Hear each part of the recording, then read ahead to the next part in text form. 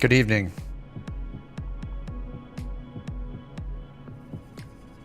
Nighttime missions. All night. Nighttime at nighttime. Daytime at daytime. Alright, now that we can do nighttime missions, it's time to go somewhere in the world that's daytime. So we don't actually do night missions. Let's do real-time missions in Australia. Now that we can do night missions. It's time to escape to Australia. Because I'm scared of the nighttime. What if there's no runway lighting? That is the risk we're going to take today. What's up, Filthy, Tony, Timbo, Shooter, Steven, Flo, Biss, Mason, and Filthy again. They didn't add nighttime. We're using a shortcut to change our time called Set Zulu Minutes. Here, I'm going to show it now because then later when someone says, how do I set it? I'll just say rewind to the 30-second mark of the stream. Set Zulu Minutes. This is the one. Set Zulu Minutes. Just hit that. That's all you do. Set Zulu Minutes. Ideally, you hit it at the top of the hour, but you can hit it when it gets to the top of the hour so the minute is accurate, but it's still going to be within an hour of real time. Using it right now? Heck yeah. This is the new way. The new way. I think I'm going to start with Vision Jet again. I'll load up NEWSKY if you guys want to fly along on NEWSKY. I want to fly into any airport with a K in front of it in the US just because there's a good chance there's going to be lighting there. KSBS. Oh, we could go to Aspen, I guess. Aspen at night? This sounds like a good idea. Night bonus? Oh, I don't know, actually. I forget. Yeah, I have no idea. I'd have to go back to the stream to figure it out. Didn't think about the lights. Yeah. I did get passive income today. I got 2 million. All those planes I bought yesterday paid off. I bought all those planes. I bought like 3 or 4 extra planes, filled out the companies, and I got 2 million today.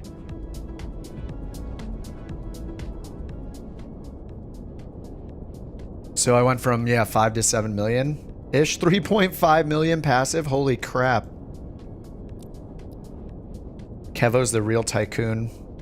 Northern Michigan. It just depends on if there's actually a mission there. But I'm just going to start with this. Calls to case. And let me set it up over here. In NEWSKY, if you guys have NEWSKY, we can do multiplayer. We can see each other. Free flight. What was it? KULS to case. Flight planner. Yeah, KULS to KASE in the Vision Jet. And I'm just going to bring it down. It seems like if I do like 1 or 2 passengers, it'll be fine. I'll just do 1 passenger. Okay, it's ready. Make a Debrief flight plan. Actually, I should just do Debrief all the way. Let's do this before I even load in. So I'm generating the Debrief flight plan via NEWSKY. Okay, that's done. I'm ready to start it. But I'm just going to go here, Debrief dispatch. I am signed in. So I'll go to view. This should pull up that flight plan. Yep, calls to case. It's got my couch captain number in there. Here is the route. And now I will just hit import route. And when this is green, it's done. Okay, it's done. Now if we go to flight planner, this should be the same route. Should have pulled in the same route. In flight level 160. Let's just make sure that's right. Yep, 16,000. 16,000 feet. Now I would load up, you know, beyond ATC and hop into the plane. I already filled the plane up. Oh. Okay, yeah, that's good. Yeah, plane's already filled up. World map, fly. Get beyond ATC going. Staying off the sim at midnight GMT and getting consistent passive income. What a stupid bug that is. Let me see, can I hit the button right now? No, not yet. All right, control, I'll hit my shortcut. Oh, it only works inside the plane. Get in the plane, shortcut. Bam. We are now in real time-ish. We'll be a few minutes off. This always sets the minute to the top of the hour, so it's always 00. It's currently 10 minutes past, but that's close enough. Who cares? If I want 50 minutes from now when we're at the actual top of the hour, I could hit it again, but I just don't care. All right, mission steps. Pull those up here for now. Get our nice flashlight out. Dude, that vest sure is reflective. And I'll start the mission in NEWSKY and turn on multiplayer. So if you guys have NEWSKY and you want to join, I am on NEWSKY multiplayer. All right. Why would they hide these features? I think it's because a lot of the planes don't have night lighting inside them. Like, all the avionics are messed up when we looked at the Saab last night. Like, I couldn't turn on enough night lighting. And it's also possible that maybe a lot of the airports don't have any lighting, so they don't want to have generated flight missions going to airports with no lights yet. So I have no idea, though. Add fuel. Yeah. I haven't been using add fuel ever since they fixed the bug where we can... oh, pitot cover. Whoops. Ever since they made it so we can actually fill the plane up, I haven't done that. All right, let's get the pitot tube cover off. And I'll just teleport in. All right, request boarding. I have the AI voices turned off because I'm going to use Beyond ATC.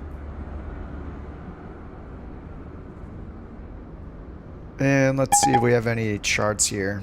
Exit to main menu detected. That's an annoying bug. So it thinks that I stopped the flight, even though I didn't. So I will reload it now. Oh my god. This weight thing. Okay. I have to remember to get in the plane first. Let's get the batteries on. Get the engine started up. Strobe light on.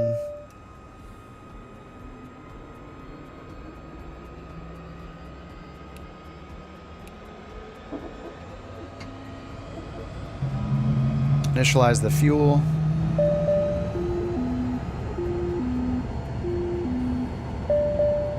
Medium cargo. It's the same as the Grand Caravan, like 1 million. It doesn't seem to matter which plane you fly or how much it can take. All that matters is the mission type.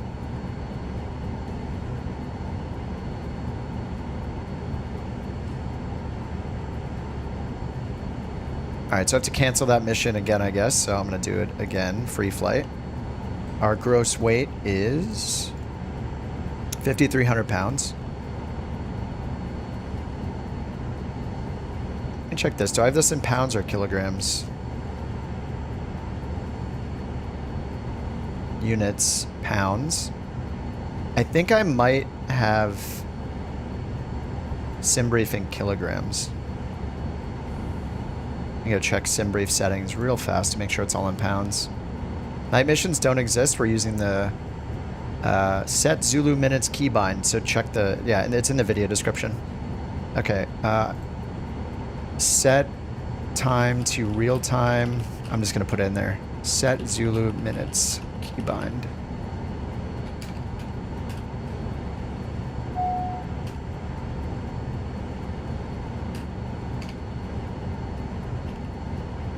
Bind key to set Zulu Minutes. There we go. We will paste that. Pin that. There we go. All right. I'm just going to go and edit my flight plan over here. And I think I have it set to kilograms. Oh, no, I have it in pounds. Okay, units in pounds. So that should be good. I just need to learn to, like, get in the plane first and have everybody boarded before I start the mission over here in NEWSKY. Because of the weight. It says I'm overweight. 1740 is the max. So it won't let me do it. Alright, so I'm just going to make another one again. 323. And let's get Volanta going. KULS to case. Culls to case. Vision jet. And we were at 5,300 pounds or something. Could take 3 passengers then. 5183 takeoff weight. That should work. Generate the flight plan. Can use SimRate when using NEWSKY. Yeah, SimRate will work the same as it does in multiplayer. You'll just go real fast. It's like turning on boosters on your plane, you know? Okay, I'm back in. NEWSKY is on. But yeah, I mean, you'll just teleport around in NEWSKY. Like, it's just a traffic injection thing, so it looks at other players and injects them into your sim if they're near you. And so if you teleport, then it'll teleport your plane in the sim too. All right, so do we have any decent lighting in this thing? This brings up a whole new thing where we actually need to use lights now. So I know we have those lights. I don't know if there's any other. I've never had to look for the lighting controls. So anyway, let's get these on. Gen 1 and 2 can go on because our engines have started. And then we just have environment control over there. Auto fuel selector, engine, and then mics. And I think we just have these lights up here. So, I mean, these have little lights on the switches, which is fine, but I could just turn these up just a little bit. And maybe under aircraft system, do we have lighting in here? No. Utilities lighting. Timer, setup, avionics, and navigraph. No, probably not. Okay, let's just go ahead and look at our flight plan. Make sure it matches up with our SimBrief flight plan. And let me just re-import from SimBrief again, just in case it changed it. So we're going to go back and then back to view. Why do you need a third party to do this? It's not... Oh, you mean the multiplayer? Yeah, I don't know. I'm sure at some point they'll probably enable it. They haven't yet. I don't know why. So for now, I'm just using NEWSKY. It's the only option. Unless you do like VATSIM, but then everybody has to use VATSIM.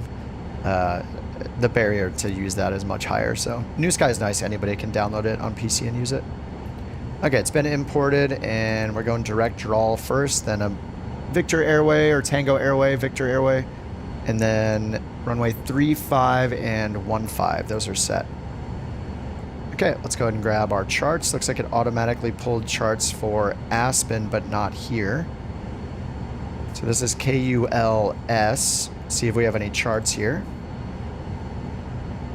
We do not, even though it starts with a K. I bet if I Google it, we'll find these charts on SkyVector, but yeah, there's still bugs with Flight Sim in the charts, so we can't even find charts that I'm sure exist in the real world, even the FAA one, so yeah, they got some bugs still. But instead of that, I could just go to Info, Frequencies, and we got Unicom and Center, so let's set our center frequency, and then we'll just see if they're there. Kansas City Center radio check. Aircraft calling for radio check, reading you loud and clear. Okay, so that works. I can just use these to set the frequencies at the beginning. We have no altimeter setting, so I'm just going to hit comma.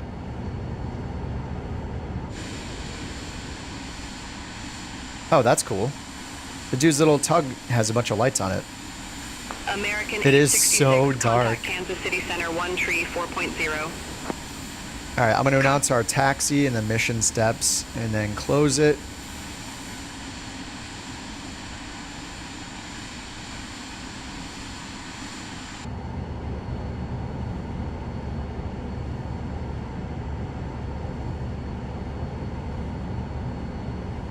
Okay, and then, yeah, we got Beyond ATC going. Let me get Volanta going so we can get our little flight tracker up there.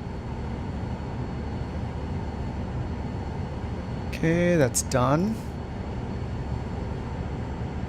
And let's request departure then. So we're on an untowered field, so we need to, that's weird. It says, what frequency are we on? 122.8, and they responded to me, but then it says frequency does not exist. I was on the wrong frequency. Oh well. All right, so we're on with Kansas City Center. Kansas City Center couch 323 on the ground at Kilo Uniform Lima Sierra. I'd like to pick up IFR to Aspen. Couch Tree 23, Kansas City Center, cleared to Aspen Pitkin Coast-Arty Field. Radar vectors draw, then as filed. Maintain 7,000, expect 6,000 feet 10 minutes after departure. Departure with me, Squawk 0 Tree 01. Alright, clear to Aspen, vectors to drawl, then as filed. Maintain 7,000, expect 16,000. Departure with you, Squawk 0301, Couch 323. Couch Tree 23, read back correct. Start or taxi at pilot's discretion. Hold for release. Report holding short runway tree 5. Alright, taxi at our discretion, hold short, runway 35, report when ready for release, Couch 323. Alright, runway 35, let's go more and zoom this out. And we want runway 35, which is what we selected here. Should be in here, 35, yeah, so we should get taxi to 35. Alright, let's get our landing light on. Pitot heat's off for now. And we got our parking brake off. I'm gonna hit my takeoff button, toga button, and then takeoff thrust button.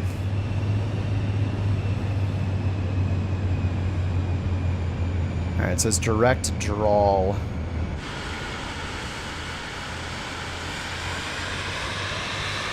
ATC is beyond ATC.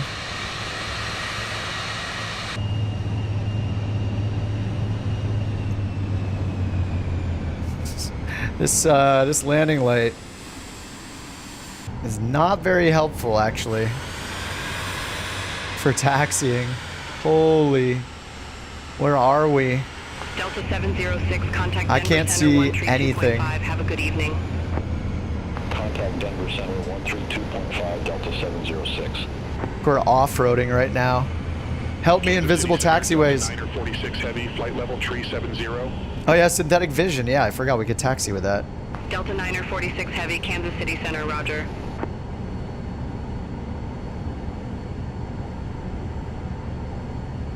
Alright, this should be 3-5. Southwest 2821, contact Oops. Albuquerque Center. I'm not holding short at 3-5. Have a good evening. Oops. Contact Albuquerque Center 127.85, Southwest 2821. It's fine, it's fine. Yeah, I need to squawk as well. I didn't set anything up.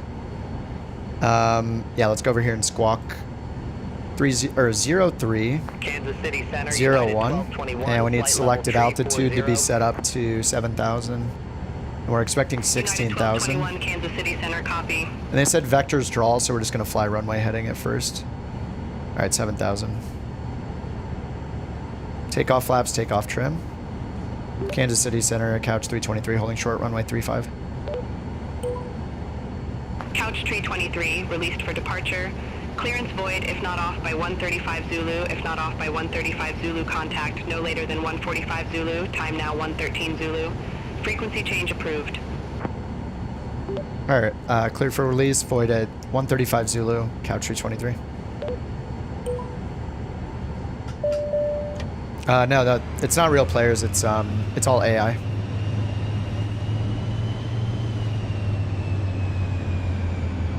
Alright, runway 35, we got flaps. Let me sync the runway heading, and we'll put heading mode in. Instead of takeoff wings level. Kansas City Center, Alaska 366. Good evening. Flight level 310. Alright, pitot heat on. Full power. Alaska 366, Kansas City Center, roger. Help me, synthetic vision. Taxi speeding. This is a displaced threshold. And now we're on the threshold.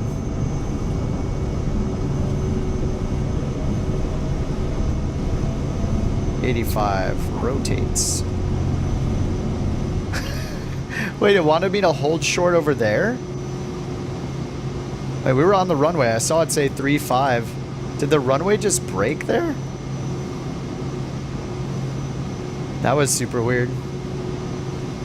I mean, we saw the like piano key. All right, 500 feet. Let's get in touch with ATC, flying runway heading. And I'll do flight level change, auto throttles on. Kansas City Center, couch 323 is departed. We're 4,200, climbing 7,000.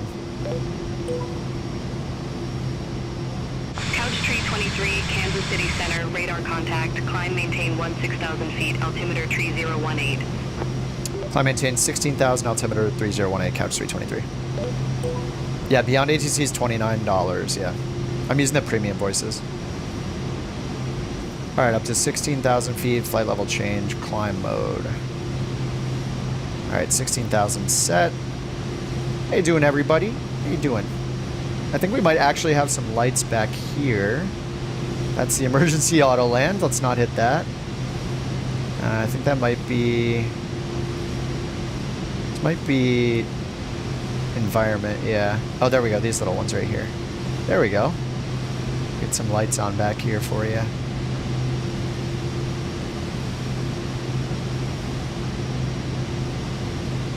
Just a little bit of lighting. Is there anybody back here? Oh, God, that would have been scary if all of a sudden there was somebody back there.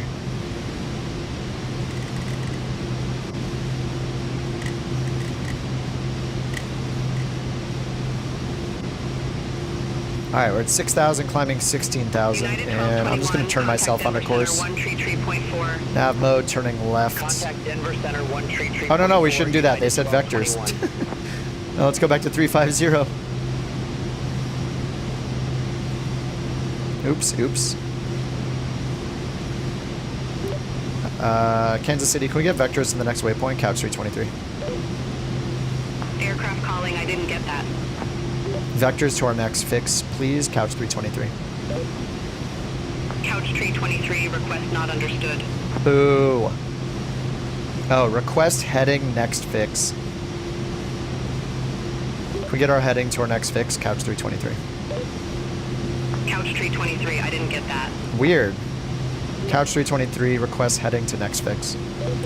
There we go. Couch Okay. tree 23, direct dive, turn left, heading 275, climb, maintain 16,000 feet, resume normal speed. All right, turn left, heading 165, direct stife, 16,000 feet, resume normal speed. Couch 323. Damn, I got all that. Nice. Allegiant 2323. All right, 165 direct stife. So we're gonna skip drawl and go direct stife, which is right here. Direct activate. Nav mode's flashing, and we're still going up to 16,000. 3018. All right. Ooh, this thing does not have good lighting. I mean, all we have are the landing lights and the strobes, and that's it. That's it.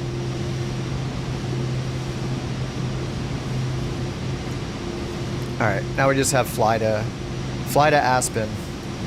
So that's what we're doing.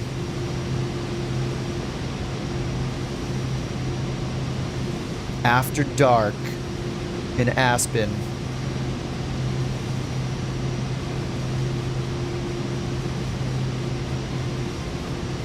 Convenient lights are to my bottom left. Oh yeah, you're right. I forgot about that. This auto button down here, right?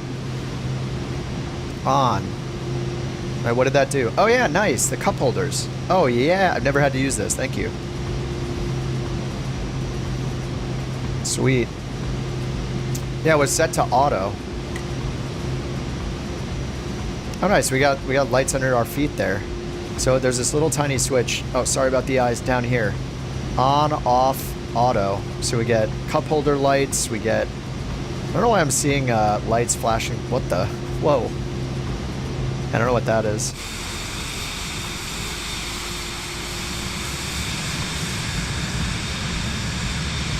Dude, it is so dark.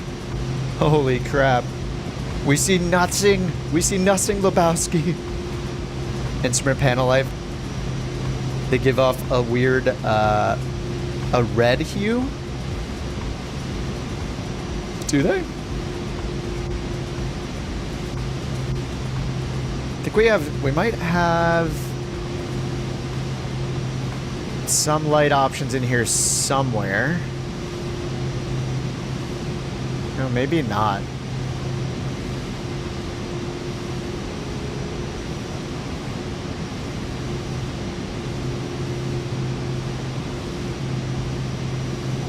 Map settings, systems, stats, maintenance.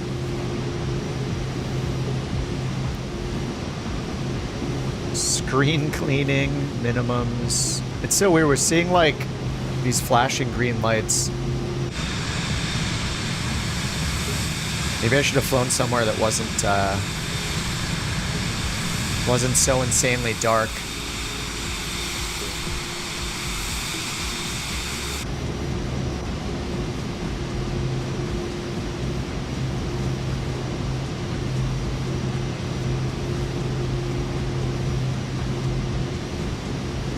What do they like about Debrief versus the flight planner?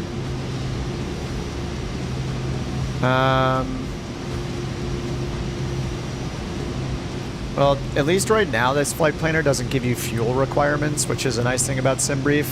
It doesn't give you a choice of routes, it just gives you one. That's about it, I guess. The thing with Debrief is that it integrates with so many other products, you know, like Navigraph. You can import your Debrief flight plan to so many places, like, you know, Navigraph into the Garmin avionics, into the sim using the Debrief app down here. It just gives you a lot more information, really. I mean, like, you don't get any of this information when you generate a flight plan with the in-game EFB. So we have like our whole load sheet, what our passenger weights are, how much fuel is required, including taxi, our cruise altitude expectation. I guess it does the altitude in the other one. It gives us like winds, you know, our actual full route in like a regular format, not in like just a list format, like this in like an ICAO format or whatever. And then you can look for tons of other information, actually, like it includes all the weather at each airport, it'll include NOTAMs, it'll include your whole waypoint by waypoint log of what altitude you should be at, what speed you should be at, what the temperature will be. Like it's very, very detailed compared to what Microsoft made in this, but I mean, this is good. This didn't exist before, so it's nice that it's there. Hopefully they fix the... there's just a lack of charts still. Like, there should be charts available from the airport we just took off from, but there aren't.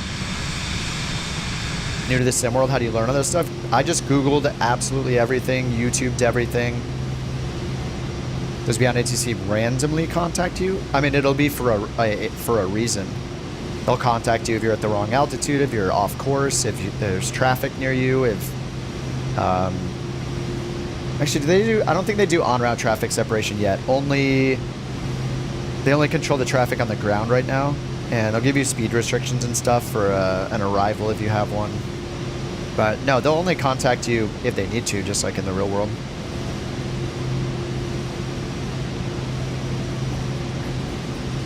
It's not an in-game night mission, it's just the existing one, but we're using a shortcut that's pinned in the chat to change it to real time.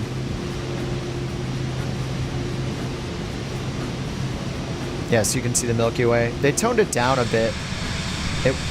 It's still a little dramatic, but maybe it could be toned down a bit more. Minimums on a chart, they're at the very bottom in a table-like format. So for example, if I pull up, let's see. If we have charts available at Aspen, which we should, your mileage may vary in the sim though. Probably have Lido charts too, yeah. So whether you're using the Lido or the FAA format, you'll find the minimums at the bottom in a chart. So this table looking thing at the bottom will show the minimums. This is a circling only approach, so that means you just get down to a certain altitude and then you have to circle the lands at a runway like a traffic pattern.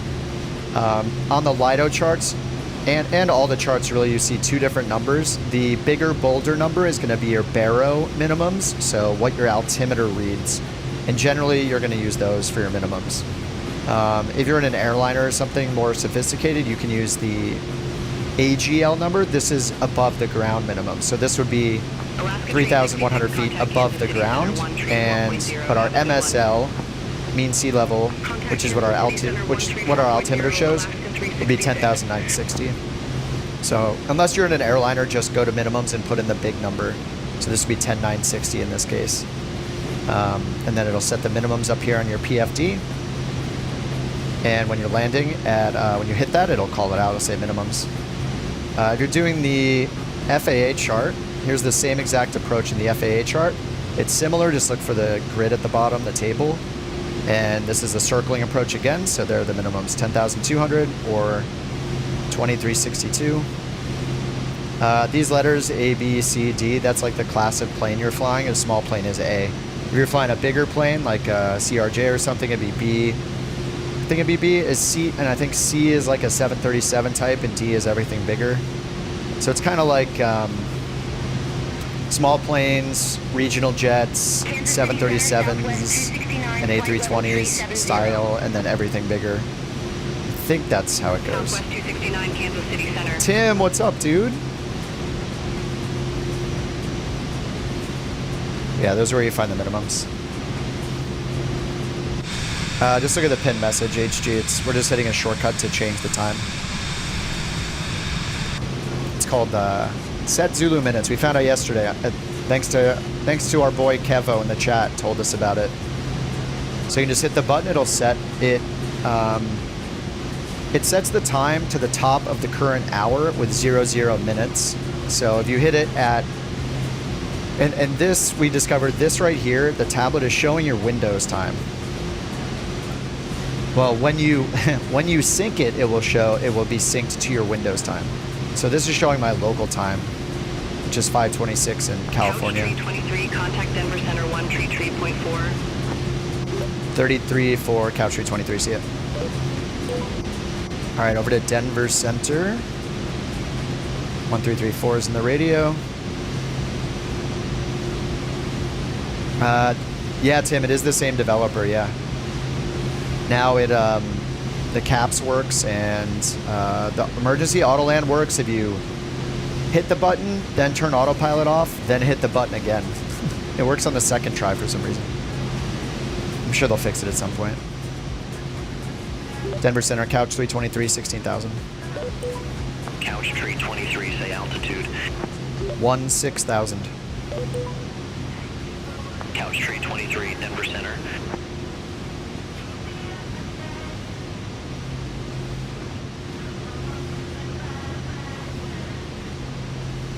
It's weird, they didn't say radio contact or anything, but they said our call sign. I guess that's enough. Yeah, I'm using Beyond ATC in career. Yeah. Just gotta keep an eye on the mission steps. But it says fly to the airport, so I think we're good. The jet, 710,000 for the Vision jet. It's pretty affordable, actually. You can pretty quickly go from flying cargo in a 172 to flying this thing. You just need to do like, you know, five or six missions or something.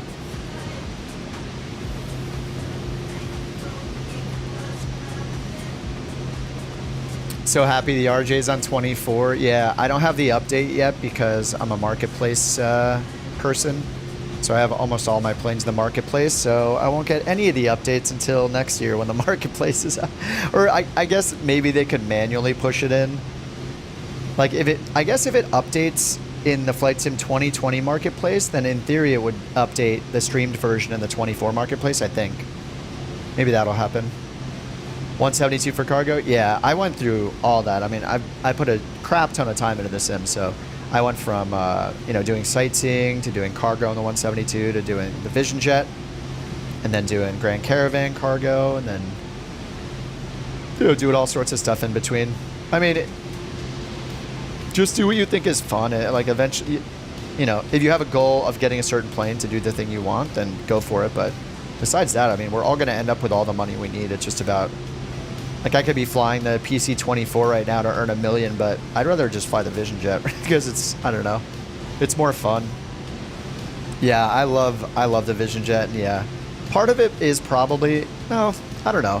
Even if everything had the right, all the bug fixes, I think I'd still really love flying this plane as much as I do.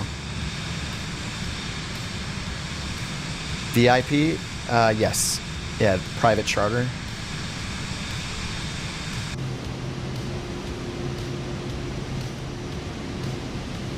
How long is this flight? We should get up to higher altitude, shouldn't we? Oh, no, it's not that long, I guess. Wait, what's our distance to go? Okay, 58 minutes en route. See if we can get up to like 25, I don't know. 25,000. Denver, Couch 323, can we get an altitude increase?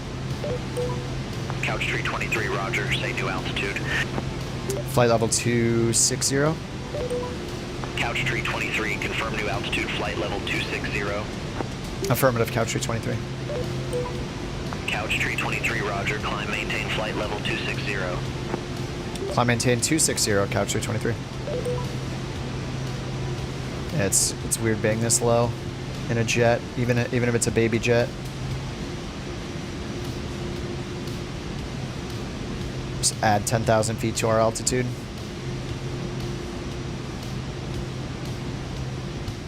No charter VIP.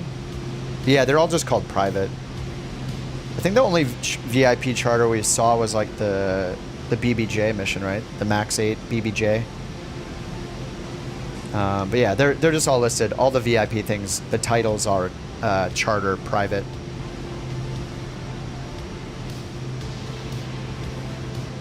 What's up, Slippin'? Been watching the tutorials over and over. Enjoy the VisJet. Have the visual approaches down. Nice. Yeah, you know, I keep trying to find a good ILS approach, and it's kind of a pain to find one. I might have to do like Teterboro or something. Oh, look, we got traffic. We got contrails. I don't know if you guys can make out those lights or not on the stream. I can see the lights on that plane. Not sure who it is. There's a separate Beyond ATC app I just don't have downloaded that's a moving map that shows all the traffic around you in real time. They have one built in that'll show it on the ground, but yeah. Beyond ATC magic. I don't think anybody else is connected on NEWSKY, so yeah, that's just Beyond ATC. I have NEWSKY multiplayer turned on too.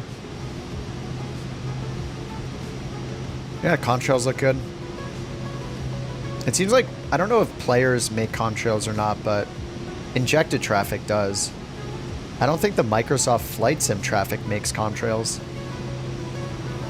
It used to with SimFX, but we don't have that available yet.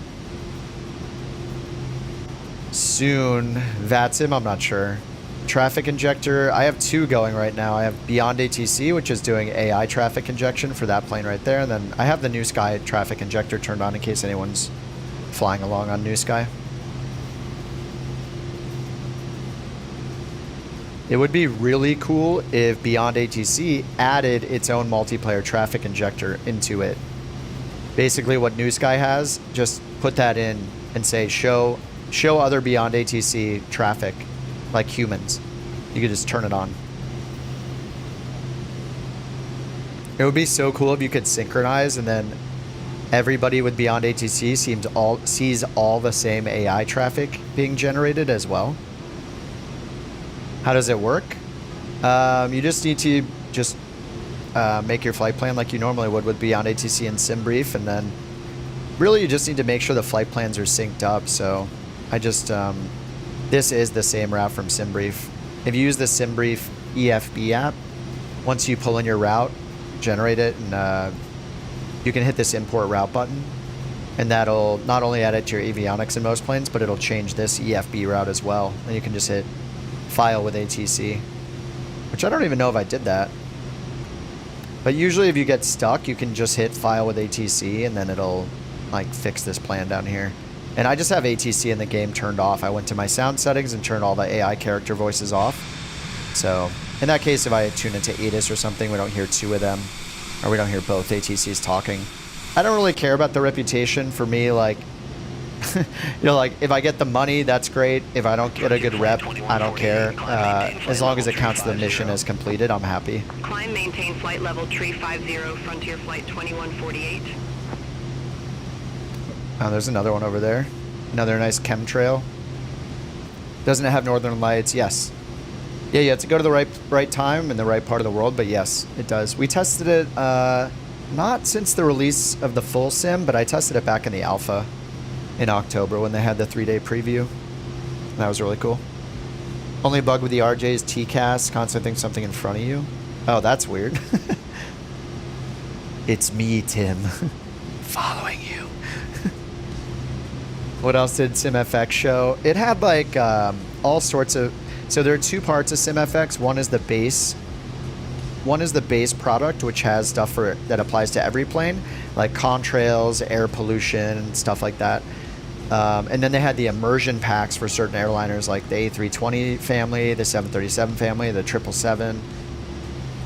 Mattering which combination you had, there's all sorts of things. Like you can go to their site and look at animations of all of them, but there's like, like wingtip vortices. There's like cold engine starts. There's brakes overheating and smoking. There's got to be like 20, 30 different effects, mattering if you have the immersion pack or not. But yeah, if you go to their website, I can just bring it up for us. We're in cruise. Let's go.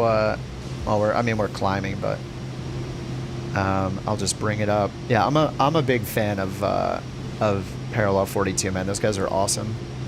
So here's their website. So we go to like the regular SimFX and scroll down. There should be a bunch of animations here. Oh, there's at least a bunch of screenshots. So anyway, there's a video, but anyway, there's contrails. You can turn on fake contrails or only real ones. So if you want to see more, you can. Yeah, just better contrails. Yeah, the heat blur. A bunch of these effects have been put in Flight Sim 24, like the heat blur. APU heat blur is in. A lot of this stuff might have been. I don't know if they bought it. They might have. They might have put these in, like rotor washes in. Thrust reversers, engine pollution. I think a lot of these are in. But they also made these immersion packs, which add even more effects to specific planes. So you can see all these things like wingtip vortices. I don't know what this one's called. Engine vortices. I have no idea. Wing condensation. United 1221 contact I think this is like cold engine stuff. Condensation. This is cold engine start, I think. St. Elmo's fire. Even better specific contrails to each of those plane families. But yeah, there's just a lot of effects, like water. Like it's not I guess it's considered wastewater, but it's not pee coming out of there. It's like sink water and stuff. Whatever. Every now and then it'll eject water. Yeah, there's just a bunch of different effects. Tire skids, I think, are in the sim by default now.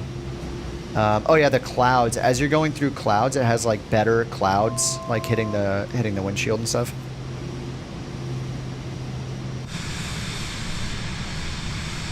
The night missions, just you have to make a shortcut to set Zulu Minutes. It's pinned in the chat.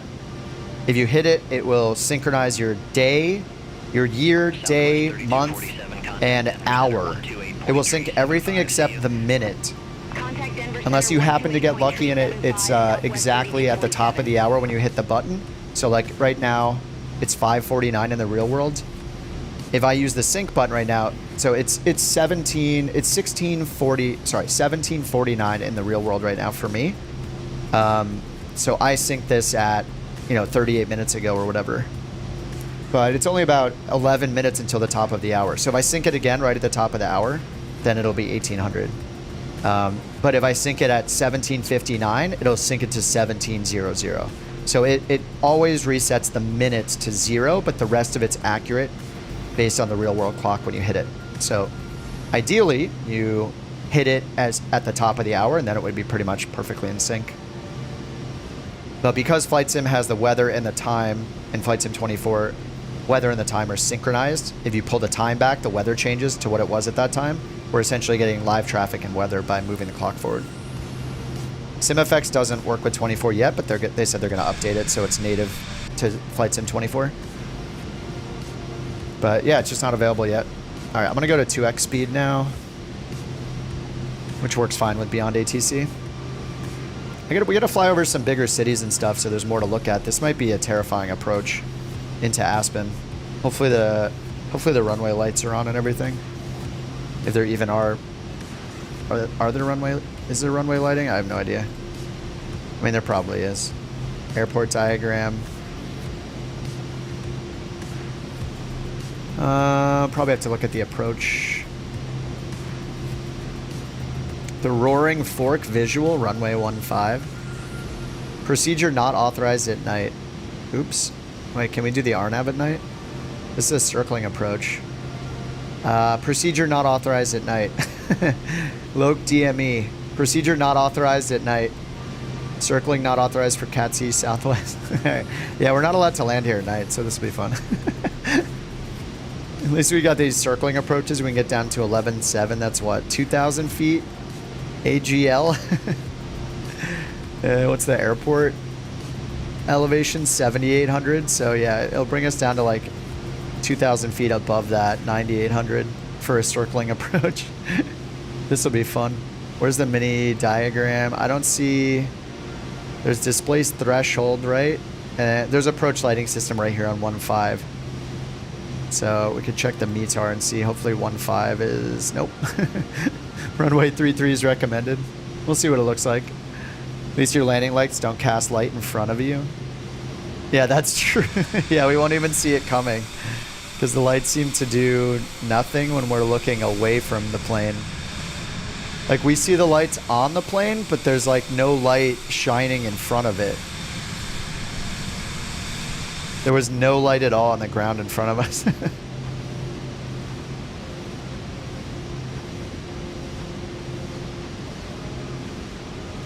The night missions.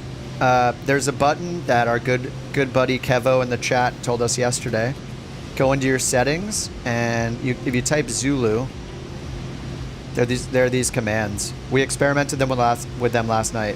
When you hit it, they have weird things that happen. But anyway, just use the set Zulu Minutes one. So when you hit this, it'll change your current time to the current Zulu time, but it'll put it at the top of the hour. So the hour, the day, the year, the month, that'll all be accurate to right now. The only thing that it doesn't synchronize perfectly is the minutes. It always sets it to 00 for the minutes, but you'll be within an hour.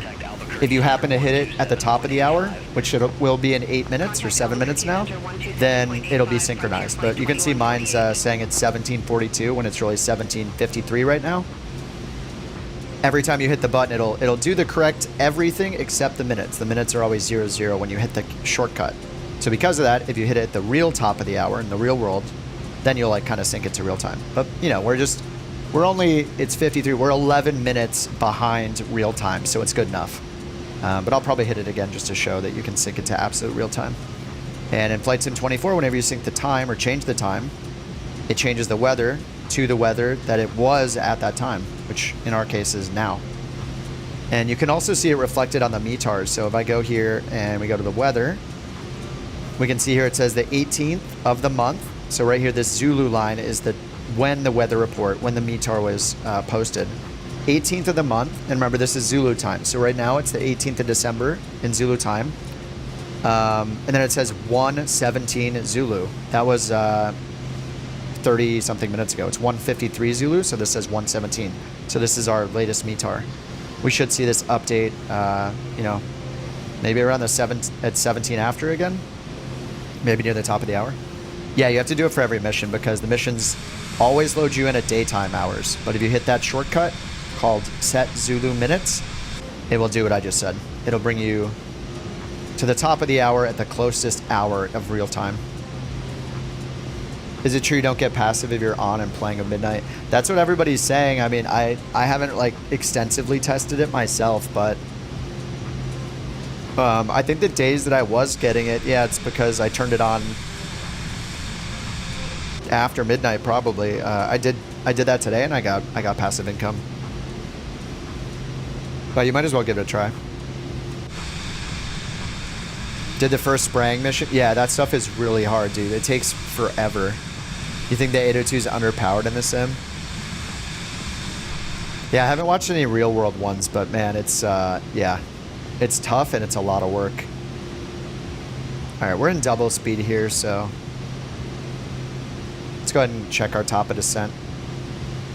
So in the flight plan, it wanted me to do what? Runway 15. Oh, really? Nice. Wait, isn't 15 recommended? No, 33 is recommended, but 15 has the lighting. So whatever, I don't care about the tailwind. We're gonna do 15 because I need the lighting, and we can go ahead and check the runway length is 8,000 feet. So, oh my god, that's such a dumb boat. Okay, stop. Ugh. Okay. Yeah, runway's 8,000 feet long. You can see these little dashes, this little like cross-looking symbol here, that's an approach lighting system, which we do not have on 3.3. And you can see there's an obstacle here at 7,900 feet. When the, oh, actually it shows, sorry, I forgot, on the FAA charts, it shows right here the lighting. So runway ends integrated lighting or something like that, and then medium intensity runway lighting on runway 15 and 33. So maybe we do have it on both. I always have to look up these acronyms. One of them is like runway end lighting, like the red lights at the end of the actual runway. REIL meaning aviation. Runway end identifier lights, yeah, so those are the red ones, I think, on the corners of the runway. And then MIRL, is that medium intensity?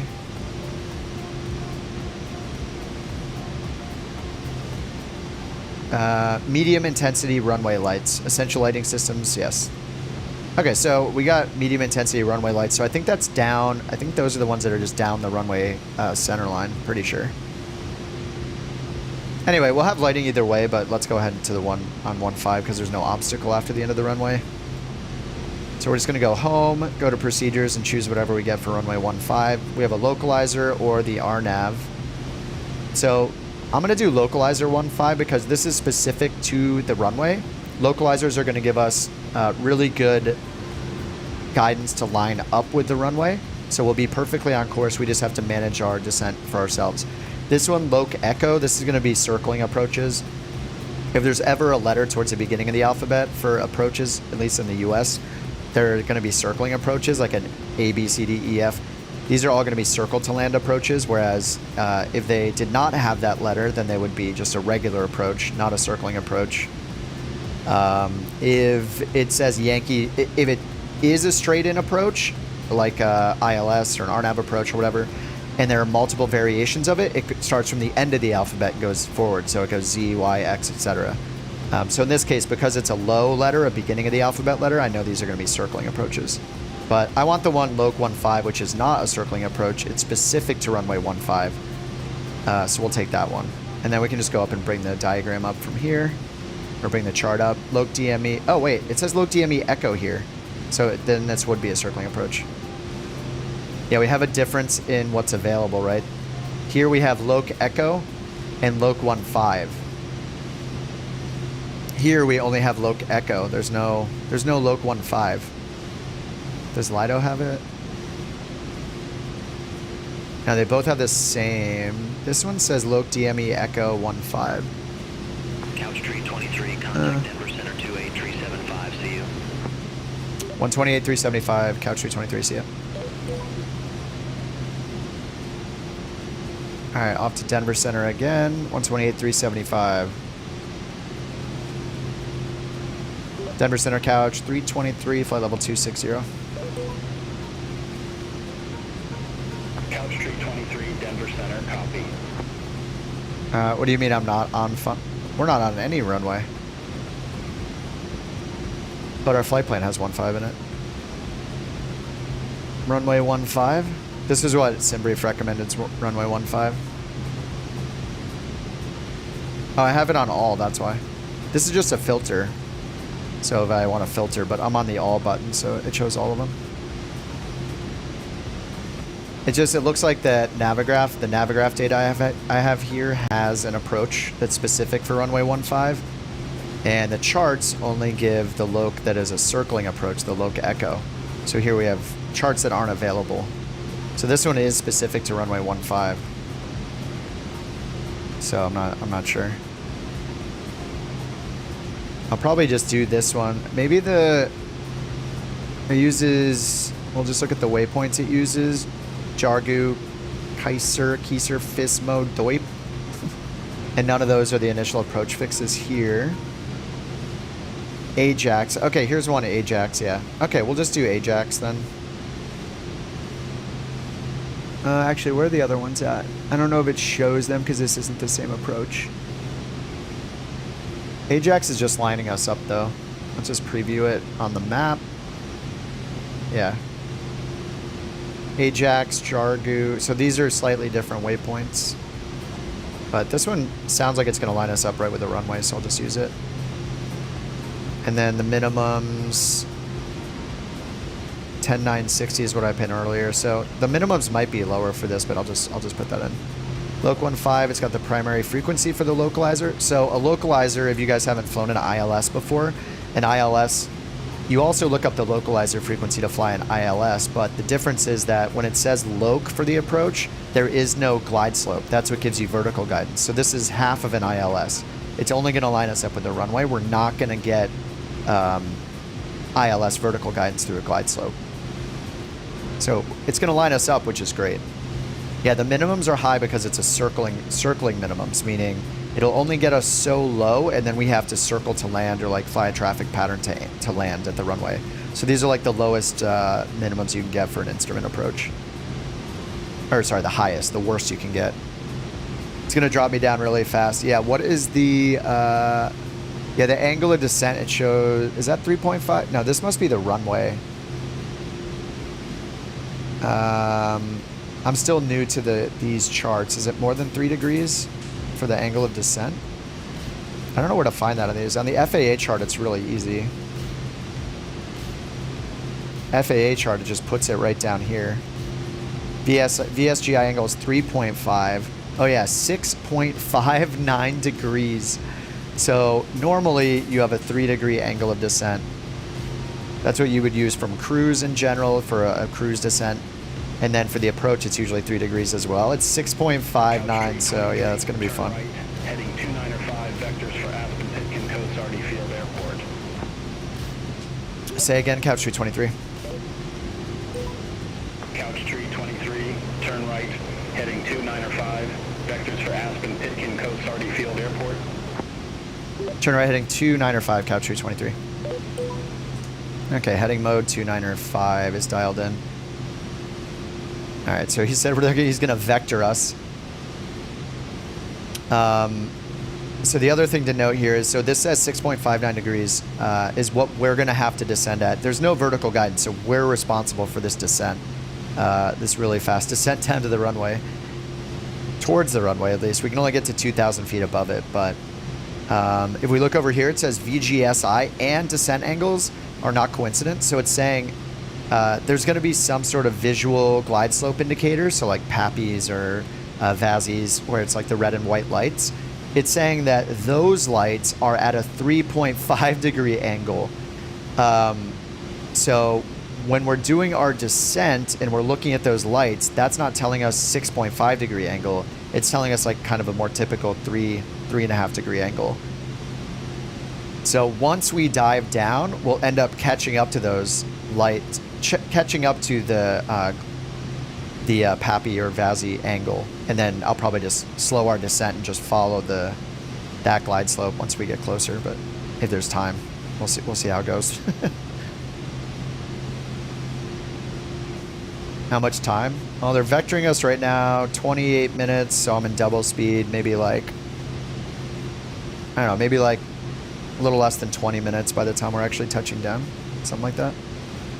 So I'm going to load in the Loc 1.5, and they're already vectoring us, so we're already off of this route. This is the case where you could activate vectors to final if you want to clean the map up. So for example, if I just go down and hit proc, I could hit activate vectors to final. That's going to clean up all those waypoints in between and just give us that final approach course, because they're vectoring us to it. The go around, well, luckily that'll be published for us as well. So it's right here, climbing right turn, 14,000 feet on a 300 heading is our first instruction, and that's written up here as well. So if we need to do a missed approach, climbing right turn 14,000 on heading 300, and then it'll bring us over to this localizer, and we'll hold northwest course to Lynn's intersection. All this stuff will luckily be, I mean, we can see this is the missed approach dash line right here as well. So yeah, we just make a right turn 300 heading, and then that's it. That's cool. We're using a back course localizer on this localizer. Oh, there's two different localizers right next to each other. So there's this localizer that's installed like at the end of the runway, right, to give us vertical guidance, or sorry, give us lateral guidance to the runway. So we're lined up. But there's a second localizer installed over in the mountains over here to give us a back course localizer we can use to go to the missed approach point. Southwest 3247. That's cool. Contact Albuquerque Center 1 tree 2.8. Contact Albuquerque Center 1 tree 2.8, Southwest 3247. All right, so I have the loc turned on. I guess I can get the bearing on if I want. It's going to show it anyway. GPS is suspended because we do have a missed approach in here after the runway. Missed approach holding point. So it'll do all those turns and stuff for us. We can use GPS for that. So that's why it's suspended. So if we actually wanted to do that, we'd have to come down here and hit the suspend button to unsuspend the GPS. The flashing, I don't know, it seems like a visual bug. It's almost like we see like nav lights. We have little bitty nav lights here. You can see this little teeny tiny red light. And then there's one over here too. I feel like there's a little green one you can barely see. I feel like it's like flashing into the cabin, into the plane somehow. I have no idea. It's weird.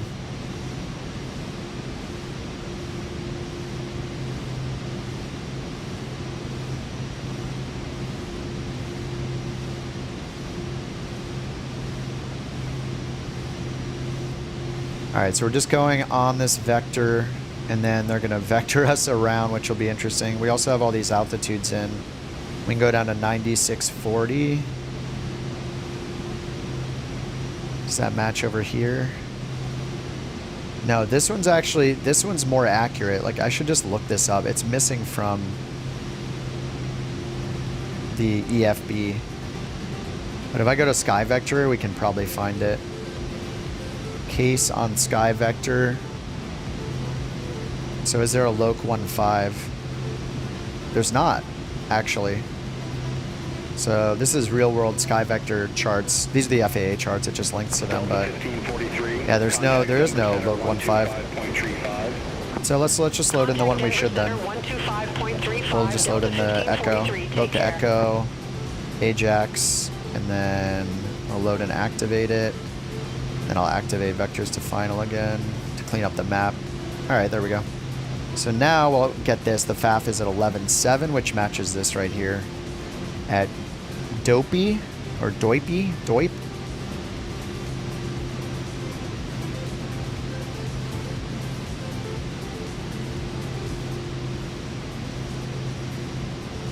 Planes are transparent to the lighting engine. Flying red dirt in Australia. Yes, I guess we're just seeing the... It's weird that... I mean, I don't understand why it's... Wait, why is that flashing? Oh, is it flashing on the front?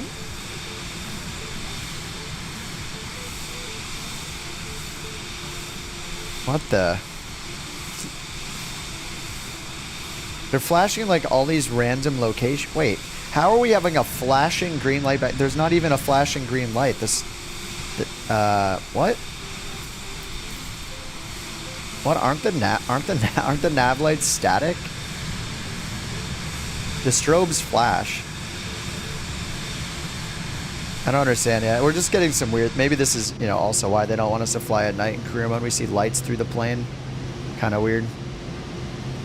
Yeah, beyond ATC.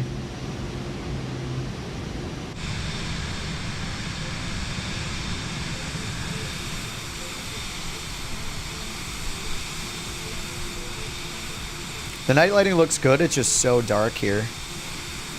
Maybe we should fly somewhere a little... I don't know. A little less dark. Be cool to get like a sunset.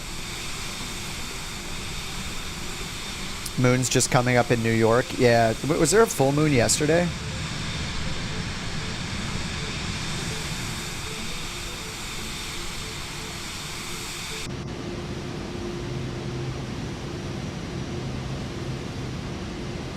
It uses AI.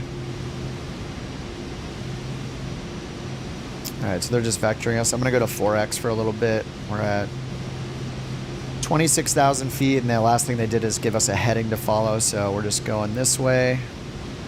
And this is all weather in front of us. This will be fun. Speaking of weather, I should probably grab the ATIS, put it in our standby frequency. 120.4. 7, gust 17, visibility 10, ceiling 5,500 broken.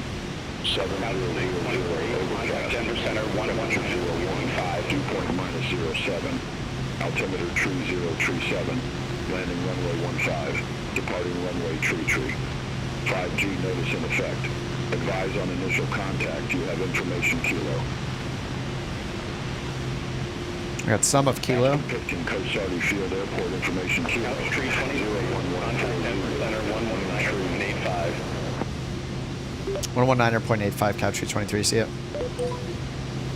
119.85. I have the option on for it to auto-tune the radios. Someone else just got passed to them, so see if they actually talk. The AI, you know? A computer got passed to a computer. You do have to use Debrief, yes, for Beyond ATC. I mean, Debrief is free. I mean, it's better to use it than not anyway. Like, Debrief is so good for flight planning.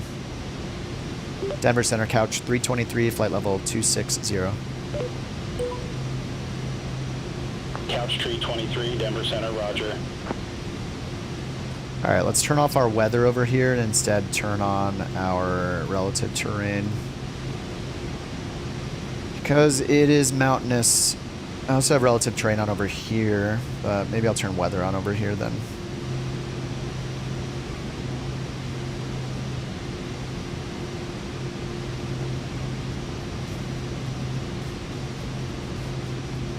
All right, this will be fine. It's always a good idea flying at nighttime when we have our landing lights don't show anything in front of us. What's up, Condor? How's it going? Oh, the waning gibbous. I always forget the name of the moon. Is that what it's called? It sounds funny. You could be trolling me. I wouldn't even know that. Oh, the waning gibbous. Yes, that's what it's called. It's the waning eddy. Trust me, that's what it's called. Okay, I believe you. I don't know, so you must know if you're saying something about it, so I believe you.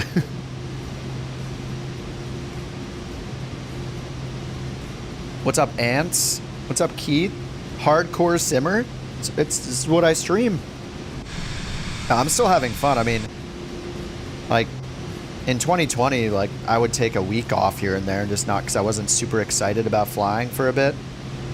But, you know, 24 is still so new. There's a lot of exciting stuff happening. I'm excited to see when the CJ4 comes out. Yeah, it's just been a good time, so I've been streaming a lot. It has been fun, but man, if I get bored, I'm taking days off. I'm taking a week off. Yeah, 20 was collecting dust. I mean, I got to the point where after like whatever, what was it, 3.5 years of flying GA mostly, I finally was like, all right, time to learn the airliners. So starting in like July, I hopped into the PMDG planes finally, the Airbuses, the, you know, whatever. Then we did the virtual airline stuff with NEWSKY, which was super fun. I mean, as soon as I like do everything in career mode, if I kind of get bored of it and they still won't turn multiplayer on, it'll be back to some free flights. Free flight mode and multiplayer, aka group flights, every flight. Nothing's been said about the CJ4 now. How good was the Phoenix? Oh yeah, incredible. Yeah, the Phoenix is like Couch the best. 23, turn right, heading 315. Turn right, heading 315, Couch 323. All right, 315.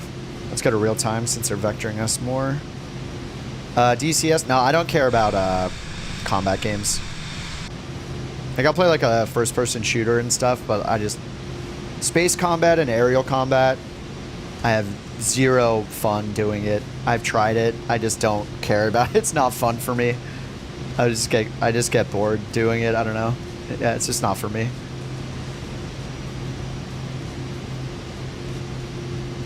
My own company, yeah.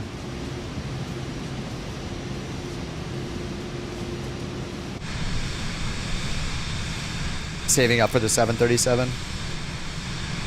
Yeah, if you want, like, the cheapest 737 that's good is probably the PMDG 737-600. It's the shortest one, the smallest of them. It doesn't have any, like, cargo variants or anything to it, but I think it's, like, $35 or $40. If you want 800, the 800 is the most expensive, but it also has like a BBJ variant and a cargo variant, I think. That one's like $70 or something. Same with the iFly Max 8. iFly Max is awesome as well. But as far as I know, none of them are none of them have been updated for 2024 yet, so we'll see what happens. All right, so we do have the localizer in here. We got the DME shown for the localizer right here, 13.4. They're going to be vectoring us to intercept the localizer. So since I already turned it to localizer, well, it actually turned to localizer when I activated it. If that didn't happen, I would go down here and change from FMS, where once you're close enough, if you have a localizer tuned or an ILS approach tuned, activated or loaded even, you'll see the localizer gray lines here when you get close enough, like a preview. 134.5 couch, 323. All right, they passed us off to another Denver Center. Denver Center couch 323, flight level 260, 315 heading. Couch 323, Denver Center. All right, so at some point they'll give me the big ILS instructions. Turn left heading this, descend and maintain this until established, cleared for ILS, or cleared for localizer runway, blah, blah, blah. That's the formula. And we can get down to 11,700 by the final approach fix.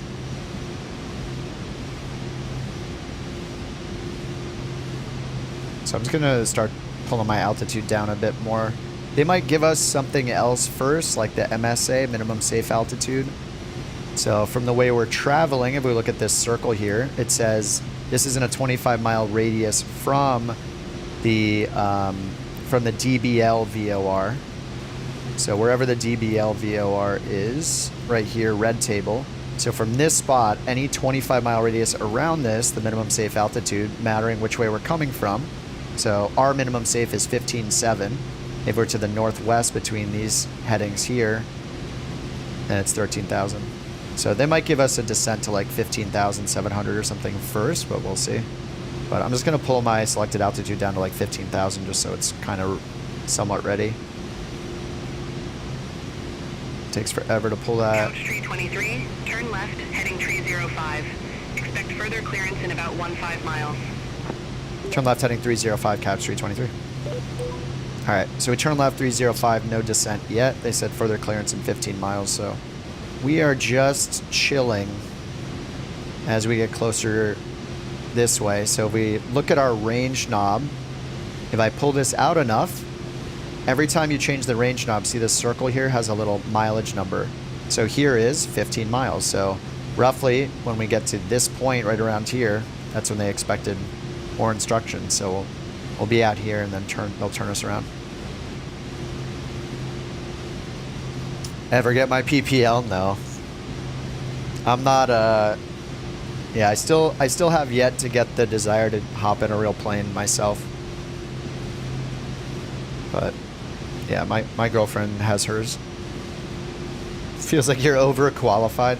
I think that might actually, I don't think I'm overqualified. Like, I know a bunch about like instrument stuff in the sim, but like actually flying a real plane, looking out, like looking for traffic, keeping my eyes out the window, understanding how to coordinate turns, like the sensation of flying, it might scare the crap out of me. Who knows, you know?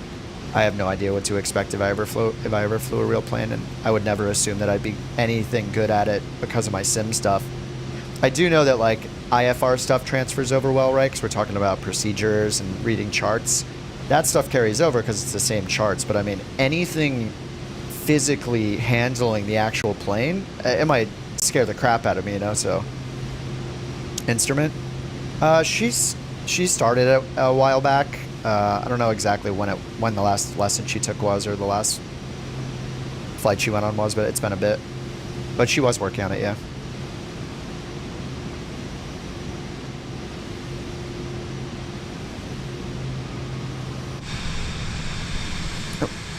Carter said I was trying the iFly tutorial. Watching the iFly tutorial, the plane looks really nice. It is really nice, yeah. 70% confident flying 737s. Dude, the 737's so hard to land smoothly for me. Just all the work you have to do on the approach. Like, the Airbus is so easy. You just leave auto throttle on. You just leave the auto throttle on until you're about to touch the ground, and then you just pull it back to idle. Like, it's manually controlling the throttle on the 737 is just like such a challenge. It's much harder to land a 737 in the sim, you know. The Airbuses are very spoiling. They spoil us all, I think. I don't know if I can change the brightness here. Like, usually you'll have some kind of brightness adjustment, but I don't think it's in here.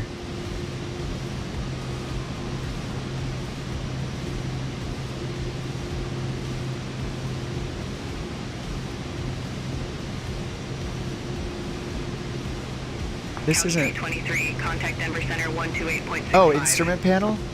Oh my god, there's a light right there. Holy crap. Say again, Couch Tree 23. Couch Tree 23, contact Denver Center 128.65. Above me? I know there's these lights.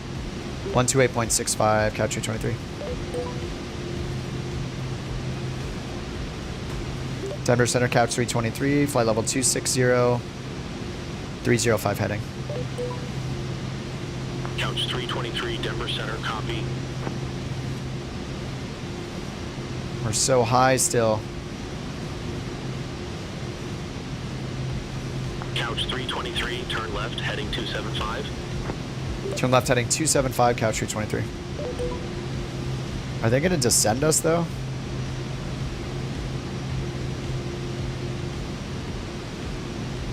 We're at 26,000. We need to get down like 15,000 feet. Couch 323, turn left, heading 205. Turn left heading 205, Couch 323. They're not going to descend me, are they? 205. I mean, that's a great vector to intercept the localizer, but we're at 26,000 feet, dude.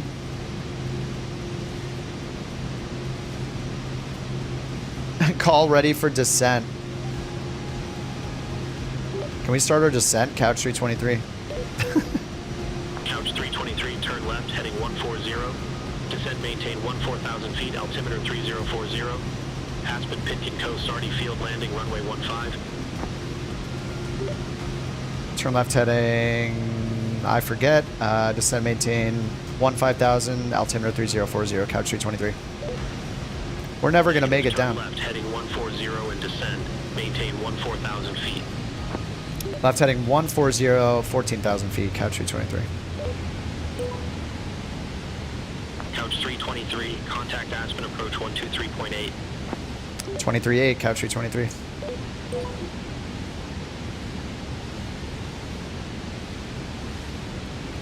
Alright, we're going to take control of the speed, I guess.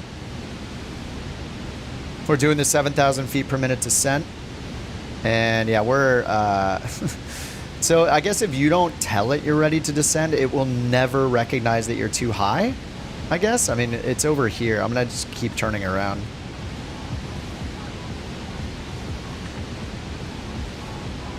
I'm going to lower our speed so our rate of descent's a little more reasonable. We're just going to do a 360. Aspen approach, Couch 323. Couch 323, verify information, Lima. Oh no. We have Kilo, Couch 323. Couch 323, verify information, Lima. Stand by, Couch 323.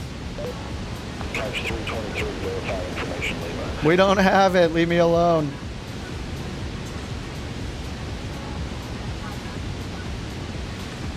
We totally have Lima, Couch 323. Couch 323, verify information, Lima. I have Lima. Couch 323, Aspen approach, altimeter 3040, expect radar vectors for localizer, runway 15. Expect vectors, localizer 15, Couch 323. Couch 323, contact Aspen Tower 118.85. 118.85, Couch 323. What's our MSA again? 15.7. I'm going to stop it at this altitude.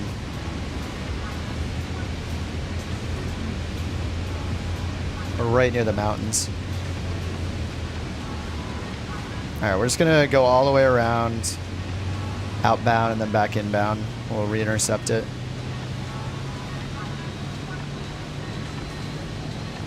All right, after Jargu 13 and then 17 at Doip. Doot. Doip 17. Jargu does not have... Okay. As long as we have Doip, that's gonna be okay.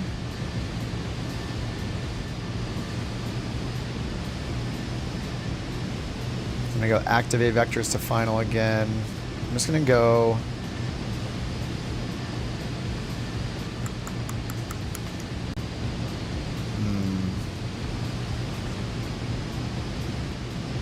Let me edit it, put Ajax, load it, and then I'm going to go down here and activate this leg between the... Actually, we'll just activate...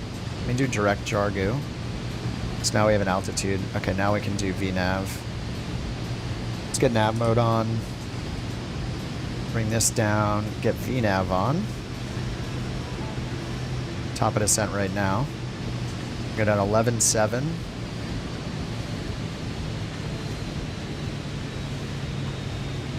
All right, 11.7.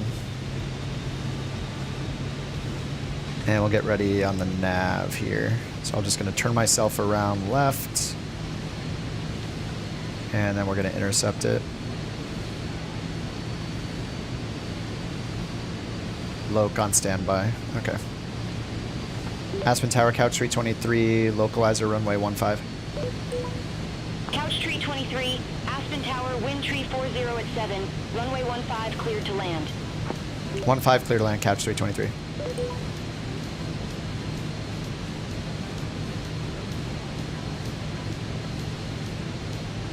Alright, we're on pitch mode right now. I'm going to switch it to vertical speed. So I kind of want to... I'm going to switch to GPS and just go direct Jargu again because I want the vertical nav to get us down slower. So we're going to do this, keep turning around, switch nav mode on. These will be lined up for final approach course as well. Now let's get our speed down.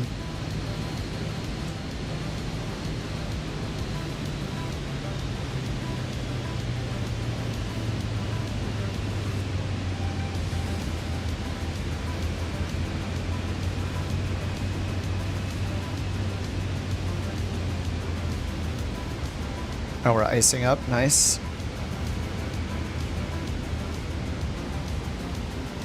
-12 outside air temp.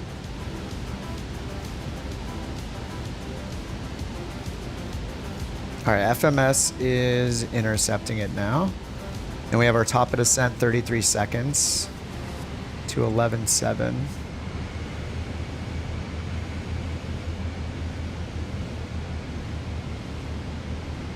All right, here's our next top of descent. Okay. I think, is that the runway right there? I know that's some city light. Yeah, there's the runway right there. I barely see it. Yeah, I can see the VASIs in the runway light. All right, let's get flaps 1 and gear down and get slowed down to 85 or so. Okay, V path, we can take this down about 1,000 more. Let's check our approach speed, 73, so 83 for approach. Set it to 85. See the runway right out there. And remember, we're going to be descending. It's got 4 whites because we're going to be descending at a 6-degree angle of descent instead of 3 or 3.5. The lights represent 3.5 for this approach. All right, and now let's switch. I'm just going to switch to vertical speed, and then because we can't use VNav if we're not on FMS mode, Loc 1, and we're going to hit nav again, intercept the localizer so it will be more accurately lined up.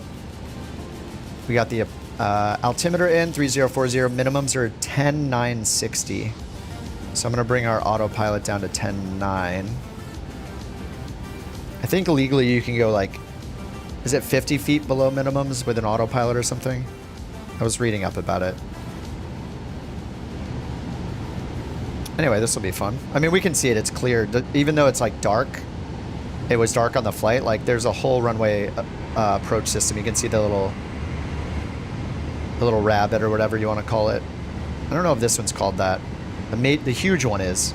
Anyway, this one looks, it's very noticeable. We got a lot of lighting down there. Okay, it says no glide slope because we get no glide slope on this. It's localizer only. All right, I'm gonna pull the throttle so we can get auto throttle off. And we're still going down to minimums. Minimums are 10,960, so call it 11,000. So we got 500 feet to go, but we need to descend at a 6-degree glide path angle to get down. So we're gonna get full flaps.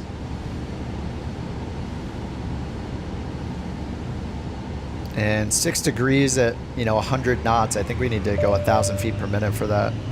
Because normally it'd be times 5 for, no, it'd be more than that. It'd be like 1,500 feet per minute. Anyway, let's get the autopilot off. And I'll get the flight director off.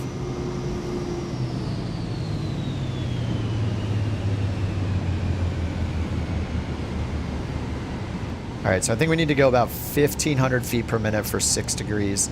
Maybe even 1,600 feet per minute. Minimums. Alright. That is minimums, which is crazy. You can see the relative terrain map over here, so yeah, if we go around, it's a right turn. Speaking of which, go around climbing right, 14,300 heading. So only put in 14,000 on our selected altitude, and then 300 on our heading bug. 14,000. Spin this all the way around to 300 as a reminder. We can ignore flaps ice, I think it's just a bug. Alright, and I'll get the anti-ice off as we come in. Whoa, we're way off. Pressing all the buttons.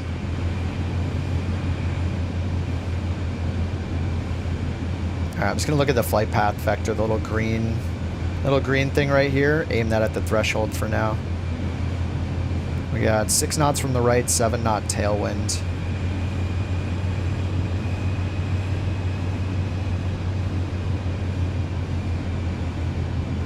So since we're descending faster than those whites, so the pappies right here, these represent, according to the chart, 3.5 degrees. 500. We needed to descend at like 6 degrees to get down here.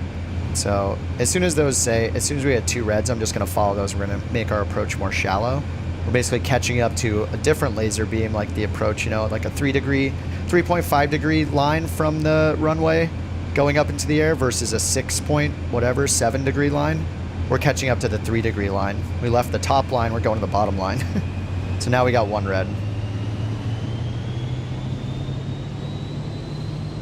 All right, 2 reds. Now we can make our approach more shallow, more like 500 feet per minute or so.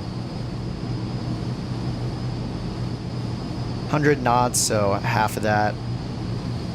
3 degrees would be about 600 feet per minute.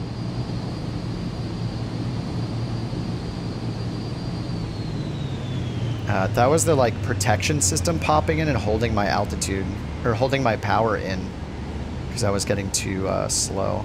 That's kind of messing with my approach. All right, 9 knot tailwind.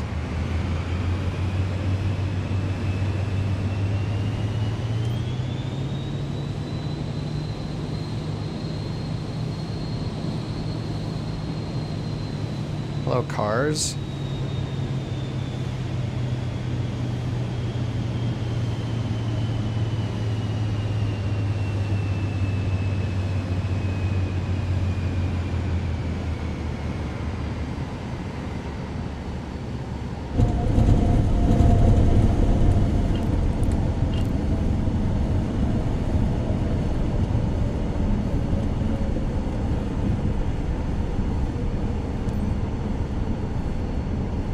Dude, look at all the planes.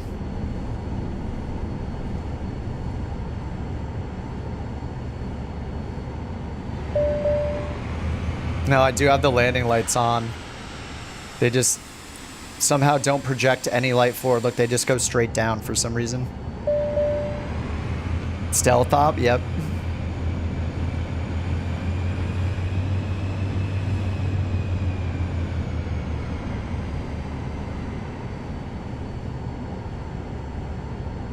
All right, now the question's going to be the mission system. Sometimes it's a little weird, so just see what the step says. Fly there, stop at parking stand. Does it have a parking stand for us somewhere? Where is it? Oh, way down there. Okay, nice.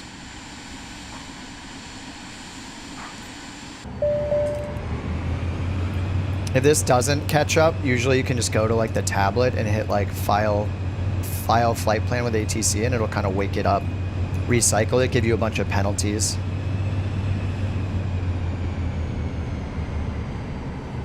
Only 5 gates. Here, we gotta check this out.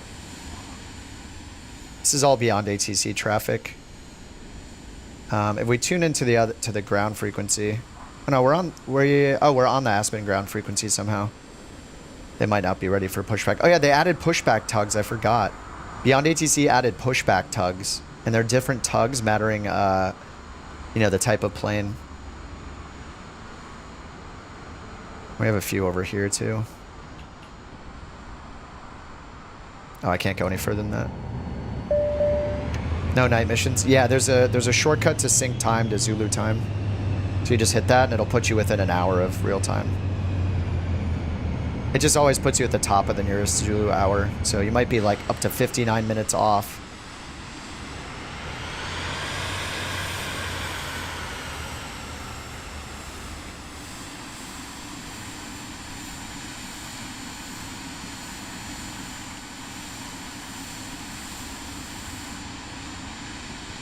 Night lighting looks so good. Yeah, we landed with a crappy tailwind.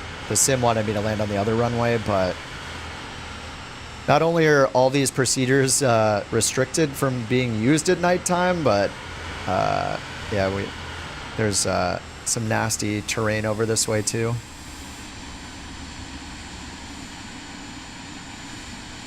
Sweet. That was pretty fun. We gotta do a couple more of those.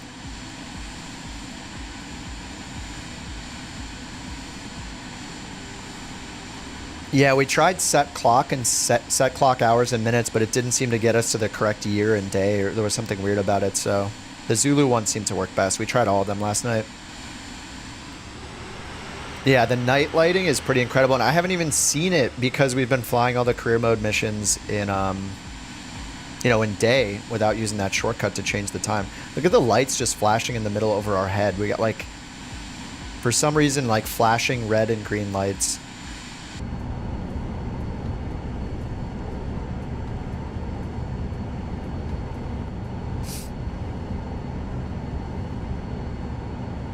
So far away. We're just a little bitty plane, that's why.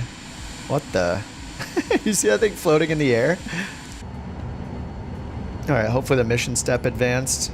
Yeah, shutdown. Close my flight in NEWSKY. 9.35. I got altimeter wasn't... Oh, I didn't set my altimeter to standard. Whoops. And then touchdown was good. It looks like I got dinged a few points for a little bit of centerline deviation. Time acceleration used, reduced revenue.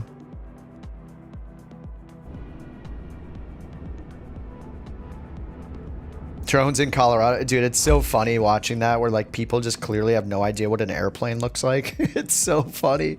Like so many of those videos, you can literally just look at it and see the silhouette of a plane. You're like, it's a plane, dude.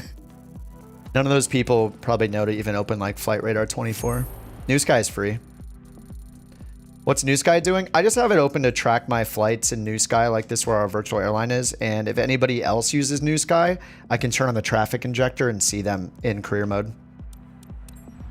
I don't care about the performance. There's a reason it happens in New Jersey, yeah. 300K. We got a bad weather bonus, but there's no night bonus listed, so because they know there are no night missions probably. Not for real. Vision Jet's pretty nice. I wonder, maybe I should try to fly... Maybe not the Grand Caravan. I mean, the Vision Jet's kind of our best passenger thing. We flew the Saab last night. Saab lighting is a little bit lacking. At least the landing lights are good. I'm gonna get level 200 tonight, maybe. I think the game, I think you get the game over screen when you get 200, right? Now, one of you guys got 200. Can I afford, what other planes are there for charters? Pressure in the Vision Jet? The Barrow knob is between the two screens, Dave. Or you can hit comma if you're on, if you have a keyboard. I feel like I want another plane, but I don't know.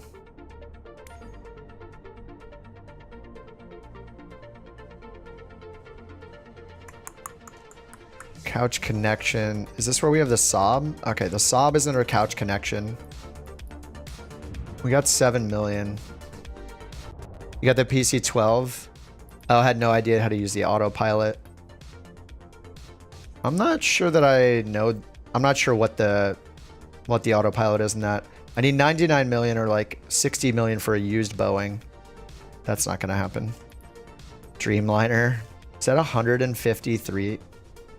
Wait. Why is the Dreamliner only 15 million? Just because it's locked, I guess. They made this 99 because they didn't want anybody flying it.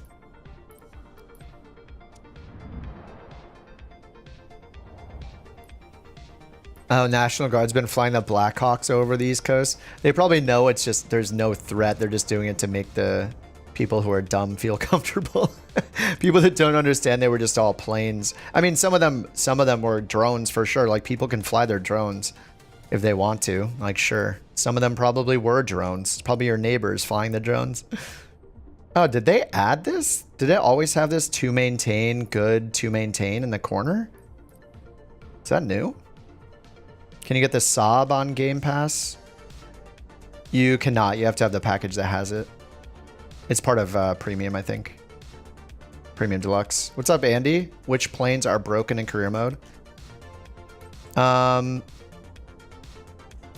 Do not get the business jets yet. Don't get the Longitude or the CJ4.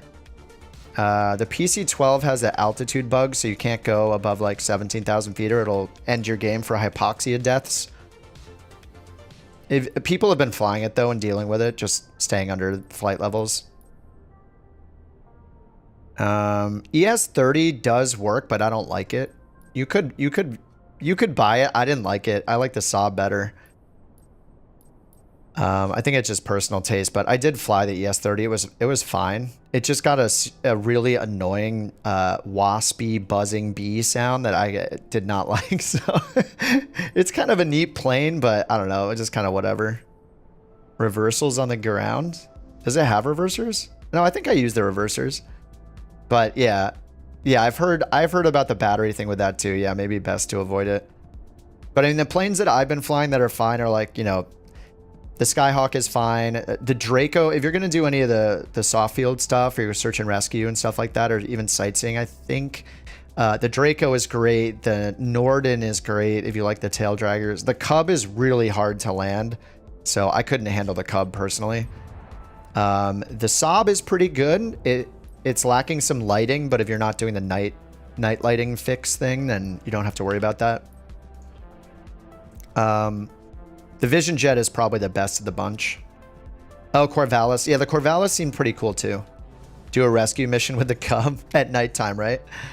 Oh man, it's so... I cannot fly that thing. So can I buy anything else? Can we do... I think we should try like the C90, right? King Air C90 VIP. I can buy a new one of those. Yeah, we have the C90. We can try that at night. That would be a little more fun, I think. I don't want the avionics in the 350i. And the PC-12 has that bug right now, so I think I'd rather fly the C90. TBM's, yeah, I think the TBM's available. I never bought it. Is the TBM just for cargo? Pretty sure the TBM is in there. I never flew it. Yeah, the DA-62 is nice. I think I want the C90 though. It's 5 million. I think I just kind of want to do the C90 with packs. How do you compare the stats? It shows some stats when you point at them, but I don't know if they're accurate. They were buggy before. This says 226 knots. Yeah, you can just do this and look on the left. So it looks like the 350i has a lot more range. It has like 700 miles more range. It goes faster and seats more people. C90 medevac, yeah, that's cool. Oh, the TBM got removed? Oh. PC-24 isn't bad. It's got some bugs, but it's flyable. Like you can't see the second throttle move on it, and you can't see the flap lever move, which is very confusing, but as long as you trust the instruments in the screen, you're fine. Just don't look at the physical throttle. It's very strange.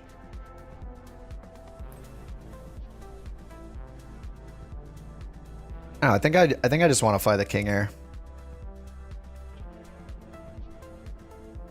No, you can't get the Saab on Game Pass because Game Pass comes with a base version of the game, and it's part of Premium. Whoa.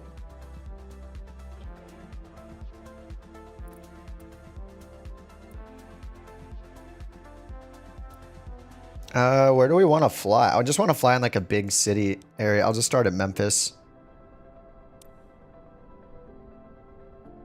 Wait a minute, is there a PC? Can I do PC-24 passengers? That's what it just showed me, right? Because I have PC-24 cargo.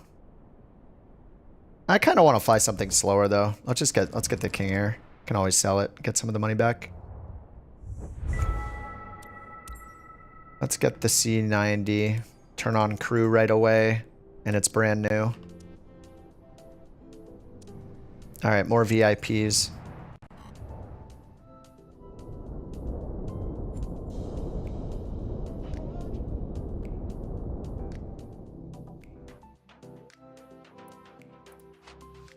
All right, VIP. Wait, oh, that's where my pilot is. Like, wait, the plane's in Memphis. All right, where are my Memphis VIPs at? This is the closest one. 33NR. I want to go to somewhere that definitely has lighting. Give me a K. There are so few VIP missions, right? Or is it just because I need to zoom in more, probably? C03 KIMT. From Chicago? That is going to be the longest taxi and the most... I mean, that could be cool, actually, with Beyond ATC, because we'll see tons of planes take off. It says arrivals low IFR, but that's from 5 p.m. It's like almost 9 p.m. now. And we'll just see what happens. 12,000 to transfer. Yeah, they're all private charter, yeah. Wait, I can't... Wait, I don't want this. I want another aircraft. Oh, wait, was it couch connection? Hold on, do I have to do the hat one? All right, is it like this? Hour and 30 minutes? Did I pick the wrong... Oh, it's not for private charter, it's for passengers. But this is passenger transport airline. Only for private VIP? Wait, there are no private VIPs. Oh no, did I just waste a bunch of money? Yeah, this is just the Saab. Oh, I just wasted my money then?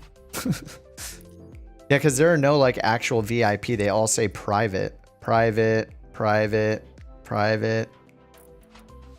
I did waste my money? Crap. Yeah, these are all private.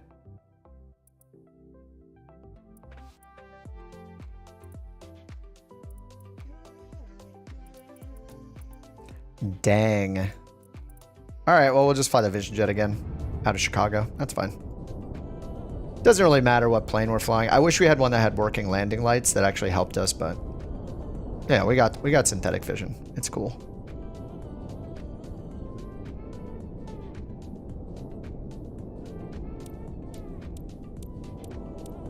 I mean, it's fine. The AI will earn me money on that plane until it's ready for me to use it. Select a different aircraft. No. I'm going to fly the Vision Jet. Vision Jet's beautiful. Plus, I'll get to use the interior red lights the entire time. It defaults to the closest plane. No, there's a second button is select a different plane. You can't. It's You can't select a different aircraft. It's it was grayed out. It was for couch connections, or it's for a VIP, so I can't choose it. Fly rubber dog poopy out of Hong Kong.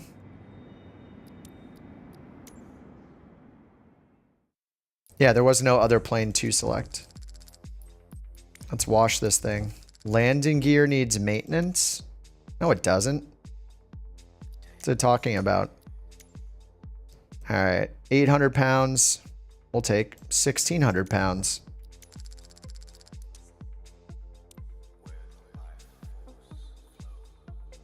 All right, sim brief. New flight. And it's got us going from Chicago to KIMT, and we got an ILS.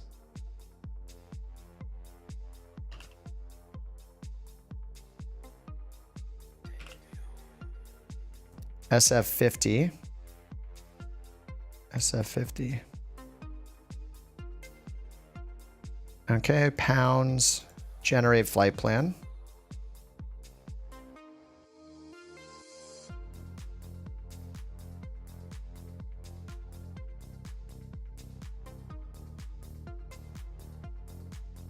Book flight.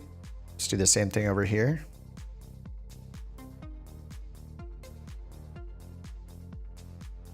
Vision jet. Okay, now we'll do import route. That should set it. Is autopilot broken? No. And you might get the wobbling thing. If that's what you mean, then yes. But if you mean like just using it normally, like all the functions, it works. Career mode and beyond ATC, yeah.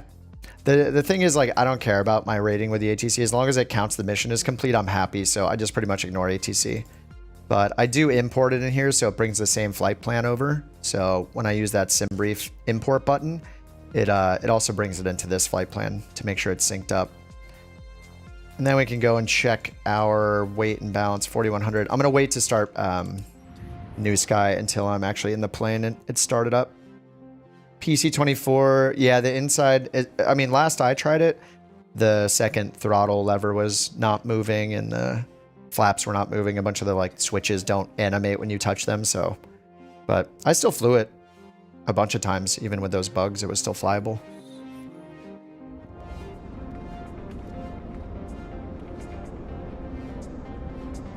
Yeah, HG, that swinging left to right thing is it is the problem with it, but you can try to get by it by setting your vertical speed to 0 feet per minute on the autopilot. I've been able to do that and use 16x just fine.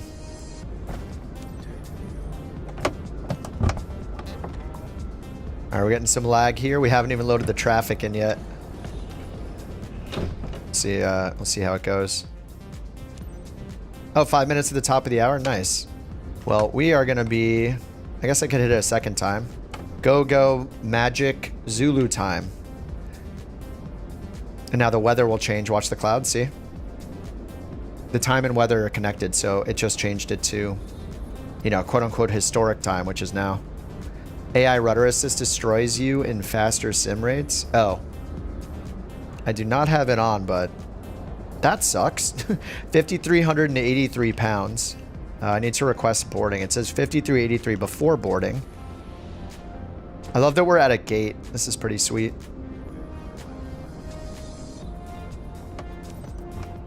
Yeah, I saw T. Martin shouted me out in his video a few back. Yeah, it was awesome of him. I've been keeping up with his series since then because I want to see if he learned enough to fly. He's been doing a pretty good job, actually.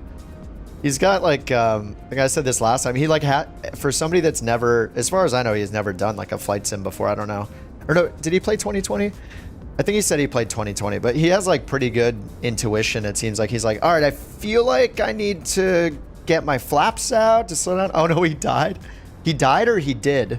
Oh, I thought you meant like he crashed in the sim. I was like, oh no. Wrong way at the gate. Now for us, this is gonna work fine. Oh, he did. Okay. Oh, immediately with the flaps. Yeah. Oh, am I getting the... Are we gonna have frame gen bug right now? Yeah, we are, because we're at a big airport. All right. Oh my God, we're getting the VRAM stuff, aren't we? Holy crap, Microsoft. I have all ground traffic turned off as well. There's something about big airports, they just don't know how to do it. Well, it's not even just big airports. There's also small airports. Oh, we have like a full-ish moon. Yeah, there's just something that they don't know how to do at big airports. And we'll see if the escape key trick works. There we go.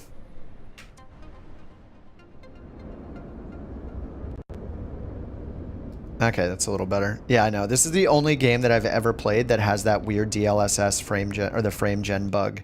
No other game I've ever played with frame gen has this issue. So like they're doing something very wrong. Okay, now let's check our weight here. So 5,500 pounds. So I'll just put in a couple passengers. Oh, we can do full, can't we? We can't. Can we sit 5, 3, 5? We can sit 6. All right, we'll just go full here. Book flight. I gotta fix the scheduled time. Okay, there we go. Start flight. All right, and I'll turn on traffic. Nobody's joining, but I'm turning it on anyway. Can you land on the moon? This is not Kerbal Space Program, unfortunately. Now, it would have been awesome if Kerbal Space Program 2 got finished and they just put it in this game as well. 2 games in 1. Microsoft saved it. That would be sweet. All right, let me get Beyond ATC open, and we'll get the flight tracker in the top right going. Volanta. Okay, there we go. Beyond ATC loading.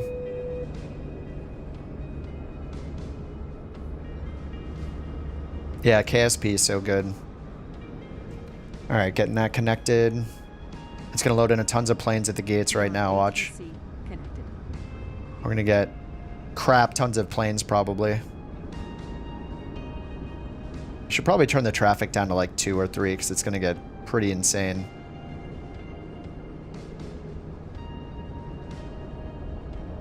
Chasing the fire missions, nice. I still haven't done that second gold fire mission with was it the what was the name of that plane? Start with a V, the Viking?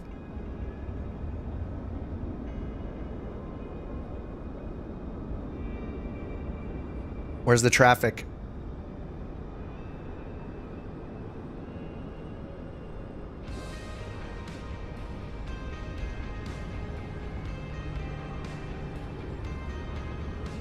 Oh, there's a few. Okay.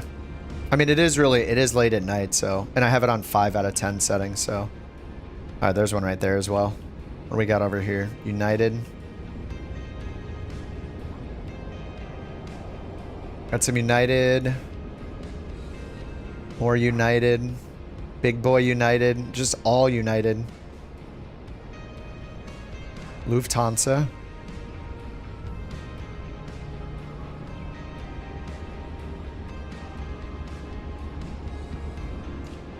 Spirit.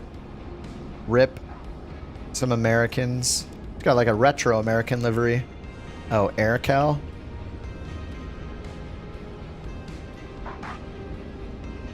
And the barking sounds from the liveries. Little American Eagle.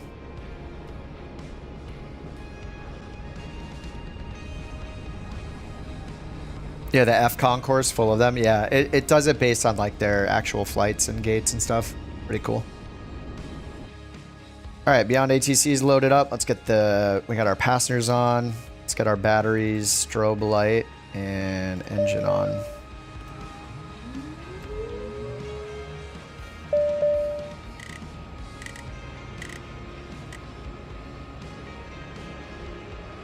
Oh, the lag. All right, we're not going to request IFR clearance with them. We're just going to do it. Do it ourselves with Beyond ATC. All right, fuel on board, sync. Flight plan. So we just got all direct waypoints and then direct to. So, actually, this was imported, so. And yeah, we're just all direct to waypoints, so we have no airways, no procedures. That's sweet. We'll see what they give us in our IFR clearance. I'll just sync the Barrow ref. Oh, it's top of the hour. Let's sync it now. I'm going to hit it so it's real time, real time. There we go, 1900. It's 1901 right now, my clock, but this is as close as we can get. And you see the clouds just changed again real subtly. They just moved. All right, so we're pretty much synced with real time now. Oh, Beyond ATC has a fix for the barking? Oh, nice. Oh, okay, I didn't know that. I missed it by like 30 seconds, so we're mostly in real time. Okay, let's get our generators on. And we'll get the oxygen on and check the ATIS. Let's see if it's got the right ATIS frequencies by just using them in here. So I'm setting it with the flight sim info, but we should hear it from Beyond ATC if it's using the right frequencies. It seems like maybe it's not. Oh, this is at Aspen, that's why. Whoops. Here we go. Chicago frequencies. ATIS. Let's try that again. There we go. Advise on initial contact. You have information, Quebec. Chicago O'Hare Airport information, Quebec. 0204 Zulu.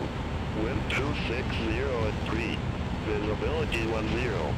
Ceiling 19,000 broken. 25000 overcast. Temperature 01. Dew point -01.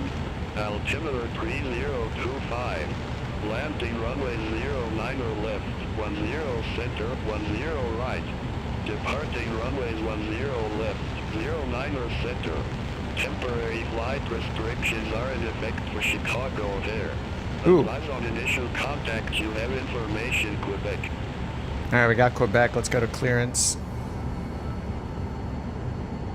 45 minutes. Okay, so we got information Quebec, Windsor 2603, departing runways 10 left and 9 center. And we're set up for 22 left, so let's just change it to select departure runway, and we'll ask for our clearance. So let's get the clearance. Let's get the flaps on and hitch trim first before I forget.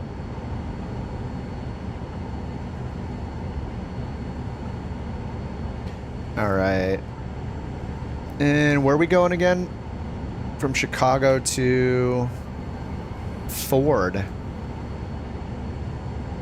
KIMT. And do we have any charts at Ford? We do. All right, sweet. All right, FAA charts. So here's our destination. Iron Mountain, Kingsford, Michigan, Ford. 6,500 foot runway and a 3,800 foot runway. And it's untowered. We got ASOS, so yeah, there's no tower. No tower or ground service. It's just all CTAF, Unicom stuff. Okay. And we should be on the clearance frequency already. Yeah, it says O'Hare clearance at the bottom, so we're good. All right, let's get our clearance. Chicago clearance, Couch 323, IFR to Ford, Kilo, India, Mike, Tango. November 050 Sierra Bravo, O'Hare clearance. Oh no. Ford. Radar vectors pumpkin, then as filed. Pumpkin? Oh, I can't do it. We're closing it. I can't do it. I got to change my call sign. I always mess this up. I need to edit my call sign. I got to be Couch. Couch 323 every time. Generate.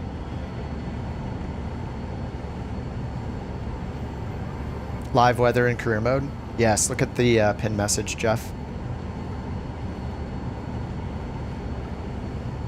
Live. The weather is tied to the time, so when you use the shortcut for set Zulu minutes, it'll set you to the correct, everything except the minutes will be the top of the hour, but the hour, like I just hit mine, so we're pretty much synced in real time because it happened to be the top of the hour. But yes, you can just hit that, and then because the time and weather are connected, shortly after you change the time, you'll see the weather update.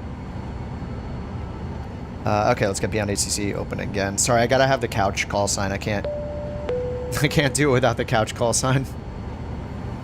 I can't say November blah blah Sierra Bravo, whatever the default one is. All right, just load Beyond ATC again. Yeah, Jeff, we found out last night. It's all because of Kevo. Thanks again, Kevo. Game changer, yes. We hack it.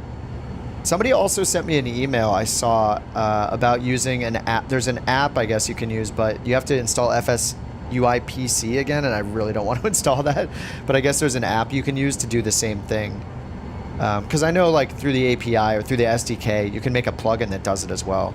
But anyway, you can just set it in it's close enough. It's within the hour, and if you happen to be in the top of the hour when you hit it, then it's perfect. All right, let's get our IFR clearance again now. Chicago Couch 323 IFR to Ford. Couch 323, O'Hare clearance cleared to Ford. Radar vectors pumpkin, then is filed. Maintain 5,000. Expect flight level 300, 10 minutes after departure. Departure frequency 125.0. Squawk 3144. All right, clear to Ford, vectors pumpkin, then is filed. Climb maintain 5,000. Expect flight level 300, departure 125.0, squawk 3144, Couch 323. Couch 323, read that correct. Contact ground 2175 when ready for starter taxi. I'll put in, just so people don't think that it doesn't listen to you. Contact ground 121.55 when ready for taxi, Couch 323. I said the wrong frequency. Negative ground on 2175. 2185, Couch 323. Negative ground on 2175. 2176, Couch 323. Negative ground on 2175. 2175, Couch 323. It's pretty impressive. And you can talk fast too. Like, sometimes I talk so fast, I'm like, I don't think it's going to work, and then it works. So, yeah, it can be pretty impressive. All right, 30, they said altimeter 3025, so I'm going to put that in. According to the METAR, Information Quebec, and they said climb maintain 5,000, so let's set that. And we're going to go up to 30,000. Sweet. And then squawk 3144. 5,000, 3144. So down here we'll set our squawk code. 3144, enter. Okay, and then departure is going to be 125.0. It's changing the frequencies for me. You know, I'm going to turn that off. Let's do it all the way. I'm going to turn off auto-tune radio now, so it's going to not tune the radio for me. So I need to get the actual frequencies myself. So we're on 121.75. We bring up the charts again.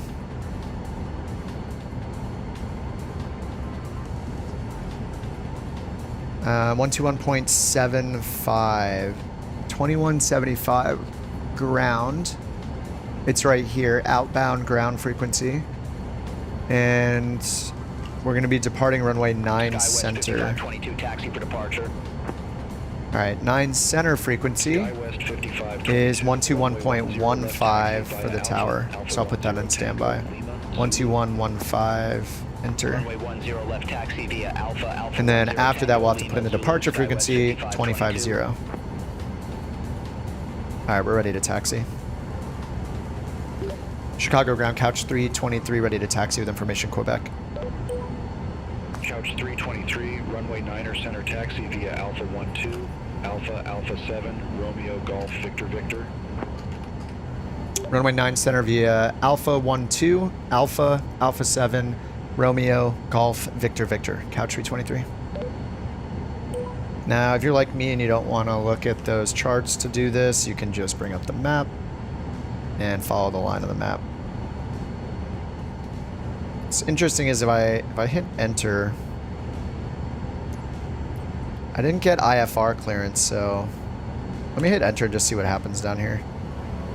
I mean, I want the mission to give us credit, so. All right, bleed air on and landing light on, engine light off. I have the sounds turned off for the in-game ATC, so we're not hearing it. Alt enter time. All these mini games we get to play.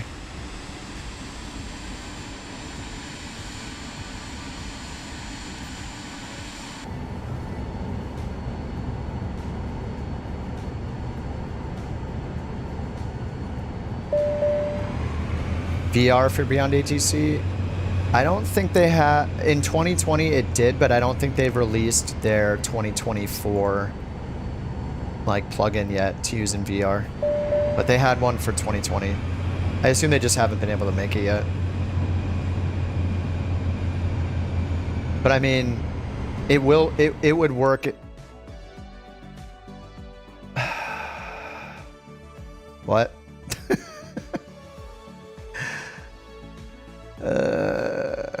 Okay.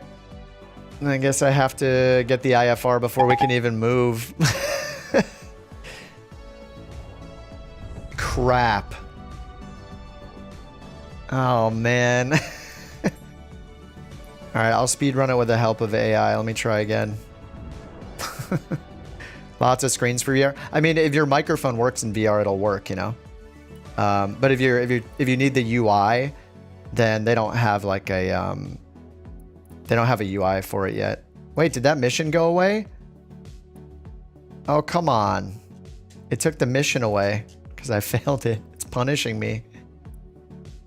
All right, we'll do this one instead. What's KCVX?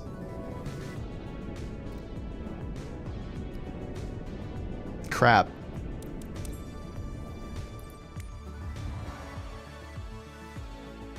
Oh, is Midway closed?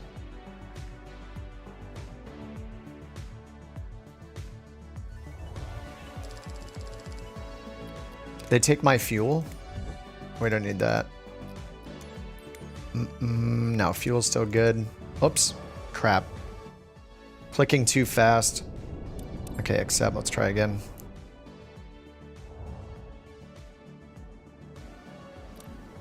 Okay, I was ignoring ATC too much and I paid for it.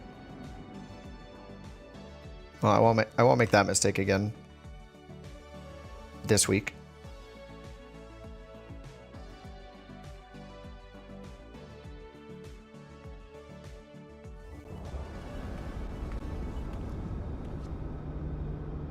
Oh, we're gonna be 12 minutes past, or before, or we're gonna be like 50 minutes before real time. Oh no, 12 minutes, right? All right, let's sync it. I have to get in the plane to sync it. All right, rip Chicago. We were gonna get to see planes take off there too.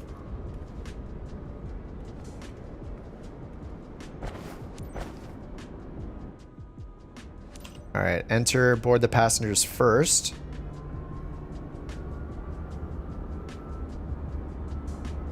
All right, 5120 for the weight. Let's see if the weight is actually that.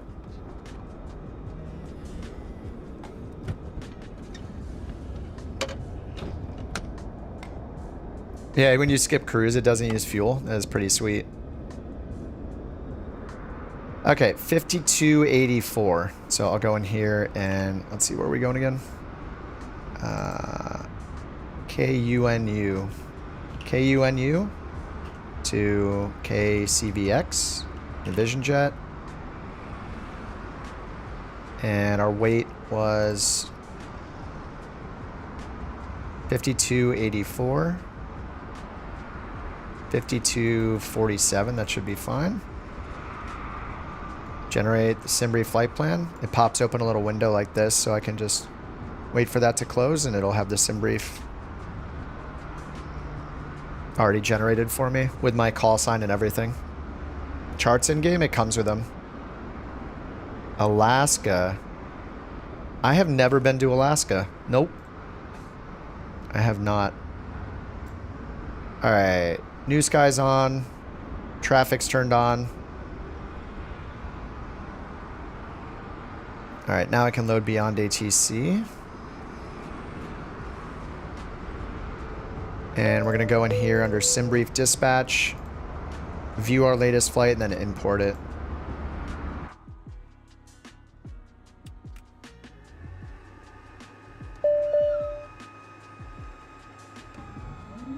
Okay, now I can hit view. This will load the one that I just generated.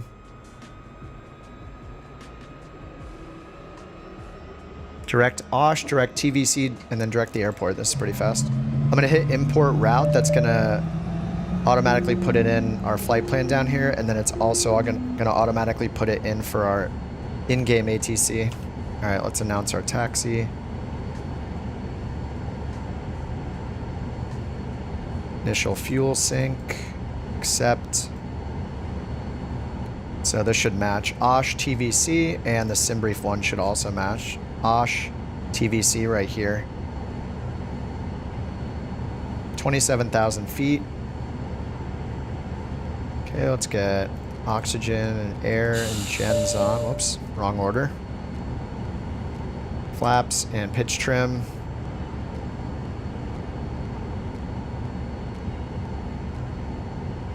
Okay, done. All right, 27,000 feet, so we're gonna still get our IFR clearance, so we'll see what frequency we can get over here. Let's load it in, see if we get any AI traffic. Beyond ATC.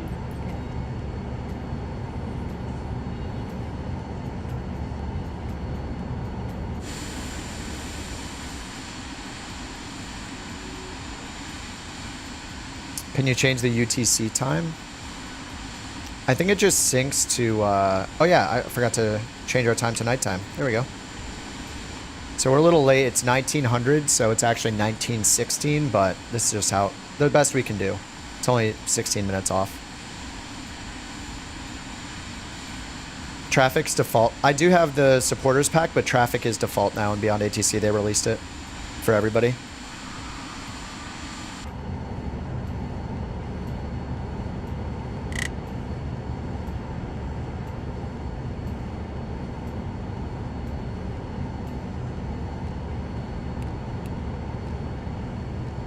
This lady's hair. Oh, it looked crazy for a second from the...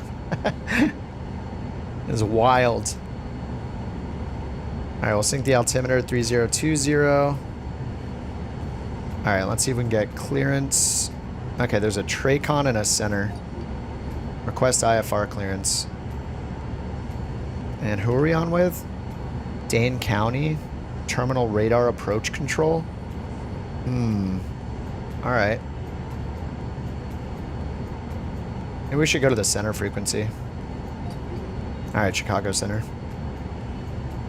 Chicago Center, couch 323 on the ground at Kilo, Uniform, November, Uniform, request IFR to Kilo, Charlie, Victor, X-ray.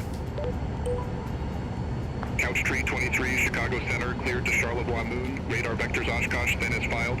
Maintain 5,000 feet. Expect flight level 270. 10 minutes after departure. Departure with me. Squawk 4026. Alright, cleared to Kilo Charlie Victor X-ray, vectors Oshkosh, then as filed, climb maintain 5,000, expect 270. Departure with you, squawk 4026, couch 323.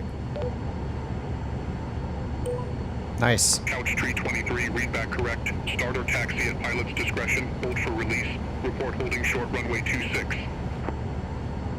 Alright, start taxi our discretion. We'll report when holding short runway 26, couch 323. Alright, runway 26. That's what we have down here. 26, direct to Oshkosh, then Traverse City. Then runway 9 at the other ends.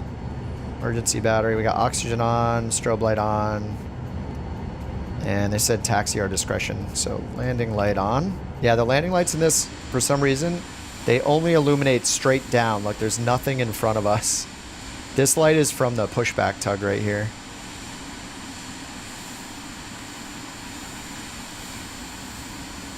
But yeah, our landing lights just point straight down. You'll see when we move, it's silly, but yeah.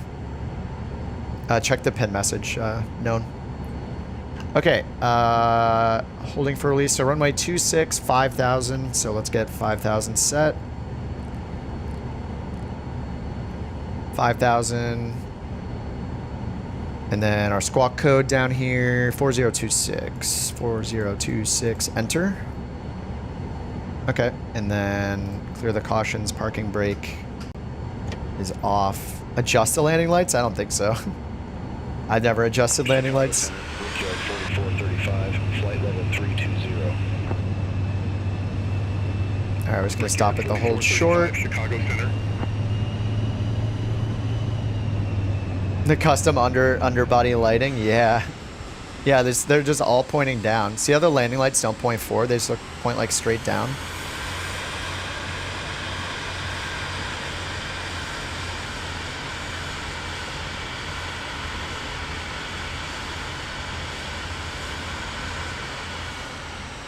Wait, this isn't one of you guys, is it? No, okay. Nobody's on NEWSKY. Feels bad.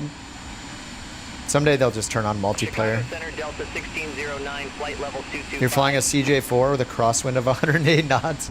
Delta Nice. 1609, You going Chicago north or Center, south? Roger. Is that why? Endeavor 5228, contact Chicago Center 125.05, see you.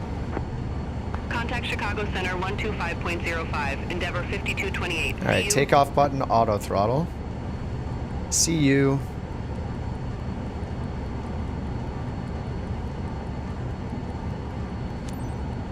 All right, parking brakes on. Welcome the passengers, announce the takeoff. We don't hear that because I turned off the voices. All right, charts. Do we have any charts here? Dodge County charts. No airport chart. We don't have a departure or anything. And then at our destination, what is this? Charlevoix? Is that Charlevoix? Is that how you say that? Minneapolis, St. Paul. And we got some approach charts. It's so weird how you get approach charts, but no airport chart. Where's the airport diagram? All right, we're holding short 25. Chicago Center couch, 323, holding short runway 26? 26, yeah. No, I just played the sim. Motivation. Request not understood. Frequency does not exist. Wait, let me try to reconnect. Okay. Chicago Center couch 323 holding short runway 26. Couch 323, released for departure. Clearance void if not off by 325 Zulu. If not off by 325 Zulu, contact no later than 335 Zulu. Time now 36 Zulu. Frequency change approved. Cleared for release, void if not off by 325 Zulu, couch 323. Alright, parking brake is off. Passengers, you know, they're ready to go. We got all the nice lighting on. Charlie Voix? What? It's Voix? Charlie Voix? Charlie Voix? Charlie Voix? Stupid Americans. Why can't I speak and pronounce every language in the world properly? Need to work on it. 3184, contact Chicago Center 133.905. Okay, we're cleared for takeoff. Flaps good, brakes good, sync the heading bug. Takeoff is set. Outside air temps 2, so we'll get the engine anti-ice on through the clouds. Okay, we're looking for 85 knots. Windsock. Motion to the left. Random flashing green lights in the sky above us. 80 knots. 85. Rotato. Positive rate. Gear up.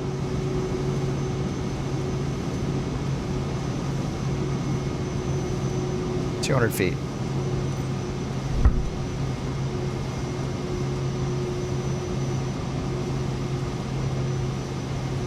$500 feet. 115 knots. Flaps up.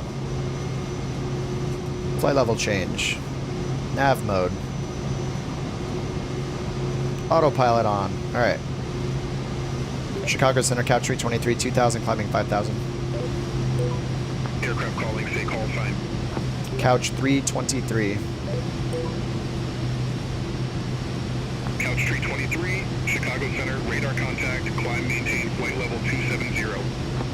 Climb maintain, flight level 270, couch 323. 270. Click and spin it. 270. It takes forever. Where'd my mouse cursor go? Alright, 270. We got climb and takeoff still. I'm just going to sync it to runway heading for now. FMS on standby. He's supposed to vector us to our first waypoint, which is Oshkosh VOR. Tips for caravan.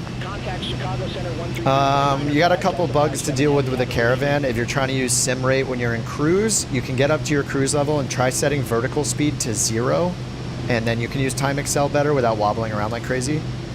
And the torque on the engine is super messed up when you're coming in on final. Like if you're trying to move the power to idle, it's like super messed up. So I'd recommend moving the fuel condition to low idle on your approach instead of high idle. It should be on high idle, but for now, because of the bug, grab that red lever near your throttle. Pull the red lever to the middle position for low idle. Don't put it all the way down, or you'll turn the engine off. Normally, you fly with high idle always. You only taxi with low idle, but yeah, use low idle for the approach for now because the torque in the engine's all messed up. And yeah, nighttime, just look at the pin message for how to set it. You just bind a key and press it. It'll sync you to the top of the hour of the current hour of real time. So I synced mine 10 minutes ago, so it says 1910, even though the real world time is 1926 for me in California. This is showing my Windows system time basically, but it's the right day, month, year, and hour. The best time to do it is at the top of the hour, then it would be synced like straight on, but it's fine. It's within 15 minutes of real world right now. All right, they haven't given us a vector yet. Have they forgotten about me?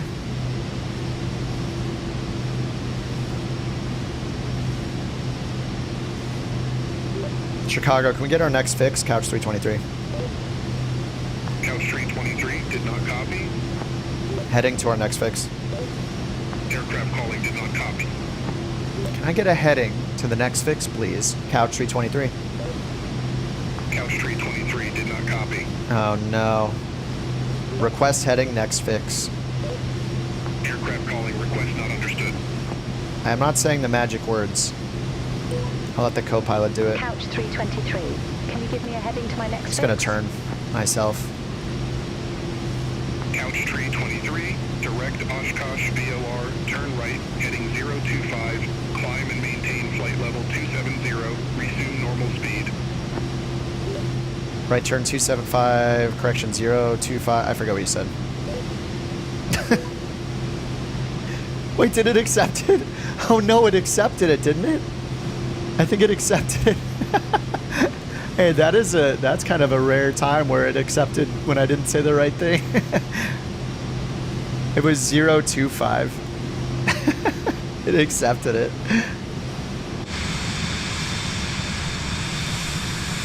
Ooh. Let's get the engine anti-ice on as we go through this crap. -9 outside. Let's make it the cabin a little warmer.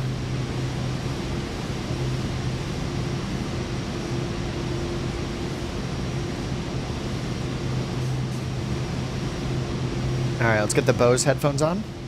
There we go. Much better. I mean, white noise is nice. It could definitely put you to sleep, but it's not the goal here right now. Half of the panel functions in your PC-12. Yeah, it doesn't work, but you love how it handles. I'll have to get the PC-12 next. Do we have it? I don't know if I have enough for it. What was this? I bought the C90. I could sell the C90 and try it, but I know we can't get above 16,000 or so in the PC-12 right now.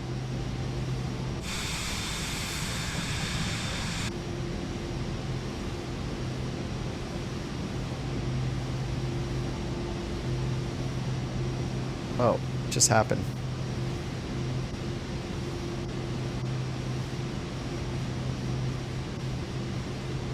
Ooh, ominous. Does the engine die by itself? Yeah, that doesn't sound good. You can kind of see the moon up there. Just a little bit. Center, Delta 2681. Little bit. 15,300. I should turn traffic on. Do I have traffic Delta on? 2681, Chicago Center, roger.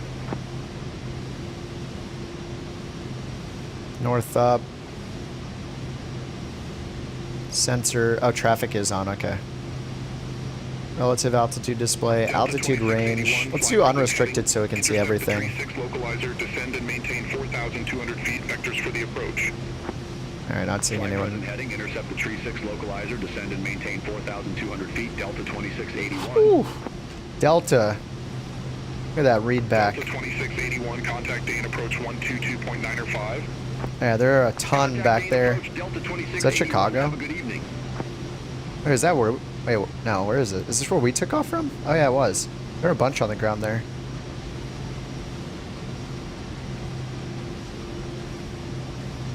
It's still not showing airports on this map. I don't know how they broke that. We need the airports back. That was so useful to like go in there and click, like if you're landing at a small airport that doesn't have weather reporting, you can go in there and just find the nearby airport, click it, and then look up the weather. That was a nice, it was very convenient, but now it is not because it's not working. What's up, Ryan? Moon is 93% tonight. Yeah. Are we just getting some rain? Oh, we're getting a little bit of icing on the windows. All right, let's get these on. Yeah. I mean, we got like a, yeah, it looks the same. You can see the top right of the curve right there where it's not fully, it's not a full circle there. Yeah, you can definitely see on the top of it. It looks like it's shaved off the top right a little bit. And we're in, where are we? We just took off near Chicago. I mean, the stars are supposed to be accurate too.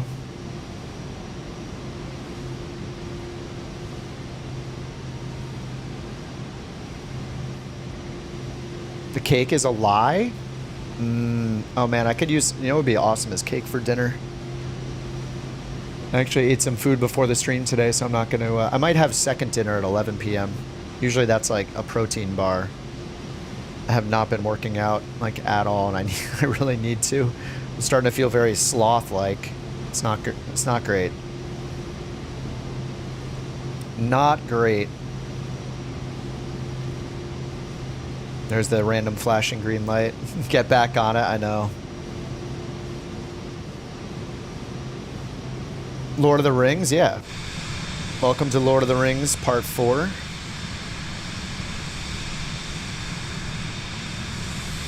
And the night lighting looks so good in this sim. I'm so glad they redid the lighting.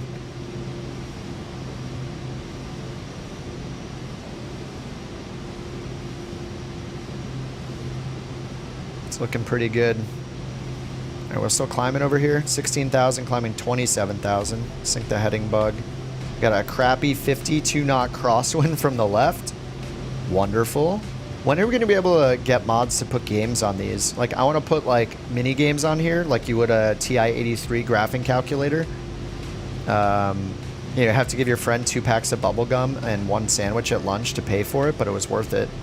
We need to get some games on this thing. We need some in-flight entertainment. Can we get, we need to get Slither IO on the G5000, G3000. Safe frequency again, Couch 323. Negative, Chicago Center on 127.0. 127.0, Couch 323. Bye-bye.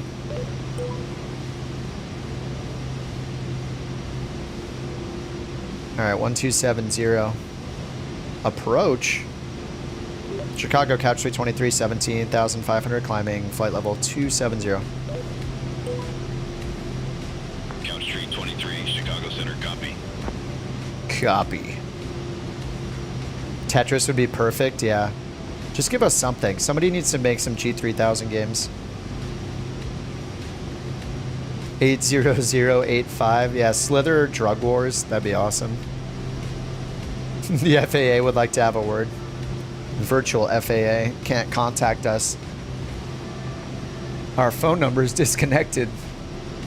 Every time they try to contact us, somehow the number doesn't work.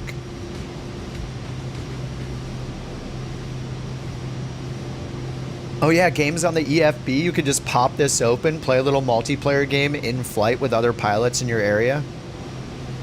What if you got a local Slither IO and you turned on multiplayer and anybody within like 300 miles was in the same world, in the same Slither IO server, and then yeah, you would just play the people near you and have it would just auto-populate your call sign with your gamer tag under it. It'd have your flight number, your type of plane, and your Xbox gamer tag, and then you could just play and cruise. Dude, the EFB is such a good idea, Keith. Yeah, that would be awesome. I mean, this is our iPad, right? This is not company provided. This is our personal iPad. We can do with it what we want. Yeah, games within games, yeah. I mean, there's nothing else to do in cruise except sit here, chat with each other, talk about cake for dinner, you know, reminisce about the past and what's in the news today in aviation, and most importantly, use sim time rate to get to top of descent faster. So yes, we need them. If there were games, I would forego as much sim rate as I use now if we had more to do.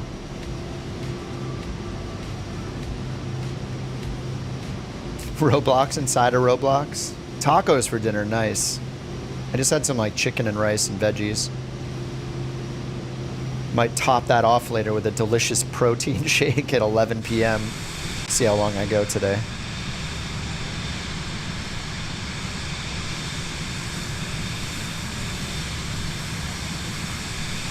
Can't join the couch captains. Your rating is 5. Yep.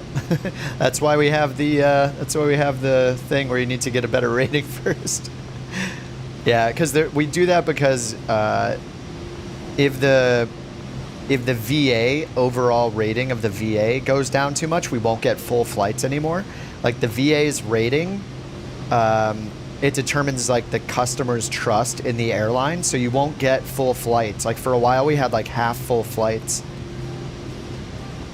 So we don't want to. We want people to get used to the rules before they hop into couch captains. Sorry, Bobo. You'll get there. Let me just look at what you got point deductions for and fix those things next time, and you'll be good to go. The airdrop plane to plane TikTok. I think I saw it on YouTube or something. Wait, what do you mean airdrop? Do you mean somebody parachuting out of one plane and flying into another? Night flying made me clean my monitor. Nice. The unspoken, the forgotten benefits to flying at night, I guess. How do you try out? There's no tryout. You get auto accepted, but you need like a 9.0 rating or something with NEWSKY Academy before you can join. So if you just do like 2 flights and get a good rating on both of them, you can just auto join. Oh, airdrop like a photo. Plane to plane? No. That's cool though.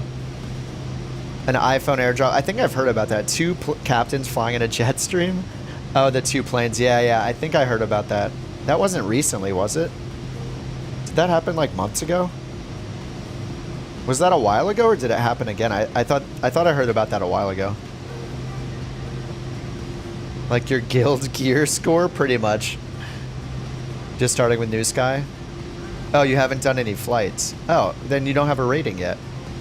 You have to do a few flights with the NEWSKY Academy virtual airline. That's the one everybody can fly for.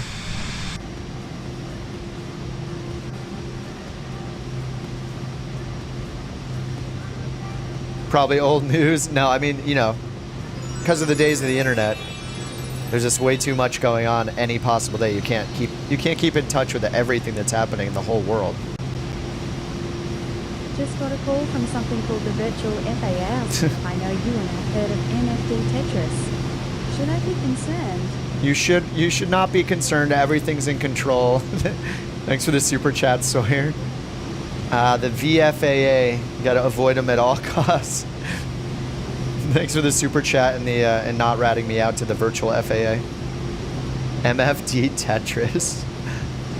We got MFD Tetris, maybe GTC Tetris on one of these guys. Garmin touchscreen controller or touch controller. What's up, Luke? How do you fly night missions? Look at the pinned chat message. Bind a shortcut to that. You hit it, it'll put you at the top of the hour in your latest Zulu time. And then because you change the time, the weather will change. Yeah, engine sound just a little too loud. Sorry guys, let me fix this. Engine, let's go to 50. See how that is. That's a little better. No problem, preoccupation. We just found out last night. Funny workaround for night flying? Yeah, let's hear it. What do you got? What's the workaround? Change your Windows system clock or something? No, that probably doesn't work. Though it seems like the time in the EFB is my Windows system clock. Or it's kind of based on it. But it starts the... it always puts the minutes to 0. Invert your desktop colors? No. Sim rate, go to sleep on a run. Well, sim rate doesn't change the time. All it does is make your plane move faster. Sim rate's like turbo for your plane. If I go to sim rate, if you change the sim rate, the UTC won't change here. Nor will this one. Neither one of these clocks will change faster because of sim rate. The only clock that'll change is the stopwatch here. So you can see it's in real time right now.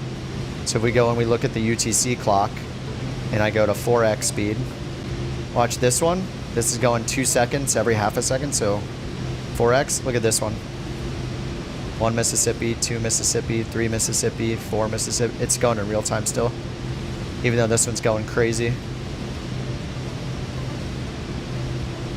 I didn't know that until everybody told me, so I just pass along information. That's mostly what I do. I'm not even here figuring anything out for myself anymore.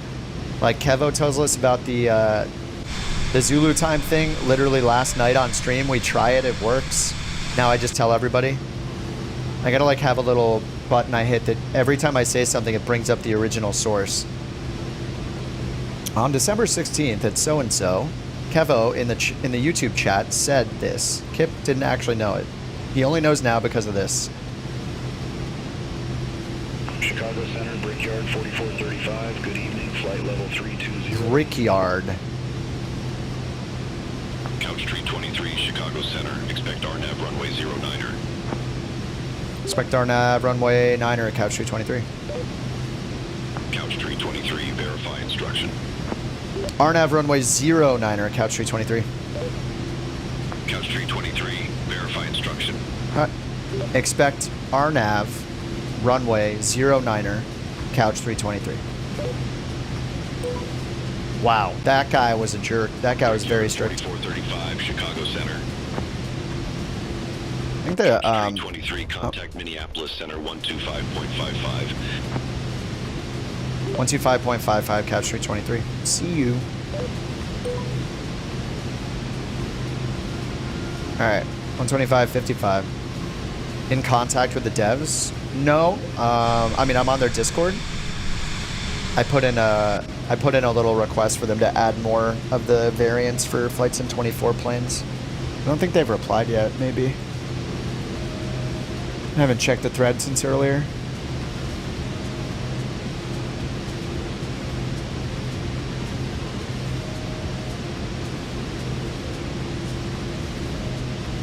Email verification links are listed as phishing. Oh, you could tell them on their Discord.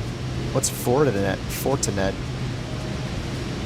Yeah, I just have their Discord. Like, it's on their website. I think links to it. Oh yeah, the vertical speed 0. Yeah, that was by Rawl. That was like a week ago. Rawl told us that one. The stall speed high message. I don't think so. I think whenever you have anti-ice protection on, it does it to warn you that if there's icing, your stall speed will be higher than normal. I think all the anti-icing stuff seems to be bugged. Let me check the manual though. Stall speed high. Stall speed high warning.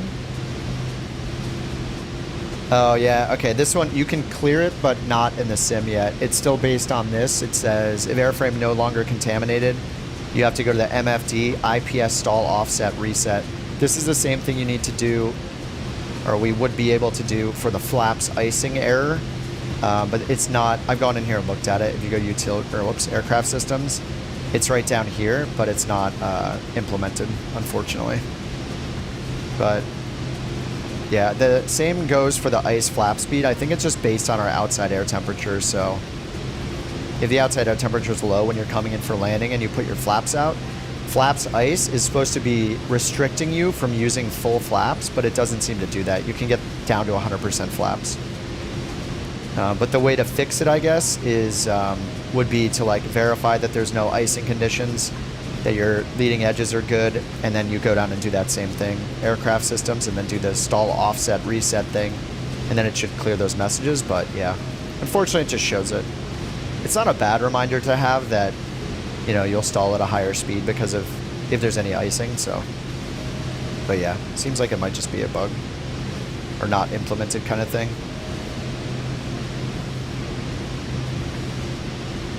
It's kind of nasty in these high-level clouds here.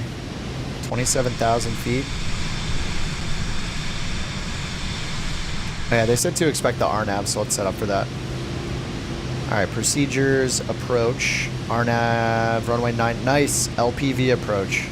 LPV is the best precision we can get for an RNAV approach. It's a WAS approach, which is like the United States GPS plus, like buff GPS, like better than regular GPS. It uses like ground stations to augment the GPS for your location and does error correction to make it more precise where your GPS location is, and therefore we can get pretty much like as good, or I think I read once even slightly better than ILS approaches with if we have LPV available. But okay, RNAV, LPV. They didn't give us an initial approach fix. Oh, nice, Traverse. So this is already in our plan, so it's easy just to pick the one that's already in our plan, and we'll just load it. So it goes. It's going to the airport first, though, which is wrong, so... Well, it's not technically wrong. Yeah, I know why it does this. It's because until we're cleared for the approach, if we lost comms or something, after Traverse City, we would go direct to the airport. So technically, this is correct. We should wait for them to clear us direct to Traverse City or start the approach or tell us they're going to vector us for the approach. So for once, I'll just leave it alone. But the problem with that... why I usually clear it, the problem with that is our top of descent timer. No, I take it back. I'm going to clear it. The top of descent timer is based on all of the legs in our route. So if we're telling it that we're going to go from Traverse City or Traverse, whatever, from TVC to the airport and then back out to TVC and then to this, and then at the runway, like it's adding all these track miles that we aren't actually going to fly. So our top of descent is wrong because of it. So... I like to go in and just remove this waypoint. Worst case scenario, we just turn towards the airport after it if they haven't cleared us yet, but at least now it's expecting for us to... We're essentially starting the approach already. Traverse? Anyway, now our top of descent's like 2 minutes lower than it was before. Oh, bottom of descent. Ready for descent, Couch 323. Crap, I missed it. We'll catch up. We're ready to start our descent, Couch 323. Couch 323, say altitude. Flight level 270. Couch 323, Minneapolis. Oh, I didn't check in, did I? Couch 323 is ready for descent. Couch 323, fly present heading, descend. Maintain 3,000 feet, altimeter 3017, Charlotte-Guamon Airport landing, runway 9er. Fly present heading, descend to 3,000 feet, altimeter 3017, landing runway 19er. Correction, runway 09er, Couch 323. All right, 3017, so let's start the descent. Couch 323, contact Minneapolis Center 132.9er. Have a good evening. 1329er, Couch 323, see you. Minneapolis Center. All right, let's start the descent first. Here's a cool feature. So I missed our top of descent, right? Here's our VNAV is below me, so I missed the top of descent. If I want, I can go down. We're going to Traverse. I can go down and do Traverse City, VNAV direct, and then hit VNAV. And you heard it say vertical track. It'll calculate a new top of descent. Oh, did I miss it again? Let's try that again. VNAV direct. Oh, I didn't bring it's because I didn't bring my selected altitude down. Let's try that again. Traverse, VNAV direct. There we go. Now it gives us a top of descent starting now. Okay, so, and it's estimating what altitude we'll be at there. So let's bring altitude selection down. Oh, it's overspeeding me. Ooh. You hear it powering the engine down. All right, descend, maintain 3,000 is what they gave us. All right, 3,000. I gotta turn this engine volume down. It's still, I think it might not even be the engine. I think it's actually the environment, like the ECS or whatever, the air conditioning. That is still so loud.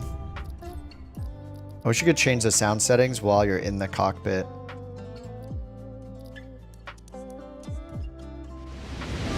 Nope, that's not it either. What is that? That's not, it's not the engine sound. Is it environment?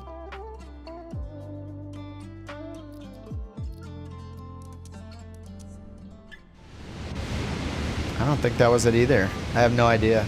Engine's on 10? It is the engine?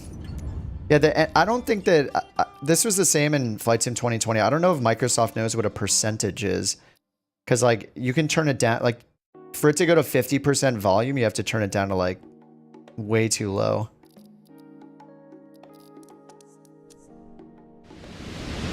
No, that's not it. I think it's the ECS. I think it's this. No, maybe not. Huh.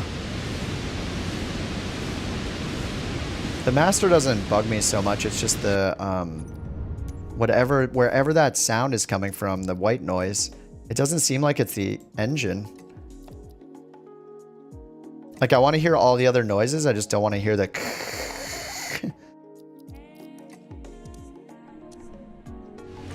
Alright, it's fine. I'll just turn it down on my interface. Alright, we're going 3,600 feet per minute. And I opened the non-existent checklist somehow. Alright, we're going to be descending through standard, so we use local altimeter. Let's check our mission steps real quick. Okay, it just says fly to the name of that airport that I can't pronounce. Yeah, headphone simulation is decent, but the problem is then when you go outside the plane, it's like 10 times the volume. So I usually like using the sliders instead. And sometimes I want to hear the engine, so I guess I could hit a button. Maybe there, can you set a button for headphone simulation? Maybe that's the best way to do it. Headphone simulation. Oh, there is. Alt-H. Oh, nice. Is that new? It doesn't work. I just hit it twice. It doesn't do anything.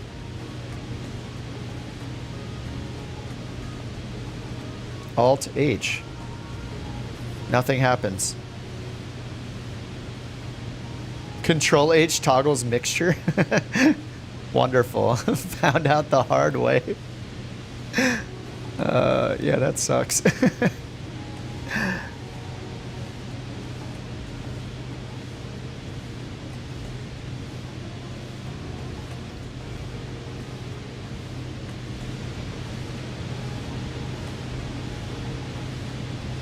Bind for Zulu Minutes, you have to be inside the plane. If you're trying to do it on foot, it won't work. Hop in the plane first.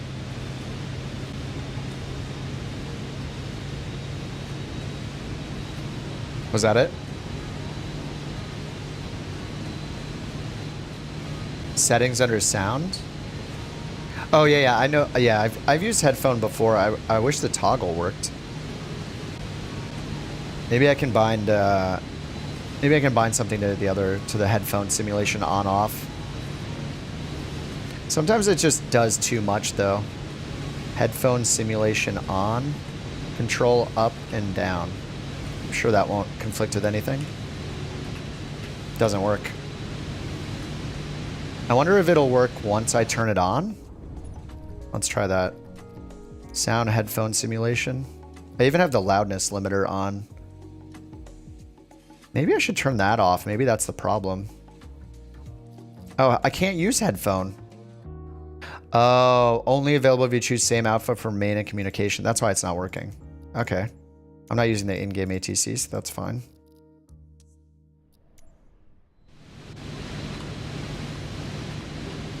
Still doesn't work. Yeah, it's still, oh, the loudness is a problem. Oh, that will do it, I guess. Okay, now I can turn it on.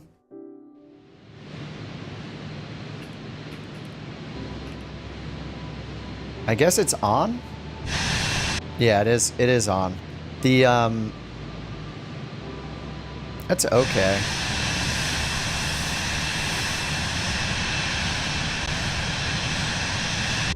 Yeah, it's not bad. I like to hear the engines turn on though, so that's why it's like a little weird, but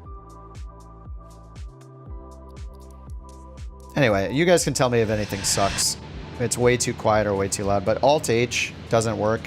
And the shortcuts that I set don't work. None of those headphone simulation shortcuts work. Unfortunately. PC-12 or Caravan for cargo. If you want the... I don't know. It's a hard decision. The Caravan can go higher, but the PC-12's like a little faster, right? But the PC-12 has... well, the reason why the Caravan can go higher is because the PC-12 has the oxygen bug right now that hasn't been fixed, so you can't go up above like 17,000 or something. I don't think it's been fixed, but yeah, I think most people like the PC-12 better. I haven't bought the PC-12 yet. Yeah, keep it around 17K for now. You hate the Honeywell? Honeywell's a little weird.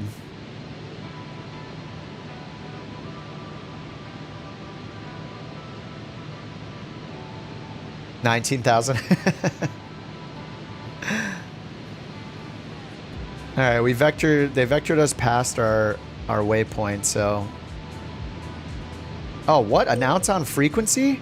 Oh, did I not announce? Minneapolis Center, couch 323, Oops. 1,400 feet. All right, I messed up, I think. Couch 323, Minneapolis Center. Couch 323, altimeter 3017, expect the RNAV runway 09er via Traverse City VOR. Expect RNAV 09er via Traverse City VOR, couch 323. All right, give us direct Traverse, maybe? Traverse.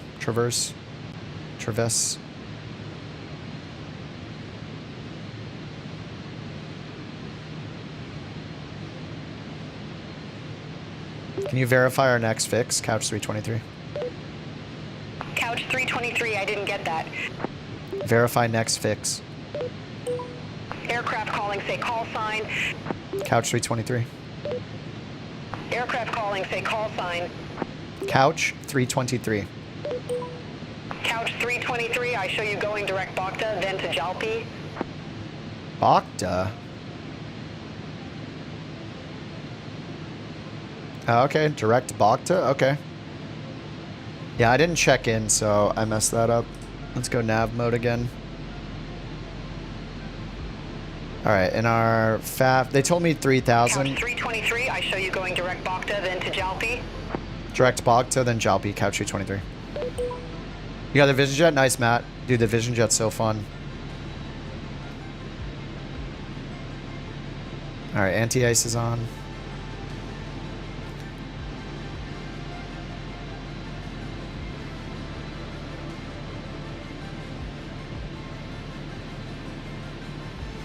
Yeah, maybe headphone simulation's the way to go for now. It's kind of nice when it's not super loud. I hate diving into the sound settings. I just wish the shortcut worked to put the headphones on and off. The Flight Sim 2020 version of the Vision Jet actually had like a Bose headset up here, and it had its own tablet you would pull out, and you could put the headphones on and turn on noise canceling. I don't think they were sponsored or anything. I mean, maybe they were. I don't know. I mean, they used the logo and everything, I'm pretty sure, so I don't know, maybe they were. VAT simmers hate the Vision Jet. Yeah, it is a jet that flies like a prop, yeah. You might as well be flying like, you could fly like a TBM, but it's so fun to fly. This thing is so nice.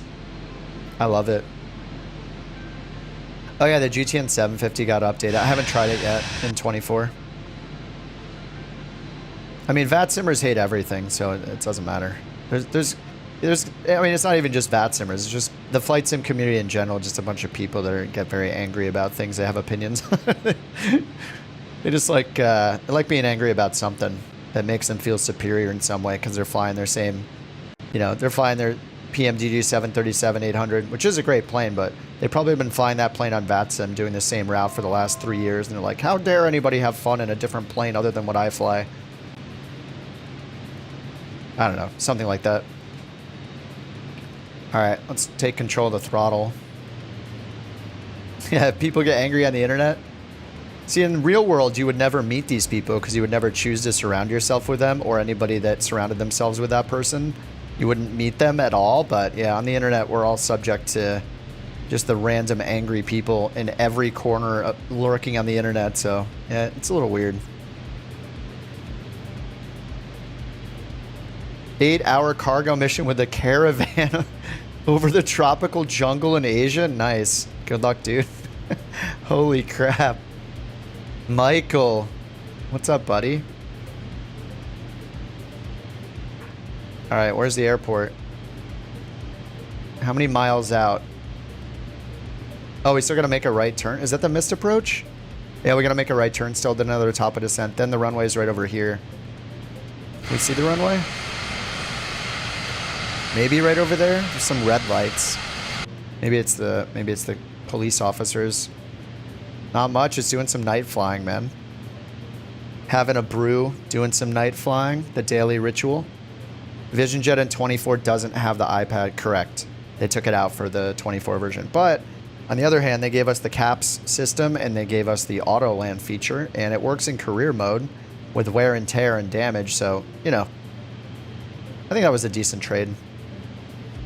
What am I drinking? I have a Creature Comforts DTLA West Coast IPA. I have a few others in the fridge too. Ferb's left a few in my fridge. I have to drink those at some point. Beauty. The police don't want you to put on the... Oh. Alright, we're at 172 knots. So are they gonna... Let me just tell them request. I'll have the co-pilot say request heading. 23. Can you give me a heading to the my bourbon next train? fix? Nice. Alright, let's sync our heading bug straight ahead. Couch 323, direct Bakta, fly present heading, descend and maintain 2,700 feet, resume normal speed. So maintain 2,700 direct Bakta, couch 323. Navigraph would be on ATC? No, I mean, you can. If you want the charts that aren't available in the FAA or the Lido charts that are available from time to time in Flight Sim 2024. So usually just to get used to the Lido charts, I've been going in here and trying to look at the Lido charts, but if they're not available, because they're only available at like larger airports usually, we still have the FAA charts we can load in here. So here's Bakta. Should put in my minimums, I guess. It's an LPV approach. This is going to take us down low. Look, 250 feet over the ground with this precision. This is the best RNAV GPS approach you can get. LPV, localizer precision with vertical guidance. So it's pretty much as good as an ILS. So we'll put in the minimums, 919. This is like the best... this is even easier to fly than the ILS. You don't have to switch to radio nav. You don't need a frequency. All you do is just keep flying it normally. Follow the altitudes. You can use VNAV or listen to ATC. Just get down to the right altitudes, and then we'll get down to 2,300 when they let us. And then you just hit the approach button before you turn final, and it'll also capture vertical guidance just like an ILS. But you don't have to go in here and verify any frequencies. You don't have to worry about DME, nothing like that. Yeah, Joseph, the EFB, you can get to it with the tab key on your keyboard, or up here, click the little tab button, second one. And yes, you can either go to the map under the flight planner down here, type in any airport, and it'll pin it to this purple section. But if you go up to the route, you can hit the little info button, and that'll also pin it to the purple section. It just has one airport in this section at once. Then you can go through the runways, get runway info, get the METAR, click on the chart button. In the bottom right, there's either Lido or FAA charts. Your mileage may vary, but if you're in the US, FAA is usually available at any decent sized airport. You got a CJ4 VIP. Wait, Kevo, how? Is it an employee mission? Where, Kevo? Tell us. What's up, Ignacio? Love some smooth G2 flight after crashing your Skyhawk in the Andes? Dude, don't worry. I crashed mine into a tree in Tahoe on my second flight shortly after the release of the game. Yeah, the landing lights are pretty glitched. They like point straight down basically. So they won't provide any lighting in front of us. They just like point straight down for some reason. All right, we're at 2,700 feet. Is this altimeter right? Let's check. Info, weather, marginal VFR, winds are calm 3017. That's what they gave us. So this is working. Amateur.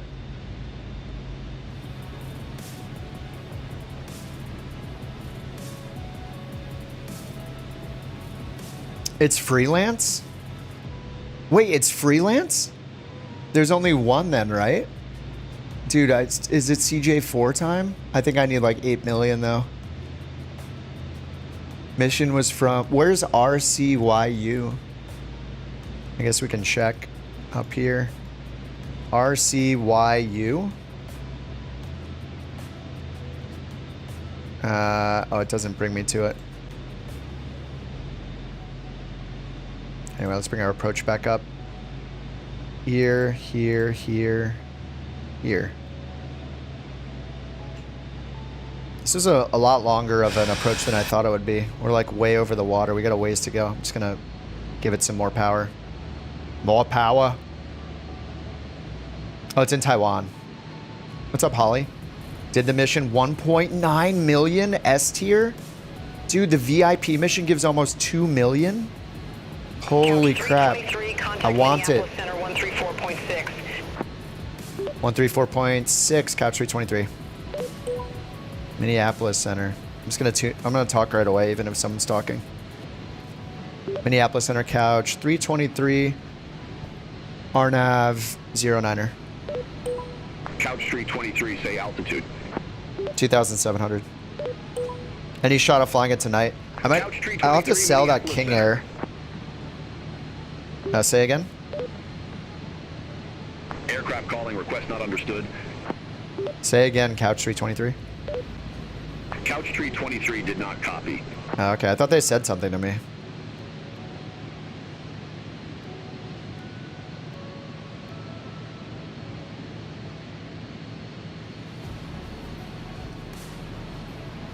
Microchip money? Hope the sim's not going to lag at the airport. Yeah, I actually loaded in somewhere to fly. 9 miles from Jalpi, turn right. I got that earlier. 50, maintain 2,700 feet until established. Cleared RNAV runway 09er. Turn right heading 350 until established. Cleared RNAV runway 09er, couch 323. All right, 350 until established. Negative, maintain 2,700 feet. Maintain 2,700, couch 323. All right, we got cleared for the approach, so we can just do all the altitudes. It goes down to 2,300, so let's set it down to 2,300. And VNAV is on already, so it says VPath. It'll do the descent for us. Let's make sure we have a top of descent. 2 minutes and 30 seconds. And they said to report when we're established on final, so once we're done making this turn, we'll let them know we're established. And we could hit it early if we want. So the little diamond sign here represents our vertical guidance. In this case, it's GPS vertical guidance, a glide path. So I'm not sure if I can hit approach now. Yeah, I can. Okay. Sometimes it waits. Sometimes like some airliners and stuff, you can't activate until this is like actually in range. So it would be like a solid magenta diamond instead. But I guess we can turn it on now and standby anyway on the G3000. All right, right turn. This will put us on final. And we're at 27. We'll go down to 23. That's following all the altitudes in the approach, which we can find down here. 2,700. Not below 2,700. If there's a line, you can't go past the line. So, and then 2,300 or above here. But we want to just get down to 2,300. This lightning bolt and the little Maltese cross means it's a final approach fix. And it's where we get our vertical guidance. So we'll get that down to the runway. Okay, what is the descent angle? 3 degrees. Huh. That's weird. Again, it says vertical glide slope indicator, so the PAPI's on the left side of the runway or whatever, the lighting. Not coincident. No tower 3 degrees? 3 degrees? Change approved. Oh, it's the threshold crossing height is slightly different. It's 6 feet. 6 feet different? Say again, couch 323. Couch Tree 23, no tower services available at Charlotte-Lombard Airport. Frequency change approved. Frequency change approved, Couch 323. We're just going to stay on this frequency. We're established on final, Couch 323. Couch Tree 23, roger. Yeah, don't activate ILS too early, yeah. I don't think it does simulate it, but yeah, there's like, what, the false glide slope that can appear, like, basically double the angle, right, above. So you always, I'm pretty sure you always want to capture it from below. You want to be below the glide slope as it's coming down and then bump your head on it, essentially, like we're about to do now, but this is a GPS approach. And then down here we can see LPV. It'd be really nice if someday Flight Sim simulated loss of GPS integrity, because essentially with GPS, like the reason you see all these different minimums down here, in this case is best case scenario, if we have the capability, we fly the LPV. It's just based off our GPS integrity, like the reception. I think it probably has some, I'm just guessing here, I think it has something to do with like the error and correction required, kind of like how RNP works. But anyway, it would be cool if it simulated this where, say you didn't have the right precision at that moment because of something interfering with the GPS signal and it dropped you down to LNAV, VNAV, for example, you would follow these higher minimums. So we wouldn't be able to go down to 250 feet. We'd be able to go down to 534. But in the sim, it just gives us the best possible scenario for the approaches. We always get LPV. Whoops, am I in 2x speed? I think I'm in 2x. 1, 2, 3, 4. I gotta slow way down. Okay. Anyway. Flaps down.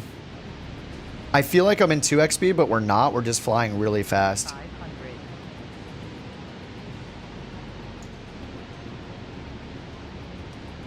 Yeah, the LPV is an approach type made possible by WAS, yeah. Minimums. I feel like I'm in 2x mode still. Am I in 2x mode? This feels like 2x, doesn't it? It has to be 2x. I swear I just reset it. Maybe it's just because we're going so fast. What? Oh my god. Was I 2x? Oh no. I swear I just reset it to 1x speed. Maybe it was 2x. It killed the gear. Yeah, I think it killed the gear and then failed the mission because the gear died. Counted as a crash. I swear I just reset it. Oh well, that's what I get for talking about minimums. It did feel, it felt like 2x. Yeah. Good day, flight level 400. Crap. 9559, Minneapolis Center, radar contact. No, I put the gear down. Well, I didn't look for 3 greens though, to be fair. Let's see. I'm rewinding my own stream. I put the gear handle down. Oh, wait, the gear didn't go down. Landing gear is up, it says. It didn't get the gear down. Yeah, there are 3 reds. You were right. No, you were right. There were 3 reds. I wonder... The gear can go down under 210 knots, right? But the gear, it's not that it didn't come down. It's that it, like, failed to come down, I think. Didn't it? I think it failed to come down because it had red lights. The red lights, I think, are only in case of a gear extension failure.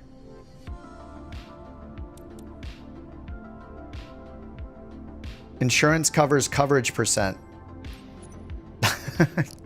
Okay. Maybe I don't have enough money to buy the, I don't have enough money to buy the CJ4 anyway. I might have to do a PC $24 million run. Okay, that's for VIP. So wait, we only have 1 VIP mission, right? All right, let's see how dead this thing is. Yeah, landing gear. What? It's fine. Is like damage off? What is happening? It says to maintain. I don't know. It's fine, I guess. This keeps happening to me. So if I sell the King Air, I only get what back? Oh, I get 4 million back. All right, let's sell it since we can't use it. All right, bye-bye to the King Air. We're up to 6.5 million. Let me check the mission map under the employee mode to see if there are any VIP missions popping up all over the place now. Now that people have found one. Private, private.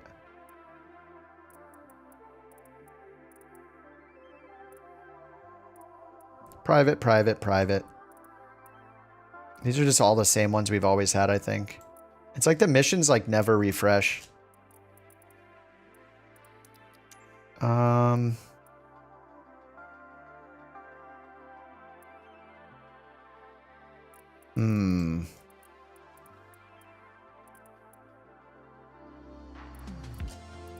Yeah, maybe it's just like the couple that people have found, because there's a couple in China, right? People have said there are a few in China, and there are a few now. There's like one in Taiwan, but it's just not everywhere yet. So I should save up for it though. Maybe I could do the PC-24, see how the lighting is in that. Gonna get kicked from the VA. Oh yeah, did it just count the crash? Landed, canceled. This one says en route. Bam, deleted it. Flight closed. It might have counted it as a crash. Landed. Wait, this was it, right? It just says landed. I think it doesn't, I don't think it can detect when the gear is out, maybe. I put the gear handle down. It probably thought the gear was out, and then I landed successfully. I bet that's what happened. But I don't think I got a rating, right? It says landed, but anyway, it's not going to count. It's going to just close out. I'm cheating, yeah. Oops. Oh my god. I don't know what happened. I guess I was probably going too fast. Because like if I'm in 2x, then it thinks the ground speed's higher than it is. So it made it so I couldn't put the gear down because we were too fast. That's probably what happened. Okay, how much is the CJ4? I know we can't fly it just yet. Wait, it's in VIP, isn't it? Couch charter. I should rename this one to like couch celebrities or something.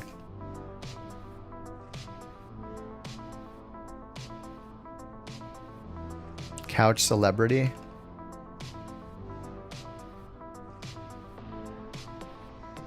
Couch celebs only.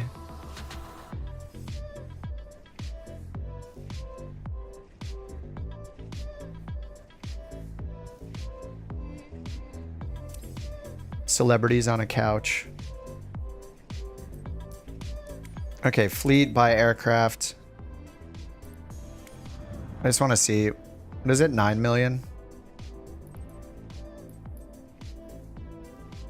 Is the PC-24... Oh, this is VIP as well. I see. Wait a minute. The C90 says passengers. Wait, what's wrong with the C90? It says passengers, not VIP.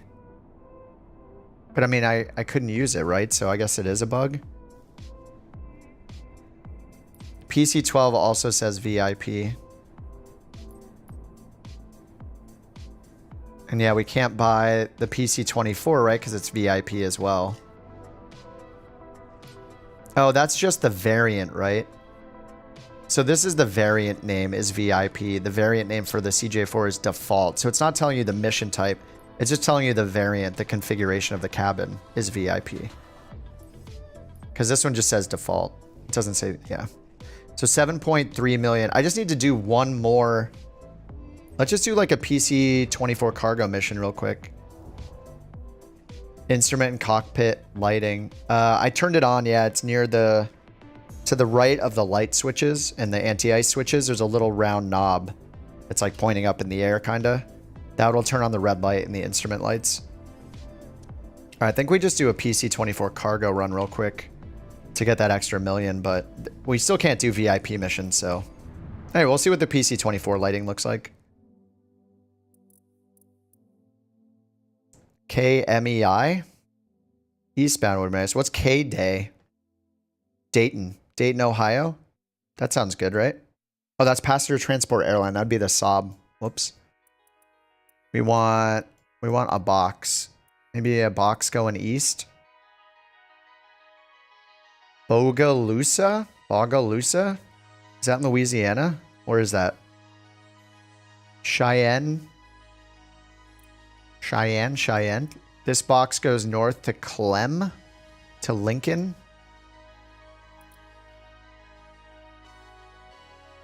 Oh, Mississippi. I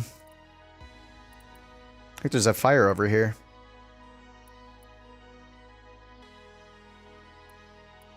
I want it to be to a bigger airport so we can have some, we have a shot at some lighting.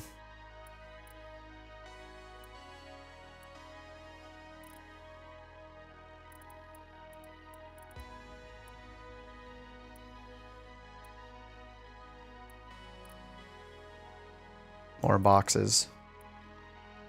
KUUV Sullivan.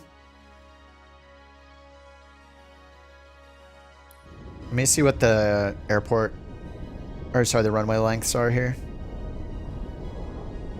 Night mission. Look at the command pin in at the chat, top of the chat, Corey.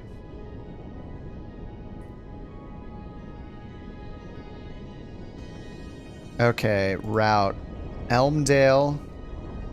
18 right. Okay, multiple runways. That's a good sign. 900 meters and 1,000 meters. 1,000 meters is what? 3,200 feet? 3,300 feet or something? That's a little sketchy in the PC-24. Whatever. I'll just crash another plane. It's fine. Let's do it. Grand Caravan? No. We'll pay like the 100 grand for the PC-24.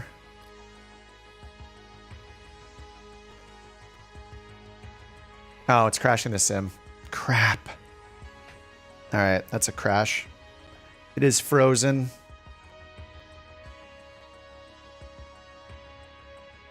Yeah, it's just frozen. Waiting for the crash, the inevitable crash. I've had this happen before when I click transfer aircraft. I mean, maybe it just saved me 112,000, so that's pretty nice. Okay, I'm getting the spinning wheel. The spinning blue circle. There it goes. Okay, relaunching.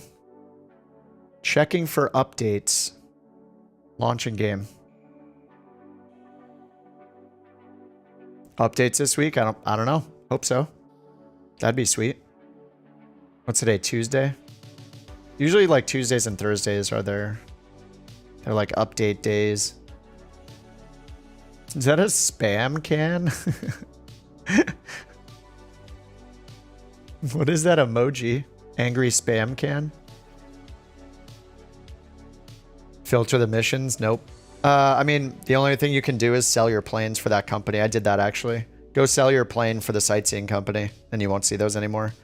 I also sold my 172 for my cargo company, so I don't see light cargo missions either. So that's the only option you have. Sell the planes. Sell every plane that's for that mission type and you won't see them anymore.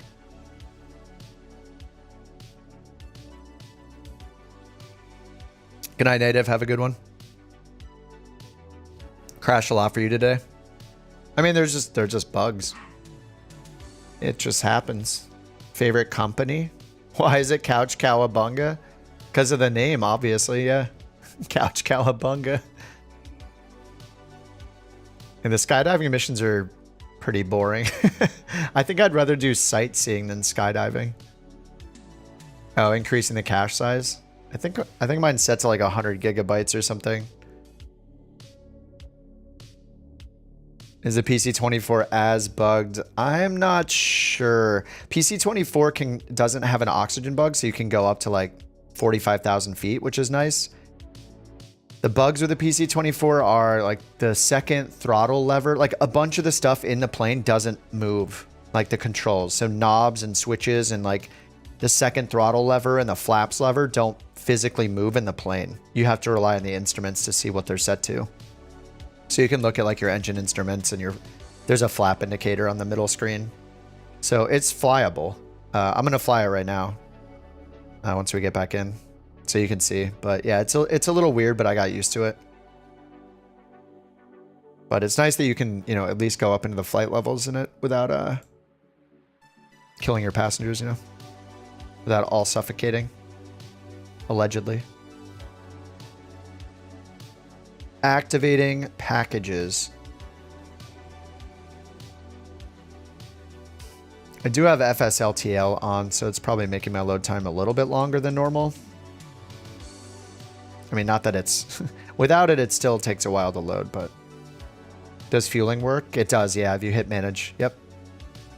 As of the Tuesday patch, I think. No news on the updates yet. They haven't said anything since the announcing the patch we got on Tuesday last week. Yeah, I've been paying for fuel, but you can still use the fuel shortcut if you want to add fuel in the middle of the flight. I uninstalled Flight Sim 2020 yesterday. I did it. I reclaimed all my hard disk space. Feels good.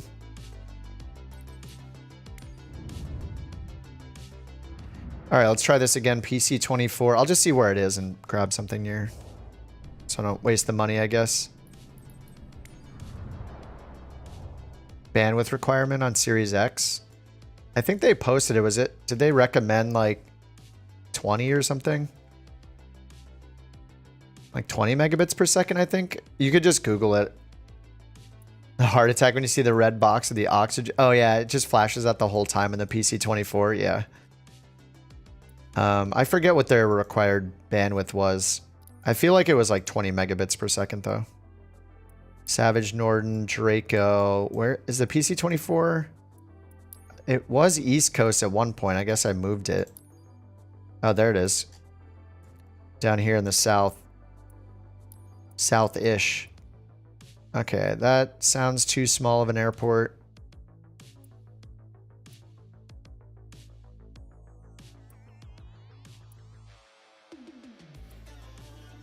I just want to fly somewhere. Okay, KCRT. Bulk cargo to Egypt. 5 hours to get to Egypt. Can't imagine not using an SSD. Who doesn't have an SSD? Me neither. The M2 drives are awesome. All right, 10,000 to transfer. Low IFR to low IFR? Heck yeah. All right, we'll see how the lighting looks in the PC24 at nighttime.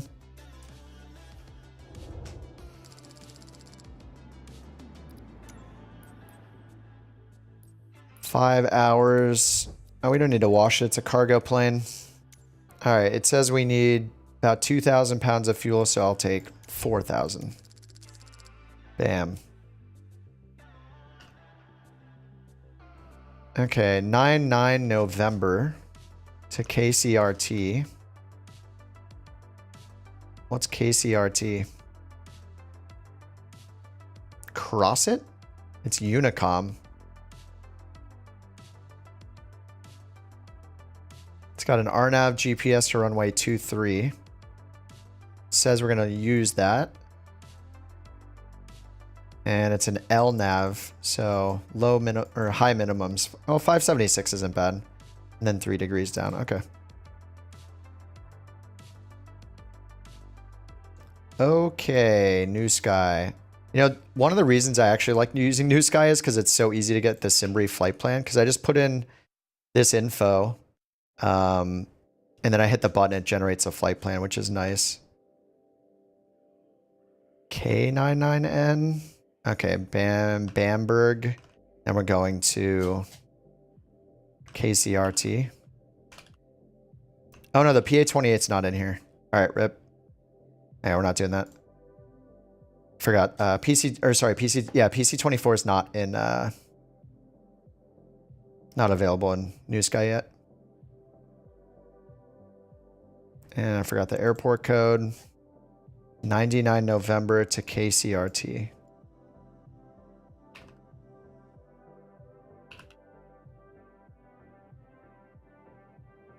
Pilatus.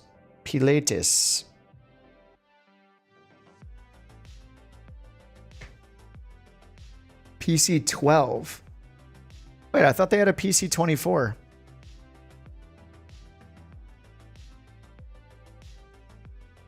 What should I put in instead? Like a, let's put a CRJ, or I'll just put in a citation maybe.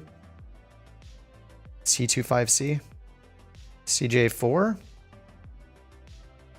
I'll just put in the CJ4. Does Zulu time make it night, or is it supposed to align with the time? It's supposed to set your time to live time, essentially. It'll put it at the top of the hour.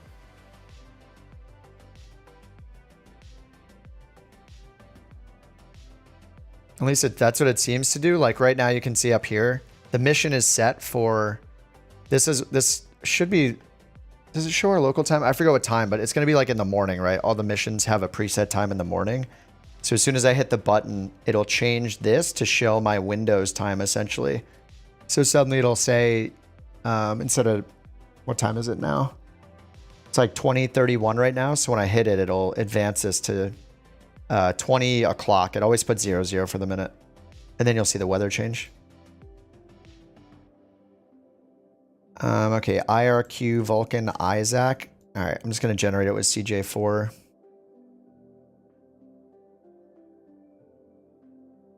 And we'll let the Copilot do some of the work this time.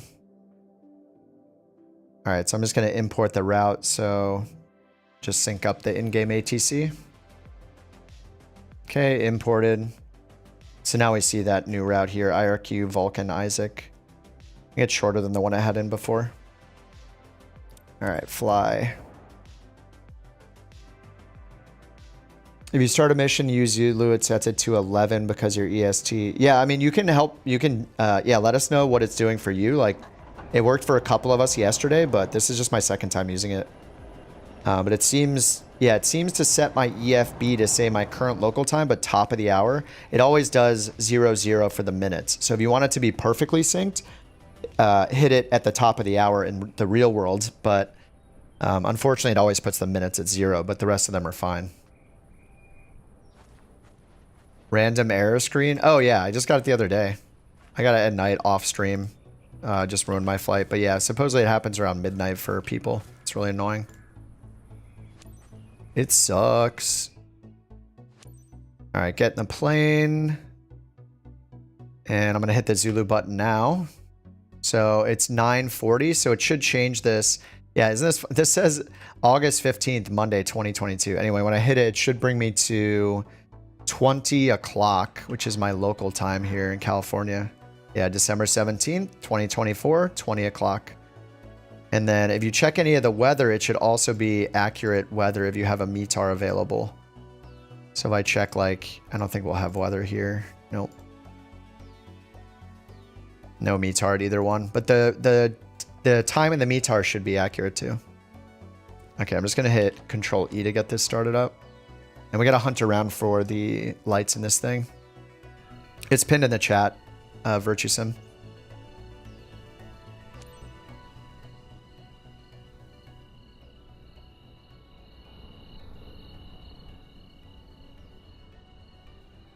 TAWS system test. Okay.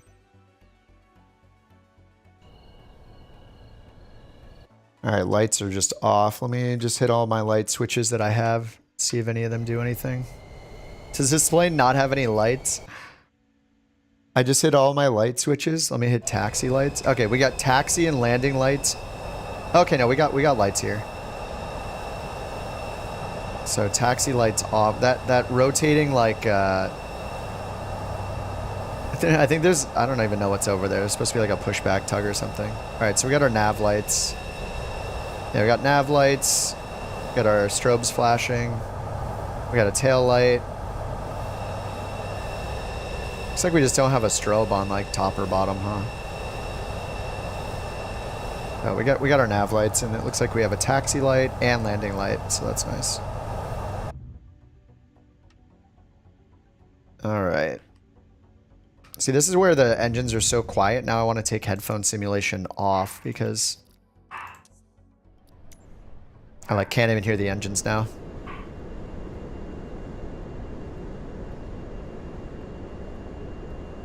NEWSKY? It's just NEWSKY.app. All right, comma 3027. Let's go to Beyond ATC. I'm going to let the co-pilot do a bunch of the work this time. Let her do the talking. Wait, do we have a dude? Are you a dude? We'll change the voice. Who does he look like? Does he look like Jeff Favignano?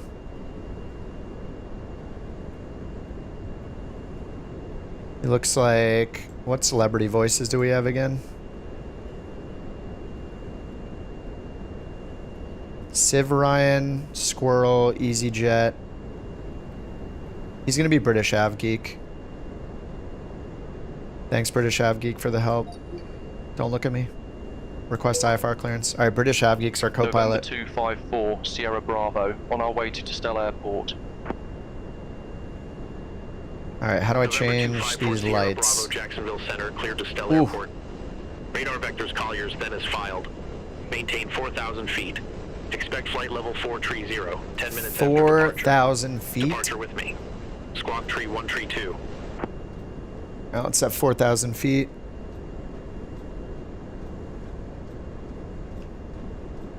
Oops, auto respond turned on. There we go.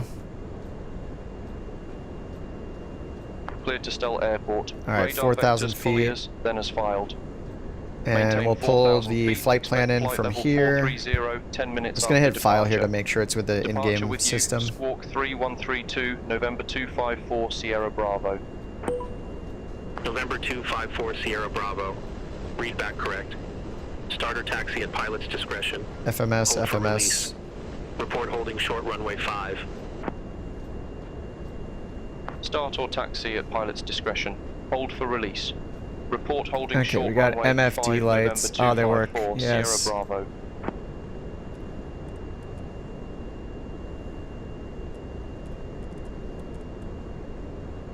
Okay, and then over here, FO.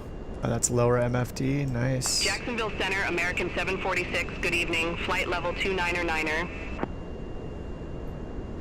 American 746. We had a Jacksonville floodlight Center. down here somewhere, right? Floods right over here. Oh, those are kind of nice, dude. All right. Oh, we actually have some overhead lighting. That's nice too. Though we don't really need to touch this at all. Seatbelts on, no smoking. Cabin lights. Oh, you have to like click and drag. Cockpit dome, 50%. Is that actually working? Maybe not. We have cabin lights though. Oh, dude, these lights look pretty awesome actually. Nice. All right, we can play more with that in cruise. All right, my screen's a little dark now. Let's get the taxi light. Taxi light's already on. Okay, and then in this plane, yeah, you'll see that the flaps, this doesn't move, this doesn't move. There's some weird things that don't move, but you can just look at the flap indicator over here. All right, flaps and trim. I like to use the max trim 3.3. This thing takes so much pressure. Oh, 3.5 now? Okay, 3.5 with 8 flaps.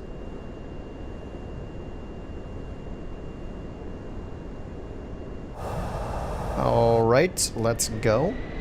Parking brakes off. All our lights are on. Taxi lights on.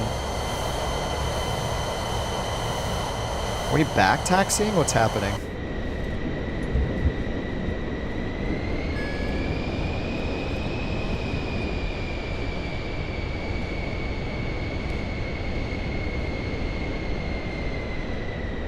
Synthetic vision's off by default.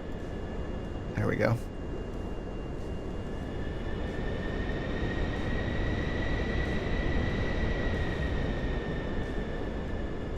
Jacksonville Center, Delta 1037, flight level 290. Yeah, isn't this the runway? Delta 1037, Jacksonville Center. Jacksonville Center, Spirit Wings 980. All right, and they told us to take off. Yeah, taxi to runway 5. So that we're on the reciprocal. 2305. Really? Take off from runway 5? Where do you think we're going? It told me to taxi that way, and then it dings me. All right, whatever.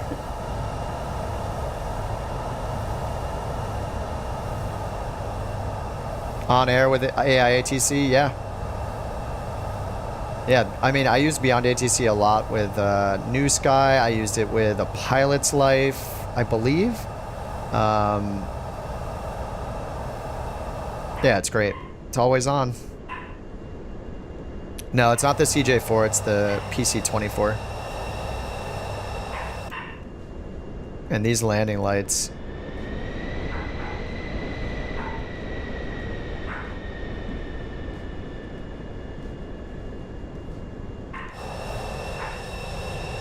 Huh.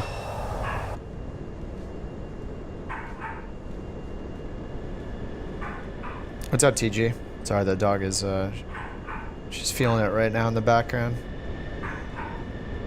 I'll be on ATC window. Sorry about that.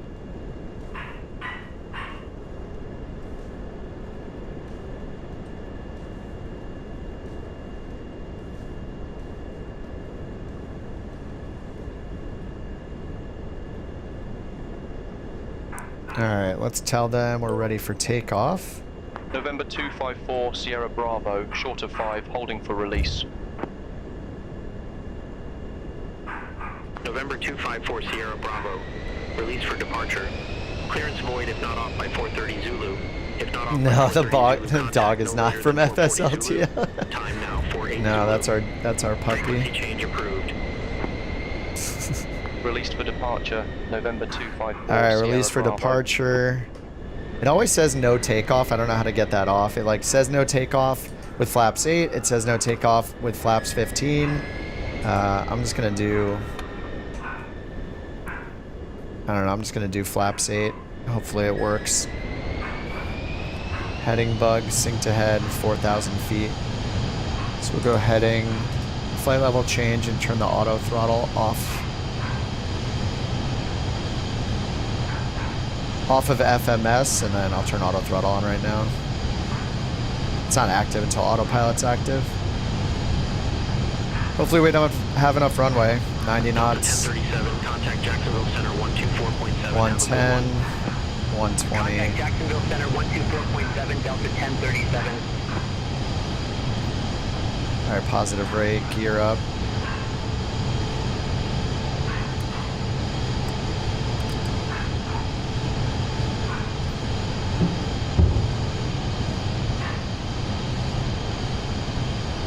Okay. Flaps up.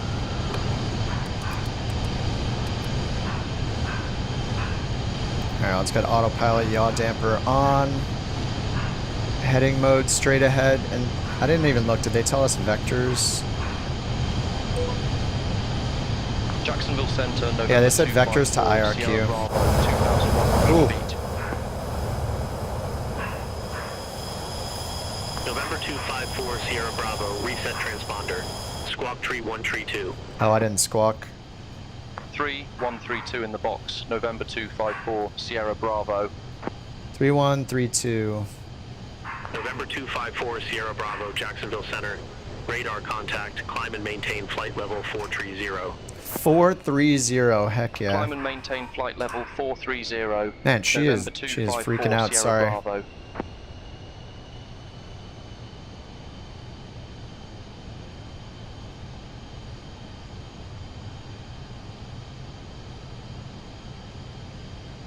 Alright, flight level 430. Alright, we're just gonna climb at 200 knots. I need to turn some of these lights down. We'll see if we even can. Like, they don't have, oops, that's altitude selection right here. Alright, 200 knots. There might be some knobs somewhere for these, but I just don't know yet.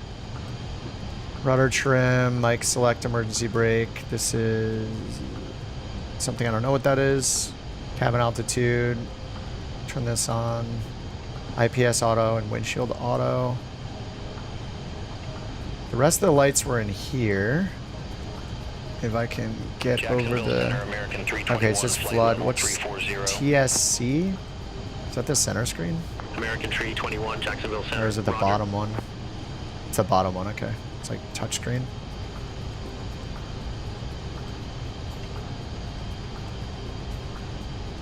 Circuit breaker. Oh, the circuit breaker is actually functional. Oh, landing pulse light is on. It's still on. Oh, what if I turn landing light off? It can only be set to pulse, I guess. Okay, now the landing light's off.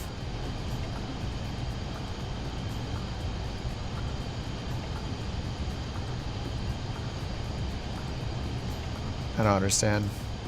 Just fly with our taxi light, I guess? If I do my physical hardware landing light, then it puts it in pulse position, but the landing switch doesn't work. I'll just leave the taxi light on, I guess. Good evening, flight Ooh. level 320. Yeah, these are pretty bright. If I can get these white ones down, that'd be awesome. 1879 Jacksonville Center, copy. Alright, we're gonna turn ourselves onto course because they seem to November not. 254 Sierra Bravo. Oh, that's Contact us. Jacksonville Center 124. They haven't turned us on Have a good to. evening. They haven't turned us on to course, Contact so Jacksonville Center 124.7 November. I'm just gonna do it 254, myself. Sierra Bravo. in the nav mode. Jacksonville Center November 254 Sierra Bravo 13,400. November 254 Sierra Bravo, Jacksonville Center.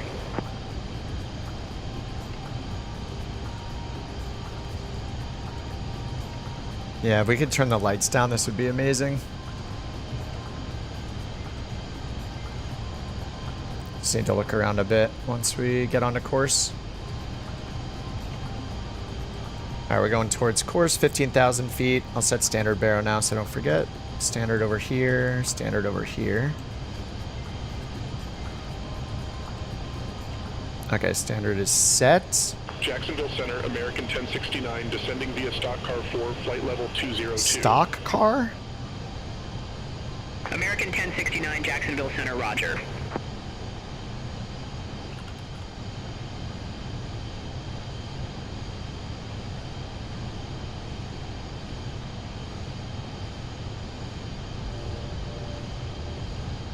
All right. PC planes, you have to fly to the route, then it hooks. Yeah, that's pretty much every plane. All the Garmin autopilots work that way too. You have to get close enough to your course before it'll engage nav mode. 3550, flight level 310. Envoy 3550, Jacksonville Center. Seems like we have a bunch of lights. We just don't have the like integral lighting or whatever. Integral? I never know how to say it. I'll never learn. All of this lighting, the backlighting for all the instruments. So we have PFD, upper MFD, lower MFD. Touchscreen. Oh, panels. Oh, yes. Oh my God, there's a panel light. Oh, it's so good. Yes, it's better. Okay, let's turn the rest down. Wait, does that do all? There's a panels light right down here. It turns all of them off, yes. All right, let's get that minimal. Let's turn the other ones down. And get the floods off. I kind of like the floods, just on the lowest possible setting. Jacksonville Center, Avianca 654, flight level no standby indicator though. Is there a standby indicator? Avianca 654, Jacksonville Center, roger. Cabin power. I don't know what any of this means. Stab trim pitot. I'm not going to touch those. Delta 1100 Heavy, contact Jacksonville Center 133.45. They're still pretty bright. Maybe it's just because of the floods. Contact Jacksonville Center 133.45, Delta 1100. I never thought I'd be so excited over a light. Oh, it's the cabin lighting. Yeah, I have the cabin lighting on, which is kind of awesome. All right, let's get the cabin lighting off. Okay, that helps a little bit. Contact Jacksonville Center 132.5. Dude, even these like Contact Jacksonville Center seatbelt signs and exit lights look good. Jacksonville Center, American 1051, good evening, flight level 320. It's just these, the problem is these lights don't go off. We're seeing flashing lights in the cockpit still. These lights right here for the engine fire don't go off. So I kind of have to normalize the other lights to those. Center 135.35. Have a good evening. Contact Atlanta Center 135.35, envoy 3550.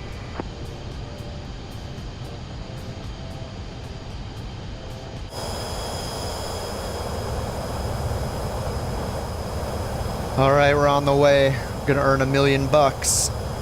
Can you see the cabin lights from outside? Oh, probably. Let's try it. Cabin lights. Oh, there's like an auto and an on mode. Oh, what's the difference? Oh, okay. Auto's a little dimmer. On mode is brighter. Yeah, you can. See the cabin lighting?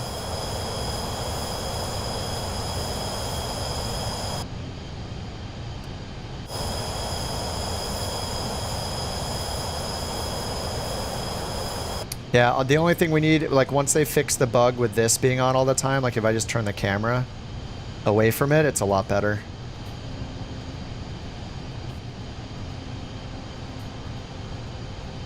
Yeah, look at the pin message, SX.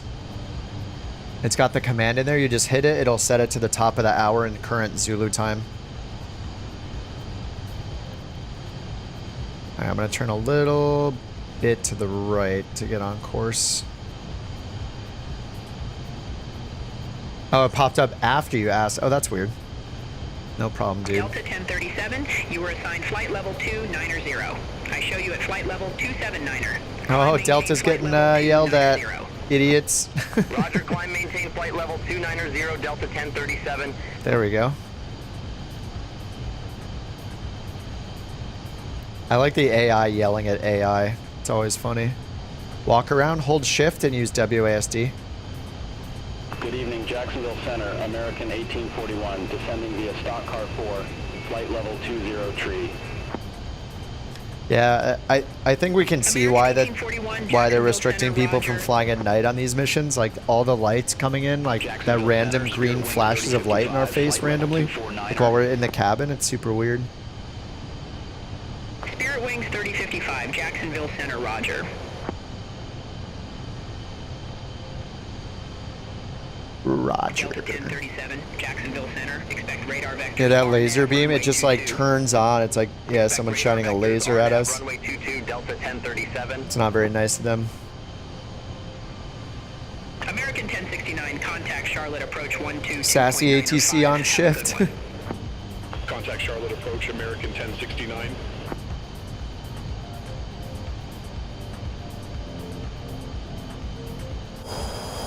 Well, at least the PC-24 we have a landing light or taxi light that works on like the Vision Jet.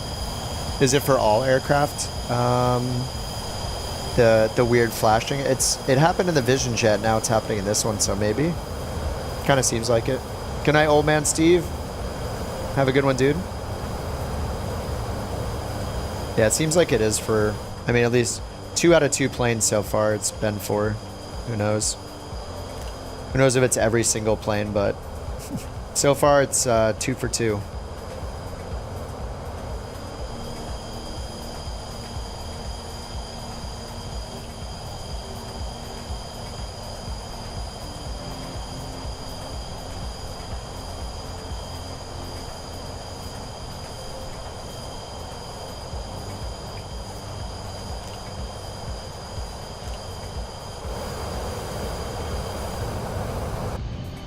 Landing light? No, we can turn it off over 10,000. There. It is gone. It looks kind of cool though when it's on with the night lighting. I think it's just like a company policy thing, right? Like, I'm pretty sure. Like airliners will turn them off. But in this case, like, I don't know if these landing lights are retractable or not. They're probably not. So I don't know that there's like a performance benefit, but I think, yeah, generally you turn them off over 10,000. CJ4 guide if it starts to have. We'll see. I like doing the Vision Jet one. I could probably do a CJ4 one. I kind of want to do a 172. Yeah, I could do a bunch of the planes. But I still have to do there's like at least 2 or maybe even 3 more. The smoking light, that one's still on, I think. Does it actually change the no smoking light in the back? That would be crazy. There's a seatbelt sign, right? Wait, the seatbelt one turned off. Hold on, seatbelts say on. Good evening, 16,000 feet. Dude, it actually turns the no smoking. Oh no, no smoking turns the seatbelt sign on. Jacksonville Center, roger. Where is there? Is there a no smoking? Blue Streak 5664. Seatbelt. 122.9 or 5. Contact Columbia approach Blue Streak 5664. When we turn no smoking off, then the seatbelt sign comes off. Avianca 654. Contact Yeah, look, Jacksonville seatbelt sign's Center, off now. 279 or 5. Have a good That's evening. awesome. It actually works.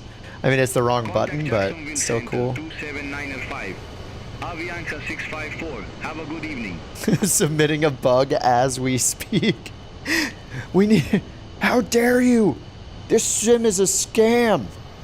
How dare you release it in this state? I was flying my PC-24, turned off the no smoking light, turned on the no smoking light, it wasn't on in the cabin. It was controlling the seatbelt sign, you big phonies.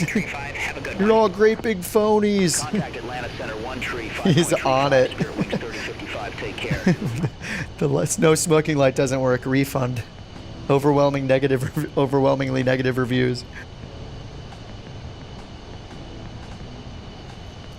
Rounding up my whole Discord to review bomb the game for this. American 1051. Feels bad. Contact Jacksonville Center 132.5. Contact Jacksonville Center 132.5. American 1051. The no smoking light was on the armrest? Oh, was it? Wait, hold on. Wait, I turned no smoking off. So if I turn seatbelts off... Oh yeah, the seatbelt sign doesn't work. So I guess no smoking is... Wait, is it this? Oh no, these are light... Oh. Oh, damn. Nice. Jacksonville Center, Spirit Wings 1888, descending via stock car 4, Woo. flight level 203. Woo. Spirit Wings 1888, Jacksonville Center, copy. Oh, the no smoking light's on now. Wait, what? No smoking and seatbelt. Wait, what the heck? What's happening here? Oh, those green lights. No smoking and seatbelt. Let me turn seatbelt off. I clicked it. No smoking is off. Okay, they just reversed the labels. No smoking is seats. Seatbelt is no smoking. We should have a no smoking sign now. Yes, or...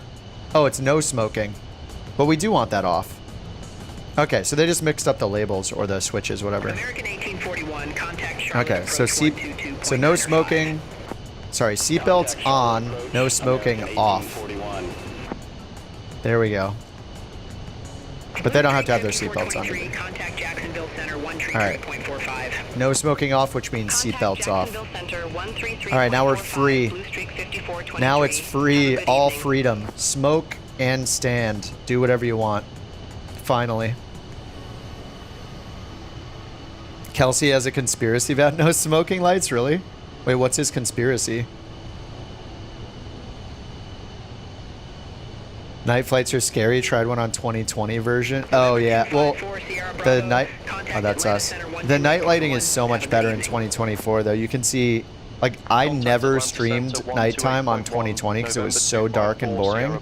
You actually have, like, good lighting. It's not, like, insanely dark. I mean, the moon is out pretty well right now. It's, like, almost a full moon. So that helps, but... It just looks so much better.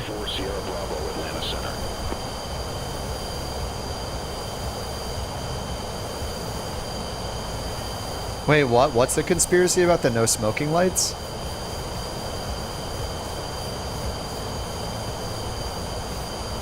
I missed something. Oh, that people still illegally smoke in an airplane? Oh, yeah. The FAA requires them to have a place to extinguish a cigarette? Wait, really? How do you get the PC-20 as a cargo? You just buy it for your cargo company. It's, is it like 8 million or something? It's in the brand new purchases. I don't think you can only buy certain planes new and only certain other planes used.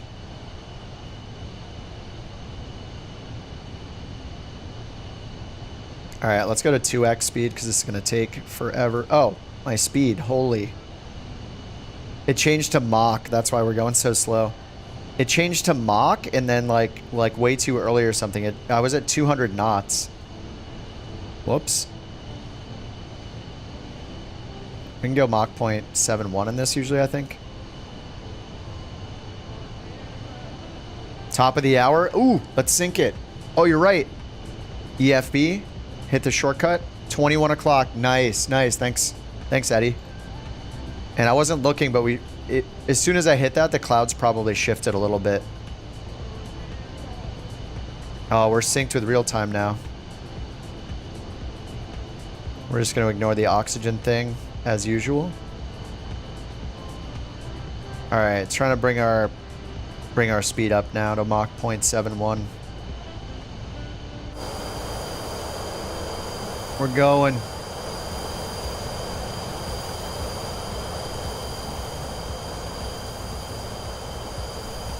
Oh no, that's great. Thanks, Eddie. Yeah, I didn't pay attention. 1051, flight level 320. American 1051, Atlanta Center, copy. Not seeing any lights from any other planes right now. Atlanta Center, route 1813, flight level 350.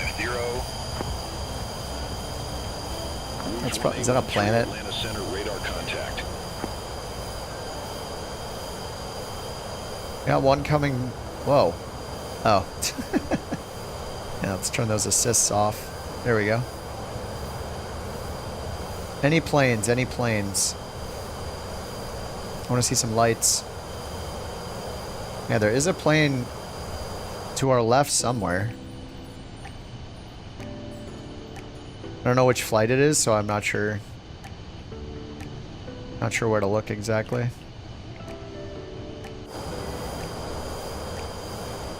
You don't get live. Well, I'm using Beyond ATC. Oh, it's right there. There's the contrail right there. Do you guys see that? It's right below us. You can see the lights in the contrail. I don't know which one of the flights that is. This is Beyond ATC though. I can actually see the plane. Really tiny. You have to turn it on in the settings though. Live traffic in career mode, you have to go to the online settings. And you have to enable it every time you open the sim. It doesn't remember your setting, which is really annoying. I'm using Beyond ATC and it has its own traffic injection, so that's what we're seeing here. But yeah, there's a separate setting for career mode live traffic. You have to turn it on under general settings online, but every time you restart the sim, it resets it. Yeah. 6 a.m. Virtue Sim. All right, man. Have a good one. Thanks for hanging out. Starting to think night missions were bugged. We didn't technically get a night mission. We're using if you look in the pinned message in the chat, we're using a command that changes our time to the top of the hour of the current Zulu time. So we just hit that and it changes our time, which in turn changes the weather. November 2540 Bravo, contact Atlanta Center 127.5. Have a good evening. The Zulu hack, yes. Contact Atlanta Center 127.5. Hope they'll fix live time. Yeah, they just need to Bravo. delete this historic weather crap that they've forced on everybody. It's weird. Atlanta Center, November 254, Sierra Bravo. Good evening. Flight level 430. Like in my opinion, career mode should be live weather all the time. November 254 Sierra Bravo. I think people should still have the flexibility to change the time of day, like in Flight Sim 2020. But I think they'd really simplify it just by forcing career mode to be live weather. Because then you have to pick and choose where you want to fly, and if you don't like flying at night, you don't have to. Because that is really hard. Like, especially, there's no way they could not force live time, because if somebody wants to fly in a certain part of the country doing certain missions, if they're flying in grass trips, they want to do crop dusting, for example, like you have to be able to rewind the time of day for that to work. I don't think time is realistic. Like, people need to be able to control the time of day, but the weather should be independent, or it should be always on live for career mode. UPS 1345 Heavy, Atlanta Center, expect level 1, runway 17 left. Expect level 1, runway 17 left. Yeah, Howard, look at the pinned message. You can just hit a button to change it to Zulu time, and then it changes the weather because of that. But yeah, there has to be enough flexibility for people who, they can't play for hours and hours. That's why sim rate is a good idea. That's why allowing the time change is a good idea. So if you're doing crop dusting, you'll still get live weather, You'll have to pick your fields accordingly, maybe if the weather's crappy or whatever. But I think like this annoying like weather tied to the sim and no night missions thing, like I don't know. Atlanta Center, American 822, flight level 390. 390. American 822, Atlanta Center, copy. All right, we're still good on the mission steps. UPS 1345 heavy, contact Atlanta Center 1. Does that keybind look like it fixes live weather? Well, how the sim works right now in 24 is time equals weather. If you have live weather on, if you pull the time back, you get the historic weather from that time of day. So if it's cloudy at 2 p.m. and your mission's at 2 p.m., it shows cloudy. If you change the time, say it's actually 10 p.m., if you set the time to Zulu time, it loads the current time. It will load the weather from that time. The time and weather are linked in Flight Sim 2024 in career mode. Like it forces you in career mode because you're forced to use live weather. But if you change the time, that also changes the weather. So when you go in and you choose any mission on the map and it says this mission happens at 11:15 a.m. As soon as you load in, it rewinds the weather to that time as well. And the METARs. So if you go into the METAR and you look at the METAR for an airport, I don't think there's one available. But if I type in LAX right now, because I changed it to Zulu time, this METAR should be the latest. Look, 18th of the month, 4:53 Zulu. It is 5:06 Zulu right now on the 18th. So you can verify by looking at the METARs that we're using real time. If I did not use the Zulu hack, this would show a METAR, a historic METAR and historic weather from whatever time it's set for us for the mission. TAFs, sometimes. I don't usually look at them, but I don't have a habit of looking at the TAFs, but I probably should. But yeah, you'll notice like because we fast forwarded the time, we're now getting a METAR from LAX in career mode that says the 18th at 4:53 Zulu, which was 15 minutes ago in real time. So this is changed. If I did not do the Zulu trick and this mission was at 2 p.m. or whatever, this METAR would be from around 2 p.m. because it ties the weather, the time of day, and the METARs together in career mode. There was one night I was sitting there playing with the missions for like an hour on the map, looking at them, looking at live METARs, looking at the EFB to figure it all out. And till proven otherwise, that's how I think it works. So because we changed the time of day, we're getting the new METARs and we're getting the new weather because it's all tied together. And the downside is that if you fly a mission, say you're a Navigraph enjoyer, or you like using real-world METARs like METARTAF.com or whatever, any real-world sources you use are going to use the current time, right? The current weather.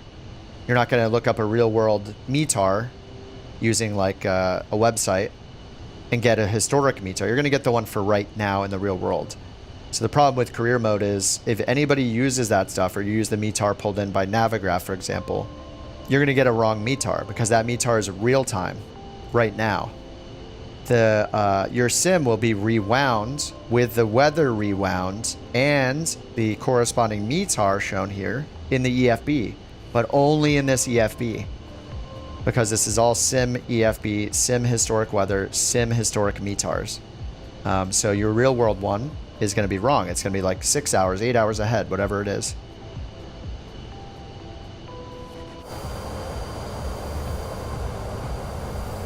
Pull live METARs on stream. I mean, I usually just use, I just use the EFB here, or I use like Navigraph or something. But we have a bot on the Discord to pull in METARs.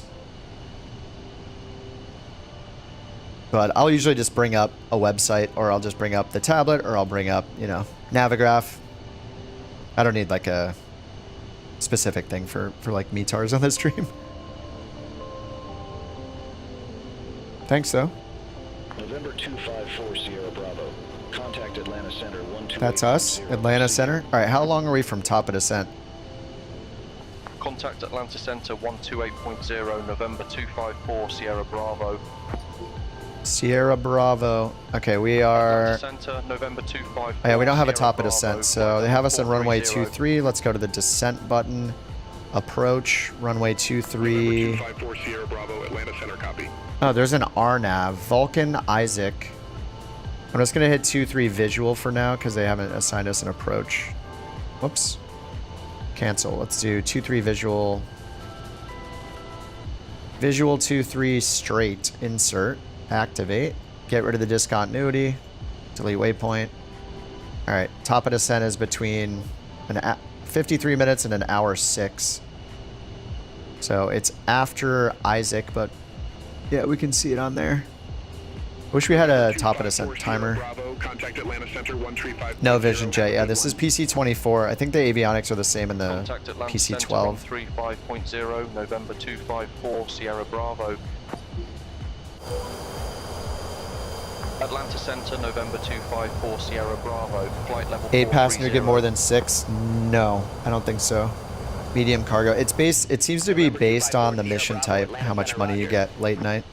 So if you do a medium cargo in this plane versus the Sky Courier versus the Grand Caravan, you're going to get the same money for each of them, as far as I can tell. 99 November is 30 minutes from your house. Nice.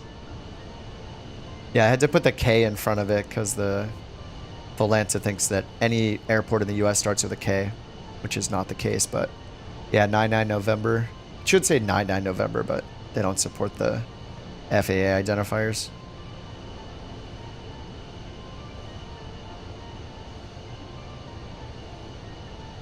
All right, so let's go to 4x speed. Clear that message.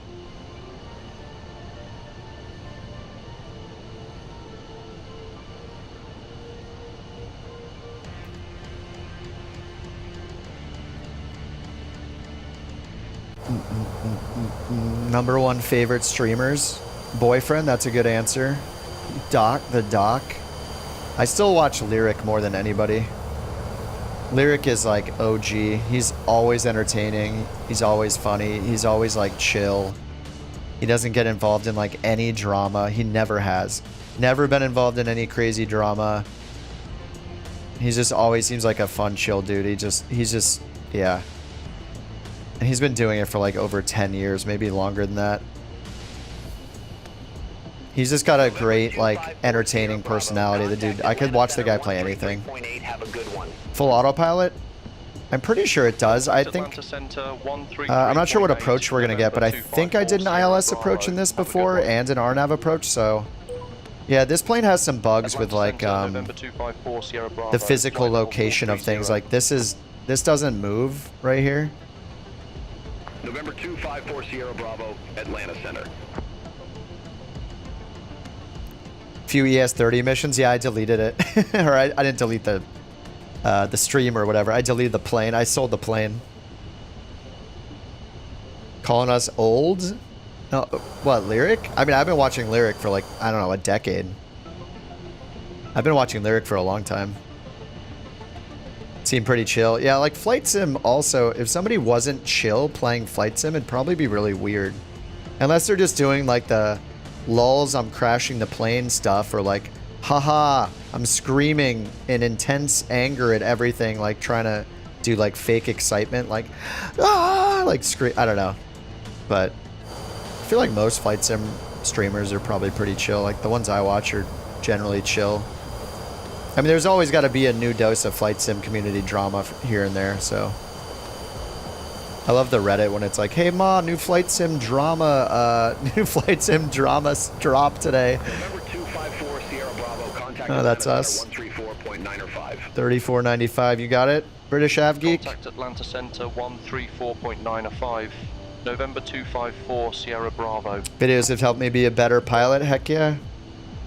Atlanta Center. Oh man, the flashing Sierra Bravo. The flashing green lights in the face. Flight level 430. Glad to hear it, Aaron. Air Force proud. I mean, he's just an OG streamer. It's so funny. Sierra Bravo, Atlanta Center. Is that Lyric? No.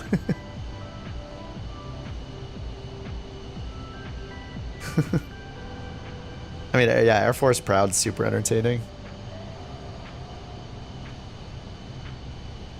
How are we at 0.736? I didn't change that. We'll go I need it to be just a little more precise here. Let's go 202 knots. Changes too much speed at a time when you change it in Mach.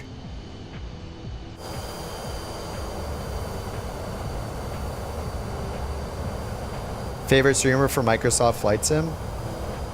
Who do I watch? I mean, I actually haven't watched Squirrel. I watch V1 all the time. V1's cool. I like, oh, who else do I tune into? I used to watch more on Twitch. I kind of don't watch on Twitch anymore. I used to watch, like, I watch XP a bit on YouTube as well. XP's chill. I like him. Number 254 Sierra Bravo, contact Atlanta Center, tree 405. Take care. I think usually, like, if I turn someone on in the background during the workday, it's usually just whoever happens to be online. Oh, Captain Canada. Sorry, yeah. Captain Canada is awesome. Yeah, I really like Captain Canada. I just started watching him like a month ago, actually. Captain Canada, I feel like he's like the Canadian version of myself, I feel like, almost. Atlanta Center, roger. I just the way he like explains things to people, I really like how he explains stuff, and he's laid back and he like answers every question he can. He's really interactive with his chat. He's just chill. I like Captain Canada a lot. He's really good. I'll turn him on during the workday sometimes. So yeah, I usually have either Canada, V1, or XP on. They all seem like good dudes, and they're just chill. They're fun to watch.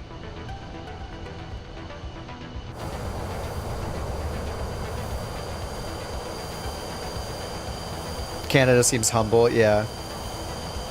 Kip on a can or something. Yeah, just have a weird name.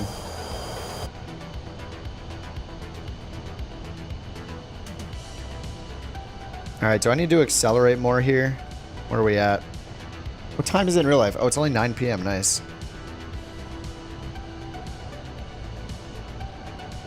Alright, TOD's coming up. I don't know if there's a way... We have, like, distance to go and ETE here for the full flight, but we don't get a top of descent timer. Like, I wish I had a TOD right here, because all the rest have time to waypoint, except the top of descent doesn't have one. I wonder if, in reality here, it shows, like, time and distance to top of descent. Yeah, it doesn't even if I change this here. And then cross is like all the altitude restrictions, so we're getting these. Let me check the ATC and see if they gave us a... do they give us a top of descent? Or they give us an approach or anything? No. No approach, we just gotta say when we're ready for descent. I don't know if there is an approach available. Actually, let's go down here and check. Oh yeah, we had the RNAV approach, right? Yeah, there's an RNAV for runway 23, so... Let us check the frequencies. KCRT frequencies. Oh no, it's just a Unicom, so, or a CTAF frequency, so we don't have any information. No weather information, and I don't know the nearest airport, and I can't look for the nearest airport on the map because they broke it in last week's patch. You used to be able to zoom in like this and see nearby airports and just click on them. And if you clicked on one that had a METAR, you could see the wind in the preview, so you would know it has a METAR. You hit show info and then hit weather, and you're good. You see the METAR, but they'll give us the altimeter, and then we'll see if they assign us the runway, runway 23. Memphis Center, November 254. I'm not sure about compare fuel quantity, but you can just, if you just look at your gauges and they look good, I would just not worry about it. Go up and hit the message clear button right here on the right side of the MFD, or whatever this thing's called. I think it's called MFD, right? Yeah, down here it says PFD, MFD, and then TSC, and then, what is it, lower MFD? Yeah, over here it says lower MFD for this one. So this is like upper MFD, lower MFD, and then the TCH, I guess touchscreen. Which you don't even really need to use. I guess for the transponder I had to use it. I don't think you can do the transponder anywhere else. Oh yeah, wait, over here, right? Yeah, you can do the transponder right here. And then I think you use these. Yeah, that'll change it. This is actually really nice, the comms. You just click it, use the selection knobs over here to change it, and then click it again. Yeah, you click it again to transfer it. So it's activate and then click his swap. The second click his swap. Kind of nice. I don't know what happened, but our boy British Av Geek didn't announce he's on the frequency. Memphis Center, November 254 Sierra Bravo, flight level 430. All right, we're going 4x speed right now. Not able to purchase the cheapest used 7. Oh, you'll be able to in about a week. From Caravan to that. A Caravan to a 737. Yeah. Well, I mean, the Caravan is, you know, you're earning as much as you can. I get the same amount in the PC-24. I just wanted, you know, I just want to try all the planes. Sierra Bravo, Memphis Center, expect radar vectors, RNAV runway 23. Nice. All right, expect vectors, RNAV runway 23, couch 323. Correction, November 0, Sierra Bravo. All right, vectors for RNAV 23. So let's see if we have the charts. We do. And we'll just pick an initial approach fix, even though they're going to give us vectors. And we're coming from the east, so I'm going to pick an initial approach fix from the east. So we have PVOI, which is right here. We should just use PVOI because we're pretty much flying directly from the east. If we choose this one, we would go down like this way, then this way, then this way. And then we need to make that 90-degree turn. But if we go from this way, then it'll be less than 90 degrees. So I'm going to use PVOI. And that's going to match up with the vectors they're giving us anyway, roughly. So we'll insert that. Activate and remove the discontinuity. Click and delete. Activate again. All right, so now we have top of descent. Looks like it's now. We're about to hit the top of descent. All right, let me go back to real time. Couch 323 is ready to descend. November 254 Sierra Bravo. Oops. Request not understood. Ready to descend. November 254 Sierra Bravo did not copy. Huh? Wait, did they tell us to descend? Oh, they said descend and maintain 260. I'm dumb. They already said that. All right, 260. So let's bring down the selected altitude. 26,000. Sierra Bravo, contact Memphis Center 132.75. All right, 260, and we'll just vertical speed it down. Actually, I'll flight level change it down. November 254. We're just going to flight level change it at 200 knots, and then as we get lower, we'll watch our indicated airspeed. Memphis Center, November 254, Sierra Bravo, flight level 430. See what kind of speed that gives us. 3,000 feet per minute. November 254. Ground speed was 345, so... Good evening. Before that, it was maybe around 300. So 300 times 5, 1,500 feet per minute. We're going 2,900 feet per minute. Let's see if we catch up to the vertical nav, though. I'll zoom in. Oh, top of descent still in front of me. Okay, never mind. Can we do VNav direct in this? What if I click here? No. Okay. No VNav descent? Or no VNav direct, maybe?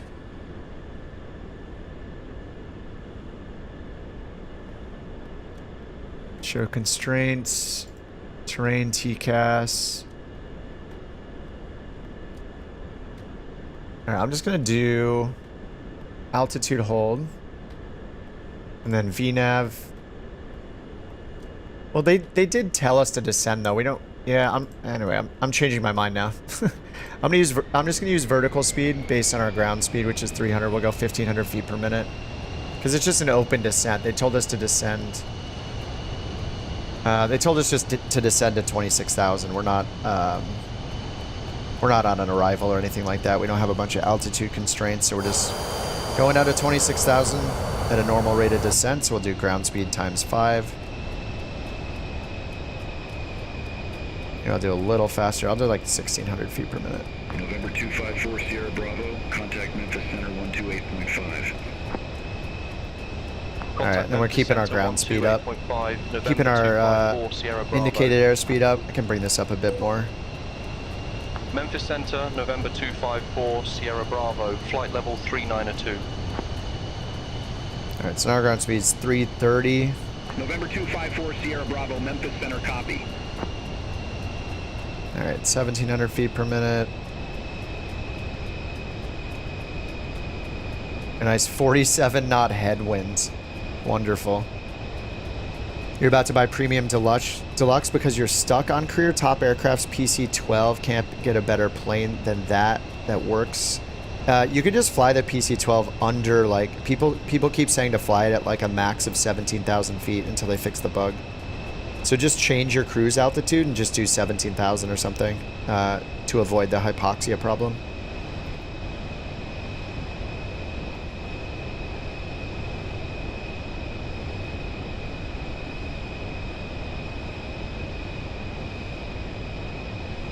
Gonna go back and revisit a walkthrough for the CJ4. Oh yeah, the CJ4 uses like those Collins avionics. You could also use those in the King Air C90. Has like the same ones. Man, I love the CJ4.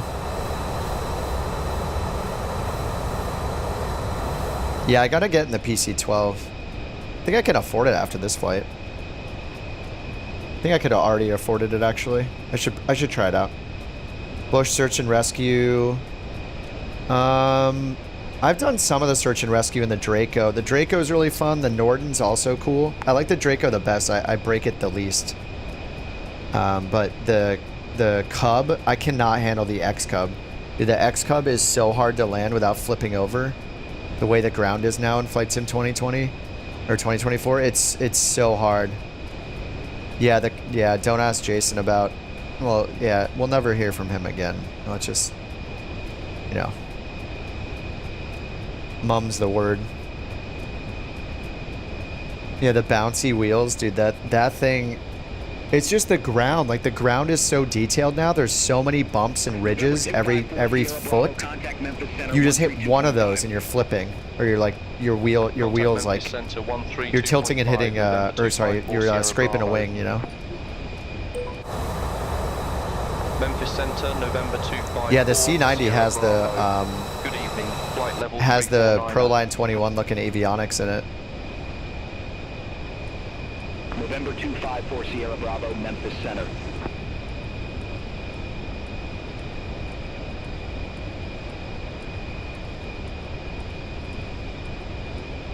Southwest 481, contact Houston Center 133.5. Have a good evening. Contact Houston Center 133.5, Southwest 481. All right, we just saw like that one plane, right? We haven't really seen anyone else here.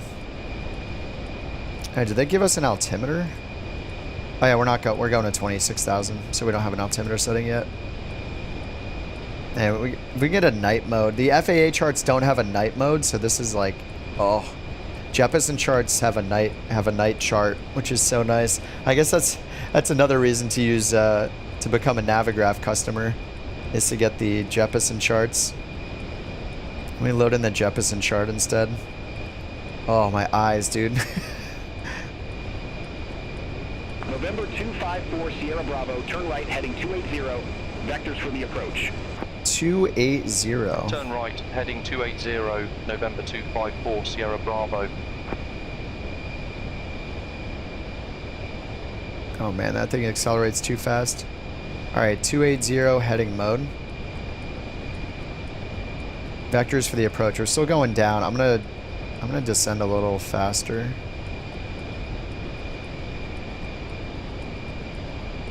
All right, let's import the flight over here. And we'll see the beauty of the Jeppesen charts. And we're gonna get the RNAV approach. Runway 23, PVOI. Let me make the interface bigger in the settings. There we go. Ah, the night chart. You love to see it. All right, so let's get our minimums in. Minimums knob is up here, and minimum straight in, landing 23, MDA 760, which is 576 above the ground. All right, 760. So where are the minimums?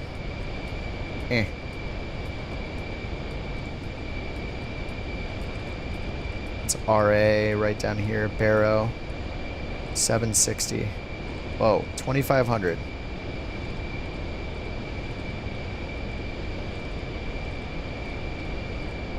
760. All right, 760 Barrow set.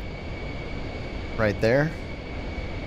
And then we can go down to 2,000 feet on the approach. It is an LNAV approach, we can see here. LNAV, and then 760 were the minimums. And then the descent down to the runway is 3.05 degrees. 3 is standard, so you get a little bonus quicker descent, more of a descent angle.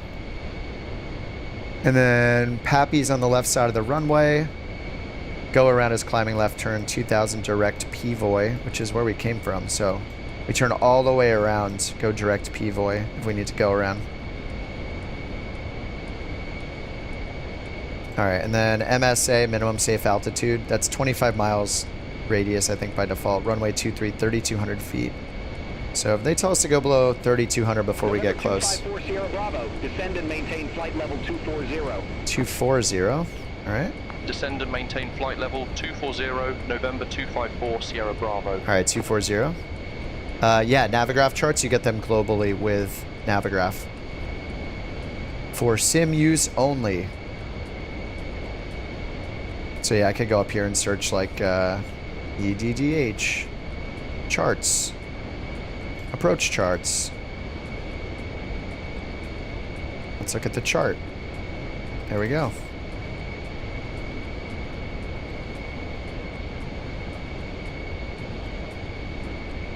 Yeah, Navigraph is great. If you can afford it, it's really nice. Can't figure out how to use Beyond ATC without Navigraph. You don't need... Well, I mean, you don't need Navigraph. You only need SimBrief, Joseph. SimBrief is owned by Navigraph now, but it's free to use SimBrief.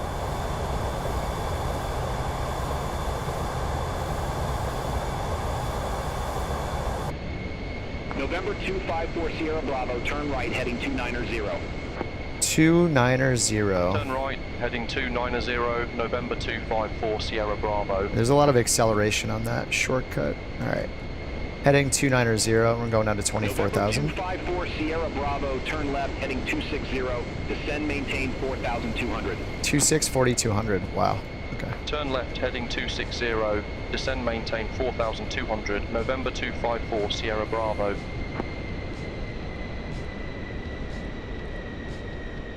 All right, 260, 4,200.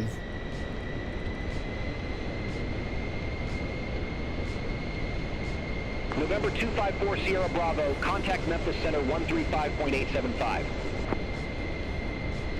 Contact Memphis Center 135.875, November 254, Sierra Bravo. All right, he didn't give us an altimeter though, which is... Memphis Center, November that would be very nice Sierra Bravo, flight to get an level altimeter, 242. so I'm not sure if I can get one. November 254 Sierra Bravo, Memphis Center, copy.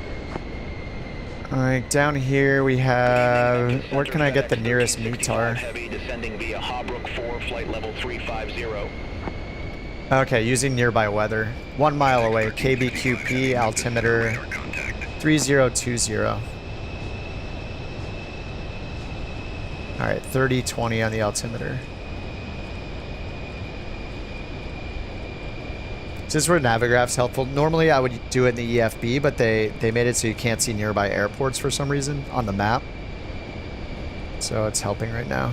I could just look in a real world one since we have the time synced or whatever. So thought you could use Beyond ATC with the Microsoft Flight Sim Planner. No, Beyond ATC you have to use with SimBrief. It's the only way. Like the first thing that Beyond ATC shows is enter your SimBrief ID. But SimBrief is free. You just go to the website, sign up. It's all through SimBrief. The thing that I've been doing is I mean, you can, when you use SimBrief, you can use this flight planner and you can put in the same route if you want to. So if it gives you this route, you can put that in as your route with Beyond ATC. Like they have to be synced up essentially if you're using career mode. So that's what I've been doing for a while is to get career mode to work, you just need to make sure you're flying like the same route. But I just kind of ignore the in-game ATC. I just need it to count the mission for me. But yeah, I'm using career mode in Beyond ATC right now. Beyond ATC requires SimBrief. So you have to go to SimBrief, do your flight planning with SimBrief, You could give it manual waypoints if you want, like the ones from the EFB. You could just give it the same route Microsoft chose for you if you want. Or do it the other way around, where you let SimBrief decide. It's usually going to be better if SimBrief decides. So I let SimBrief do the flight plan. And then I actually use the SimBrief dispatch app here. You can even do it through this app like I did earlier. Like before this flight, I did it using the app. And then if you hit import route, it just automatically updates the EFB one as well. You can do it manually. I just use that as a shortcut. All right, well, we are still on their heading. Check Barrow, it says. I did that. 3020, so we're good there. All right, and Memphis Center, let's see. Yeah, they just said copy when we got in touch with them. On your way home from taco. Oh my God, taco sounds so good right now. Tacos and flight sim, dude. I want the tacos. All right, we're coming up to 18,000 feet. And we're just on the heading they gave us. Prepare your eyes for a white chart. Oh. Yeah, okay, we got our minimum 760. Airport elevation 184 feet. It's a 5,000 foot runway. Turn off is to the left. Final approach course is 230. And the go around's climbing left turn. We just turn all the way around to 2,000 feet. Back the way we came. That's the app you had. It wasn't recognized at the airport. Yes. When it's installed, it makes the EFB not show any airports. Yeah, so, okay, yeah, there's a few things going on. So, yeah, I don't know what happened. I think the update they made, I can't see any airports on the EFB either, the Microsoft one. Like, I used to use this to zoom in and find nearby airports to get their weather information, but yeah, they're just gone for me too. I see no airports. So this is a bug they introduced in the last patch, I think. The other thing is with Beyond ATC, if you're flying to like some bush strip in the middle of nowhere, it's not going to work because there's no parking space. So I run into that too. Like certain airports, especially really tiny ones, if they don't have any parking information, then it won't work with Beyond ATC. So that's just, yeah, it happens to me too. I've been trying to look at airports in the US that start with the letter K, right? There'll be bigger airports in general. But yeah, if you're going to really tiny airports, it might not support them because they have no like parking spots. It can't spawn traffic. It can't get you from parking to parking. Check the PC-24. What's the standard cruise speed in Mach? I think it's like 0.71 something. I don't know if we have a VNAV section here. Does it show it here? Speed? Oh, no, it doesn't. It's at 0.47, but I got up to around like 0.71 or 0.72. Roughly. But that was at, what were we at on this flight? Were we at 43,000 feet or 40? 40, 41 maybe? We were almost to our ceiling. I think it could go to 45,000. See like a beacon light or something shining down there. That's cool. Yeah, I can see the airport beacon light from this airport right here through the like fog. See it right there? There's a little, it's flashing green. And then there's white. Is green and white military or is red and white military? I think it's green and white. Is red and white civilian? The beacons. All right, 14,000. Yeah, Joseph. It's like it's one of those things like Beyond ATC.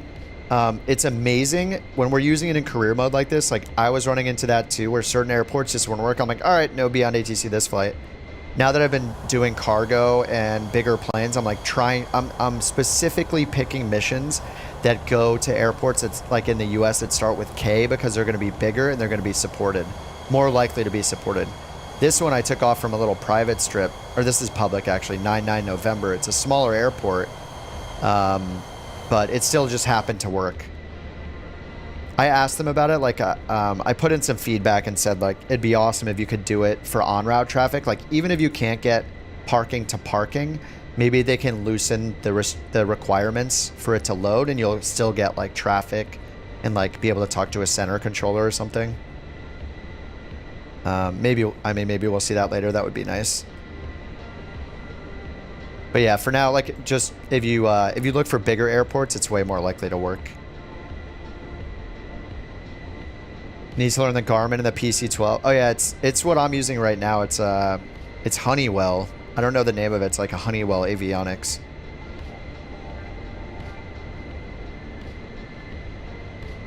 Yeah, lots of places too small for the PC-24. Yeah. Yeah, I mean, that you guys saw me crash it like 3 times, so you can see that beacon over there too. 0.470. Oh yeah, 0.470 is way too slow for a cruise speed though. That cruise speed in Mach is like under 200, like way under 200 knots equivalent. You want to bring it up to like 0.7. 0.470 is like probably the climb speed. November 254 Sierra Bravo altimeter, expect radar vectors for RNAV runway 23. Alright, expect vectors. They couldn't give us the altimeter. Altimeter, expect radar vectors. It just says altimeter because there's no weather available there. November 254 Sierra Bravo. We got the altimeter setting, so we're good. We could also just hit comma. November 254 Sierra Bravo, 36 miles from Pavoy. Fly present heading, maintain 2000 until established. Cleared ER. Nav runway 23. ER what? Alright, 2000 until established. 2000 until established. Cleared RNAV runway 23, November 254. Alright, cleared RNAV runway 23, so we can just fly to the rest of the waypoints ourselves. I'm just gonna go direct to Pvoy. It's right there. Let's go direct to... Yeah, it's gonna turn us a little bit to the right. I'll turn on nav mode. Or a little bit to the left, sorry. It's just a little turn. They won't notice that, right? Is that the airport over there? Dude, the night lighting for the airports look awesome, too. Green and white for military. Green and white for both military airport beacons. Wait. Alternate between white and green. I have 2 quick white flashes between the green flashes. Oh, both military and civil. So it's white, white, green versus just white, green.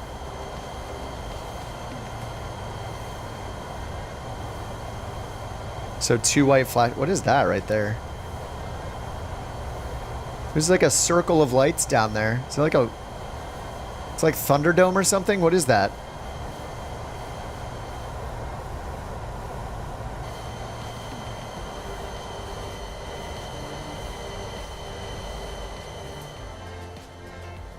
We have to see what this is.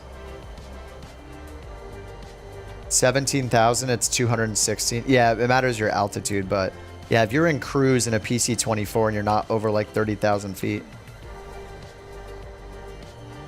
Oh, it's just like a little park. Yeah, it's a little park. Nice.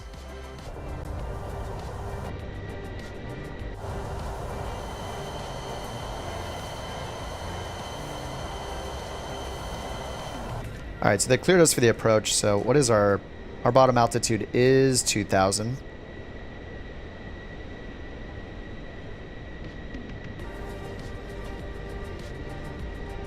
It's going to slow our rate of descent. We're down to 220 knots. Wish we had the little banana arc on this. I don't know if we can turn that on.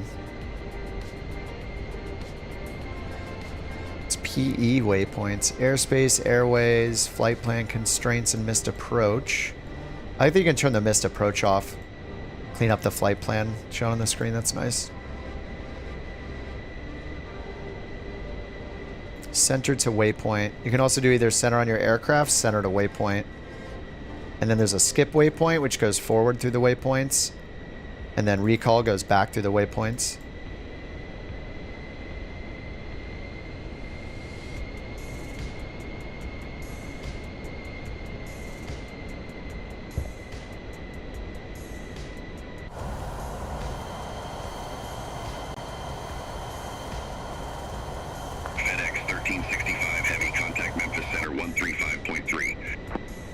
All right, we're at 4,000 feet. I'm just gonna hit comma.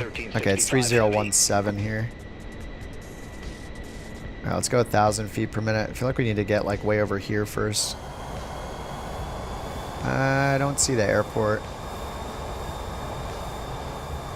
I think it's like way over here, maybe. Going 220 knots.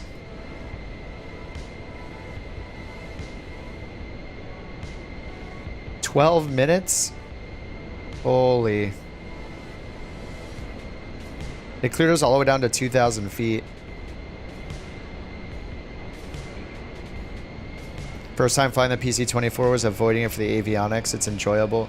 Yeah, it's not too bad. It takes a little getting used to. Like, you can't change the destination to airport, which is weird, but yeah, I mean, it works fine. I think the rotation speed's more like 120, even though over here it says like 82 for some reason. And if you put in any waypoints, look around for this little teeny icon. I don't know if you can see this. Yeah, this little icon. This is a little keyboard mode.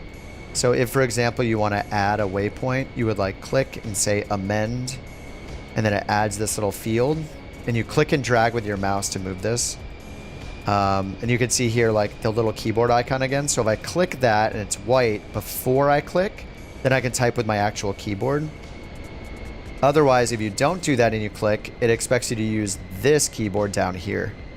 So if you click that little teeny mini keyboard looking icon, then you can type with your actual keyboard if you have one. I assume you're on PC. This system, it's some Honeywell avionics system. I'm not sure exactly the model or anything.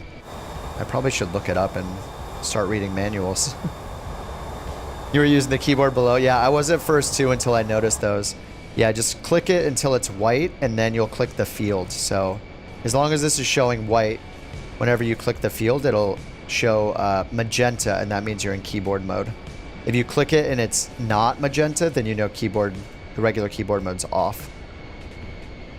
And then if you get any messages over here, you can clear them with a message clear button right here.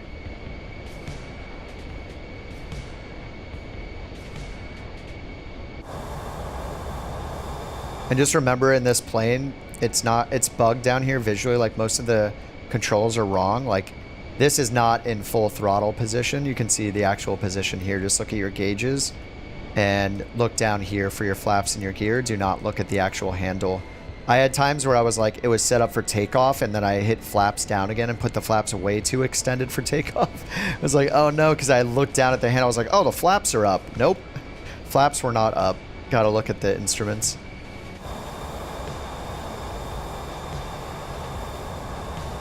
Yeah, I descended way too fast. Should have used VNav. I mean, he told me to go down to 2,000, but, you know, blame ATC, I guess.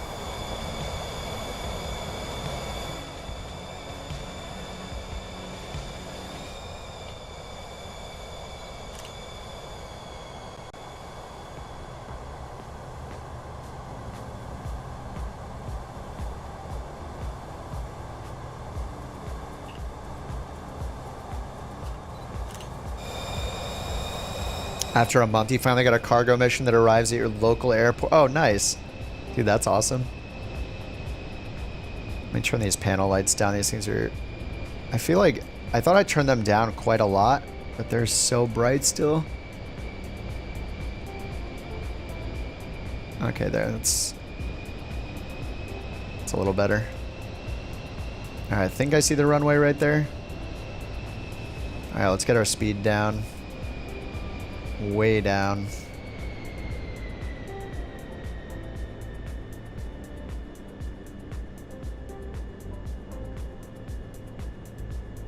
And this is an LNAV approach, so we don't have any vertical guidance.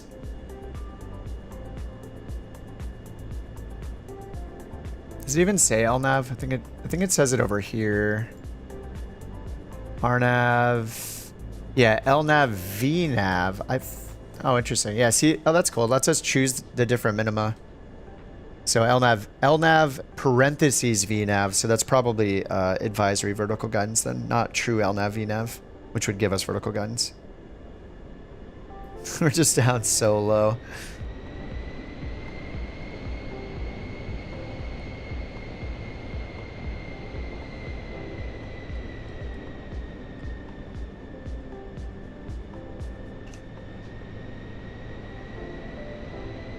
Instrument replay, record flight. There is, but only in free flight for some reason. Yeah, it's called like, I forget it's like 3 letters. FRS or something like that. FRC, flight recorder camera, or FRS. Something like that. But yeah, it's only in free flight right now, which is annoying. Be nice to, yeah, record landings in career mode. Oh, FCR, that's it. Yeah, that sounds right.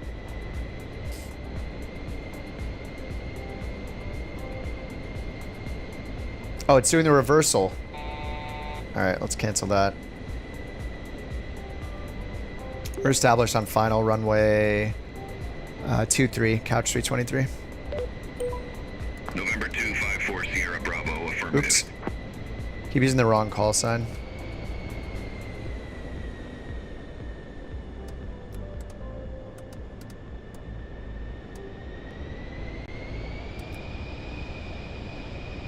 It was doing the hold. I didn't know it was going to do the hold. It doesn't say anything about the hold over here, but I guess it was drawn. November 254 Sierra Bravo, no tower services available at Stell. Frequency change approved. Frequency change approved. November 254 Sierra Bravo. Alright, let me get the autopilot back on.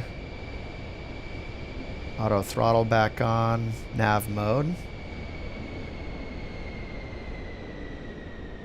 Alright, we're at 2600. And let's hit approach and see what it does with the advisory glide path.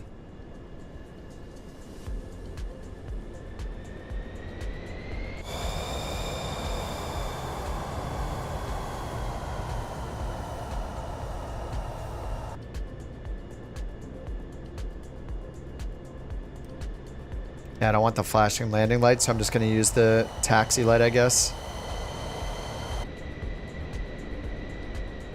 Oh yeah, FSX with the tower view mode. Didn't it have ATC multiplayer like built in? Isn't that all the old like like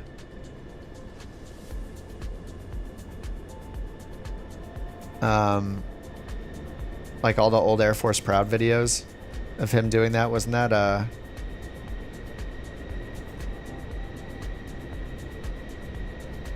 was that all done in FSX? Dude, SX, I don't know if I thanked you for the super chat earlier, but thanks for the super chat. I think I answered your question. It was an hour ago. Hot air balloon space shuttle mode.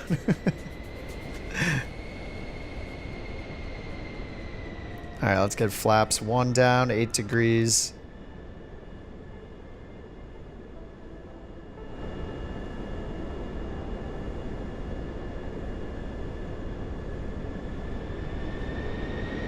Alright, we can take this down to 760 minimums, and then we'll turn around and climb 2,000 feet if we need missed approach.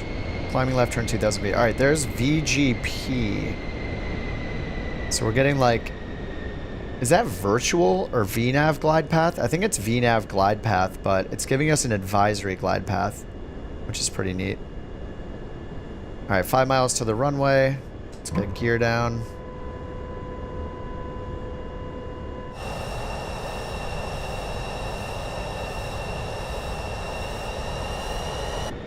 Alright, I have gear. I have landing gear this time. 3 greens. Flaps 15. 7 knot crosswind. 23 knot headwind. Holy. What's up, Jeff? Yeah, that was an hour ago. Minimum. Teaching your boyfriend the Vision Jet. Nice. Use the Stream Deck plus map to FLC. Oh yeah, I've been doing that too. Yeah, I have some shortcuts there, so I'm changing mine every now and then. Landing gear, yeah. Thanks for double checking for me. We do have the landing gear down this time. We have three greens indicated. I don't know if I should go full flaps with the 18 knots. This glide path's doing a good job though. We can still go down a few hundred feet more. We're at 1120. We can go to 760. Lost your TV remote. Alright, we got the Vazzies on the right. Looks good. Nice runway lighting. You love to see it. All right, we'll leave the autopilot on, but get the auto throttle off.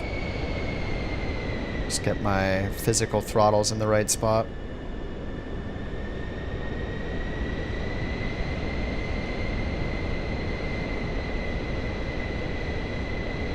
All right, let's turn that off. Autopilot's off. 500. All right, I'm gonna get flaps full now. Oh no, we're getting blown off course. 5 knot wind from the left. Okay.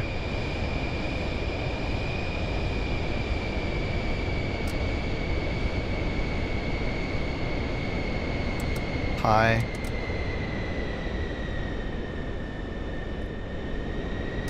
Really high.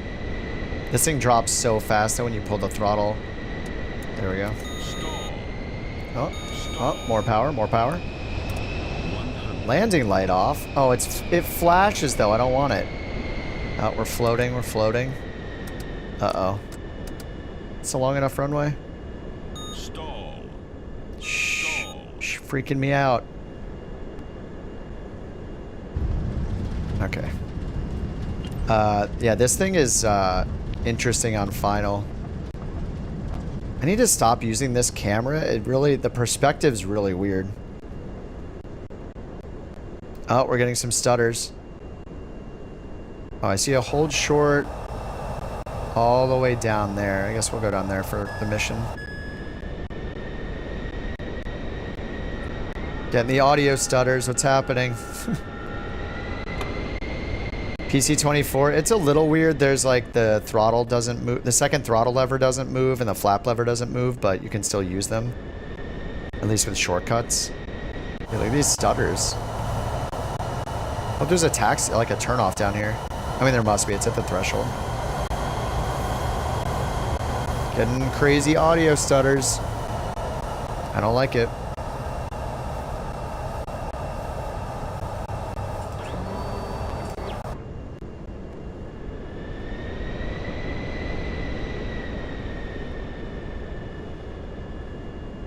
It doesn't flash, just hover it, scroll wheel down. Oh, really? On the landing pulse? Oh, you're right. I thought I tried that earlier and it didn't work. Okay. Nice, thanks.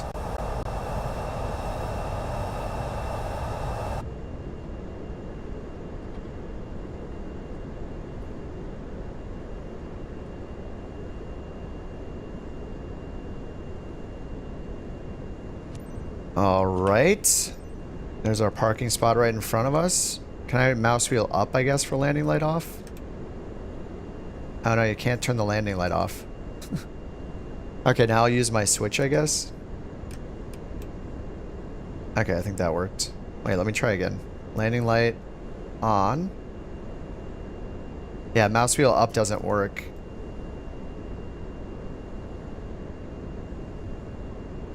Okay, when I use my physical switch though, then it turns off.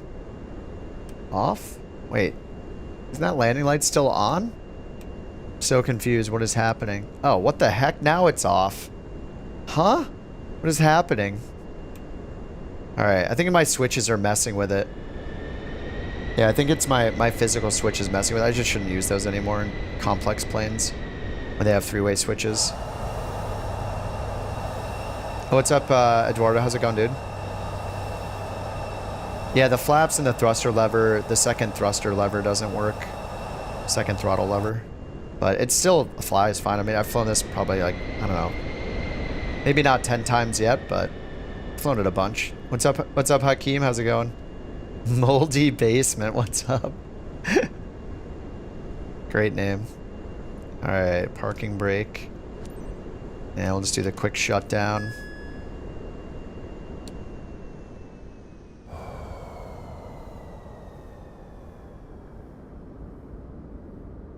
And a little nighttime shot here.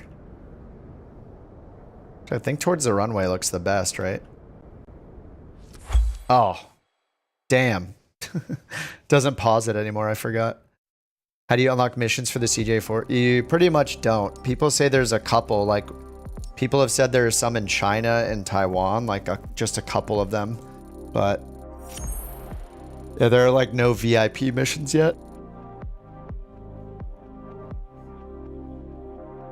Taxi lights on the plane are 10 times brighter than all the lights on the Vision Jet. The Vision Jet, like, landing lights just, like, point down for some reason. Requirements for VIP charter.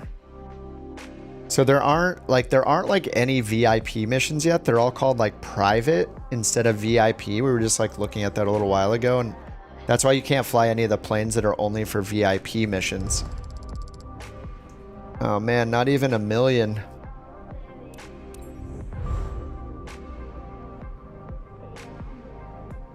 Yeah, if you look and you point at the missions, they're not, they'll say private instead of VIP. The only VIP mission I've done is the BBJ one that it gave us, the gold one. So like if I go and I look at any of the VIP missions, you'll see they say private. They don't say VIP. So like if we go, it's just private charter. So we don't even have VIP missions yet. So here, like, when you unlock charter service private, these are still all of the VIP missions we have. And then when we did this, I think it was when we went down here, when we did charter service VIP, it unlocked that mission with the BBJ, the 737 BBJ, Boeing business jet, which was pretty cool, but we don't have any other VIPs, so you can't use any of these planes yet for VIP missions. So if you buy the PC-24 with passengers, if you just go to your charter service company, you can buy these planes, but there aren't any missions for them yet, unfortunately. Grinded to get charter, but only got 1 mission. Are you talking about the private charter? When you unlock charter VIP, you get the Boeing business jet mission. You have to finish that mission before it'll unlock more. But there are no more to unlock. So you can finish it, but then you won't get charter VIP missions. Yeah, it's the same thing with cargo transport heavy. There are none of those. I think we have the rest of them though. We just don't have cargo transport heavy and charter service VIP. We have passenger airline because I've done some of those in the Saab. I just can't afford the max. Yeah, the gold. Yeah. The gold mission is the Boeing business jet mission in California. It's like LAX to SFO, I think. That is the one VIP mission. Some people say they've seen some popping up in like in Taiwan and China, but it might be like a bug. It might be a mistake. There's supposedly a couple of them, so maybe they're just in there kind of by accident. You got a second one today? I had a day where when I signed in, when I opened the sim up, it animated me around showing the gold diamond missions or whatever, the gold missions. And it showed like 3 different ones in the US that were all for the BBJ. And then they like went away. So I have no idea where they are. Gold star overseas. Like I think they only, whoops. I always do that. No, I didn't finish the Viking one yet. I just have this one for a helicopter mission, and then there's like, I think I have one for crop dusting. Yeah, that's a crop dusting helicopter one. And then I have the firefighting one. I haven't done that. I tried it once and I failed. Those are the only gold ones I have, I think. Yeah. We're just waiting on them to, you know, they probably aren't unlocking them because maybe there's some problems. Like maybe they want to fix the PC-12 first. I don't know. We will see. Don't bother with a Saab for cargo. Correct. Yeah, because there's no heavy cargo missions yet. No VIP, no heavy cargo. So Saab for, you can do it for airline though, for passenger transport. So yeah, VIP for Vision Jet's fine. VIP for, or cargo for PC-24 and Grand Caravan's fine because PC-24 can do medium cargo, or it just does medium cargo, I think. Yeah, all these VIP ones just say, see, it just says private. Charter service private. Charter service private. Private.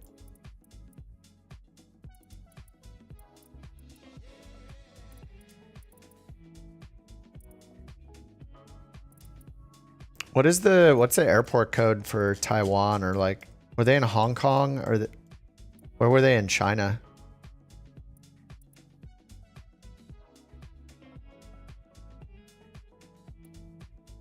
They said it was freelance missions too, though. Somebody said they found one in Taiwan. For, there's just like a couple CJ4 missions.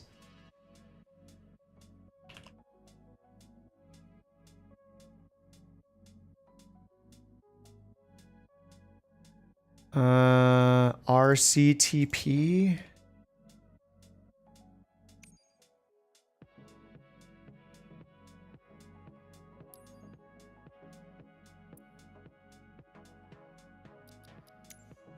Is there an employee? I have to reveal the rest of it. Of this airport.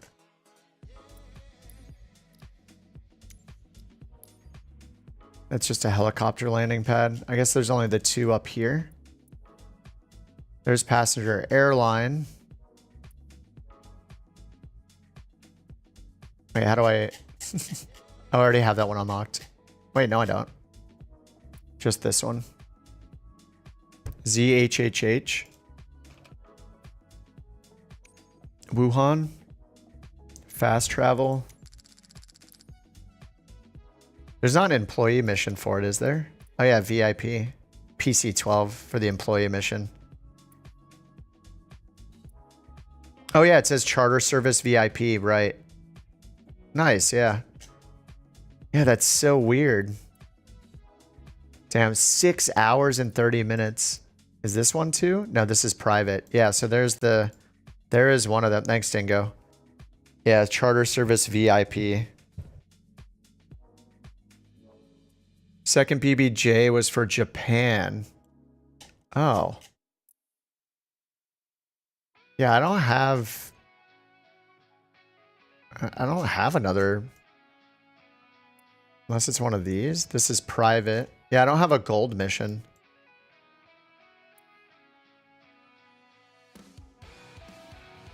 Yeah, it's weird. What's wrong with Pilatus? The PC-12 or the PC-12 right now, you can't fly it over like 17,000 feet, or your passengers die of hypoxia. They have no oxygen. The pressurization doesn't work. It doesn't work in the PC-24 either, but in the PC-24 it doesn't error out. It doesn't give you a failed mission. Can I afford the PC-12? I think I can. I got 7 million. But we can't fly the PC-12 in VIP yet. So I would have to do it for... We can still use it for private, right? Couch celebs.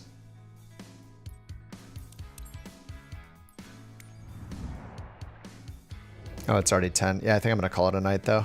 Maybe I'll buy this. I'll think about it. Maybe I'll buy it tomorrow. I was up too late last night. Yeah, PC-12. So we can... This says VIP. Wait, we can use VIP for the private message, right? How many passengers have I killed? I don't know. Wait, I don't know if I have killed any. Have I crashed this? I don't know if I've crashed the Vision Jet. Oh no, I just did. I just did today. Well, we kind of landed with no gear. I don't think they would have died. We did a smooth enough landing where you never notice it says VIP? Yeah. CJ4. Yeah, but I can only do like one mission with it. Saved and got the 737. It's worth the grind. Missions pay 8 to 16 million. Did you get the used one then, Mike? I assume you got the used one and then repaired it, because it's like, what, 60 million? I really want to do the VIP missions. So can you just keep redoing the VIP missions over and over? Like, even though there's only like 2 or 3 of them? Can you just keep doing that mission and get... Isn't it like 2 million for each one or something? How do you open more companies? You just have to save up money again. So if you go to the create company section here, it'll show you what you need. So if you click it, you basically need enough for the cheapest plane that it shows. So you'll need this much for whichever company you click, plus the purchase credits down here where it says 200,000. So when you click yours, like say it's the cargo one, it'll say like, okay, you have to have 10,000 for the business and 270,000 to buy one Cessna or something like that. So you just need enough money. It's weird, but you need enough money to buy the plane and the business. But then when you do click on the business, you can just buy the business and not buy the plane right away. It doesn't make any sense, but it's only unlocked when you have, yeah, and then the specializations. So it shows the certifications you need. So you need to make sure you have, over here for the certifications, you have what you need for it unlocked. 12,000 feet. Yeah, it's just, yeah, it's usually like 10,000, but, yeah, there are some rules where you can go like higher temporarily, I think. But in terms of flying the PC-12 and what works with career mode, people have been saying you can get up to like 17,000 and it doesn't fail you. So as long as you can get up a little higher where it won't fail the mission. If you can figure out the throttle on the 208. Oh, Dwayne. So yeah, the throttle is kind of messed up. So I assume, do you know the fuel condition lever? It's like the red lever that's either cut off, low idle, or high idle. The real way, as far as I know, the real way to fly the Caravan and most turboprops is you use low idle when you're taxiing, and then before takeoff you put it in high idle. And then you take off with high idle, you fly in high idle, you land in high idle, and then when you exit the runway, you put it back in low idle to taxi again. But the last Grand Caravan flight I took, I moved it to low idle on my approach, and it helped a lot with the throttle issues. So for now, until they fix it, I would try that and see if it works for you for landing. You could leave it in low idle the whole time if you want. You're just missing out on some power on your takeoff and climb and stuff. But yeah, just move that to low, move the red handle to low idle as you're coming in for your approach, and it should help keep the power lower. Feathering isn't needed to help with throttle. No, as far as I know, like every checklist I've ever seen for almost any plane, you put prop full forward when you're coming into land. The only time you like feather prop is in cruise for the most part. Sometimes in climb, I think one of the Turbine Dukes. No, I think the Turbine Duke had me bring it back in only in cruise. But I'm pretty sure you leave prop full forward. Unless you're in cruise. But I mean, you know, you can look up a checklist and see. Oh, feathering when taxiing. Yes, that's right, Jim. Yeah, use the beta range. If you set that up to use the reverser range, then yeah. But also the low idle is helpful too. But yeah, the high idle is only for, you know, when you're gonna take off, climb, cruise. You just pull it to low idle for taxiing. But yeah, you could do it in high idle on a taxi. It's just gonna be, you're gonna need a lot more beta range. Yeah. Throttle's bugged. You shouldn't be able to go into beta in the air. No detent on the sim. Yeah, it seems like it brings it into reverse idle. Oh yeah, something else I changed that helped me is by default, you guys are probably using throttle axis. So if you're using this, which controls every throttle in the plane all at the same time, like, so if you have single engine or 4 engines, it's going to move all the throttles synchronously, all of them the exact same, so they're not split. You could go and try to use throttle 1 axis instead, and remember you'll have to change this later if you ever fly a twin. Say you only have 1 throttle up and down, you know, you'll have to change this back to just throttle axis. But I changed mine to use throttle 1 axis. Where is it on my? Yeah, this one. This seemed to help me too. It might be worth trying this as well, the 0 to 100%. But try these other throttle settings specifically for throttle 1 in the Grand Caravan and see if that helps. So I would try low idle on approach and try these other specifically for throttle 1 axis instead of all the throttle. See if that works. Skeptical of the AI. Tips for what? You got your second 172 for cargo. We're considering using crew. Yeah. Maintenance, I think it depends on what insurance you have. I use the cheapest insurance for every single plane. People have said that they end up paying so much in insurance that it's not worth having the crew fly. So I turn crew on every single plane, and I have the lowest insurance for every single plane, and I got like 2 million today from passive income. So I just bought a bunch on the last one. I bought like I bought a firefighting plane that I'm not even flying. I bought a agricultural plane that I'm not flying just to turn crew on and see. I had taken, let's see, I took a screenshot of it. Where is it? I can drag the screenshot over to the stream real quick. It is loading. The crew, I don't think it crashes your planes, no. It just has wear and tear. Yeah, this was from right before I started the stream. This screenshot. So this is my passive income today. 2.8 million. And I didn't scroll down here, but you can see like Air Tractor didn't get very much at all. And then you can see the wear and tear on the planes. So I should go through right now through the planes and see. So it's like between 2 and 9% wear and tear, it looks like. So I probably need to go over here. This is kind of the long way to do it, to go in here through the list, do the checkup, and then click the delegated maintenance button for every plane. If you go to the map, it's a lot faster. So you just go to the missions. Assuming your planes are all kind of in the same area, you can just go to freelancer mode and then find your planes in the world. Just find these icons and just click this, click manage, and then go through it. So this one has, oh my God. This is a Grand Caravan, 500,000. All right, maybe I'll get the money back tomorrow. And then you can hit escape and then go to the next plane. Just click all the icons. This one says good, good, good. And you can see if it says good or not when you click on it. New. This one says to maintain, the Vision Jet. Oh, is this the one I broke? Oh, this one's good. I'll just wash it, I guess. But it's faster to do it from the map like this. So just look at the ones that say to maintain. That's the Vision Jet again, right? Vision Jet to maintain. 340 is fine. Down here, good, good. I don't know if it's always right, but yeah. That's a fast way to do it. Caravan is weak.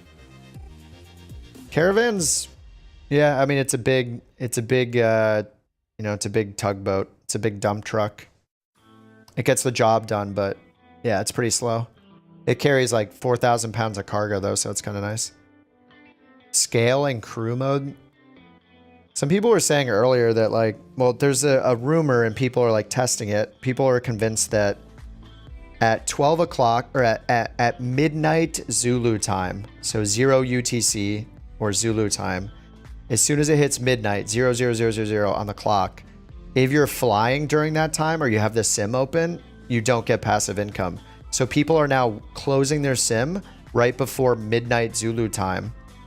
At the start of a new day, they're closing their sim and waiting until after midnight Zulu and then reopening the sim, and they're saying that they're getting passive income after doing that. So you guys could try that. I had the sim closed at Zulu time and then I opened it right before the stream, which was like 40 minutes past midnight Zulu, I think. Or no, it was like an hour and a half past midnight Zulu, and I got paid. So I don't know. Yeah, you guys can try it, see if it works. And then yeah, if you want to use the midnight, how long till next midnight Zulu time? It is 6:20 Zulu time right now.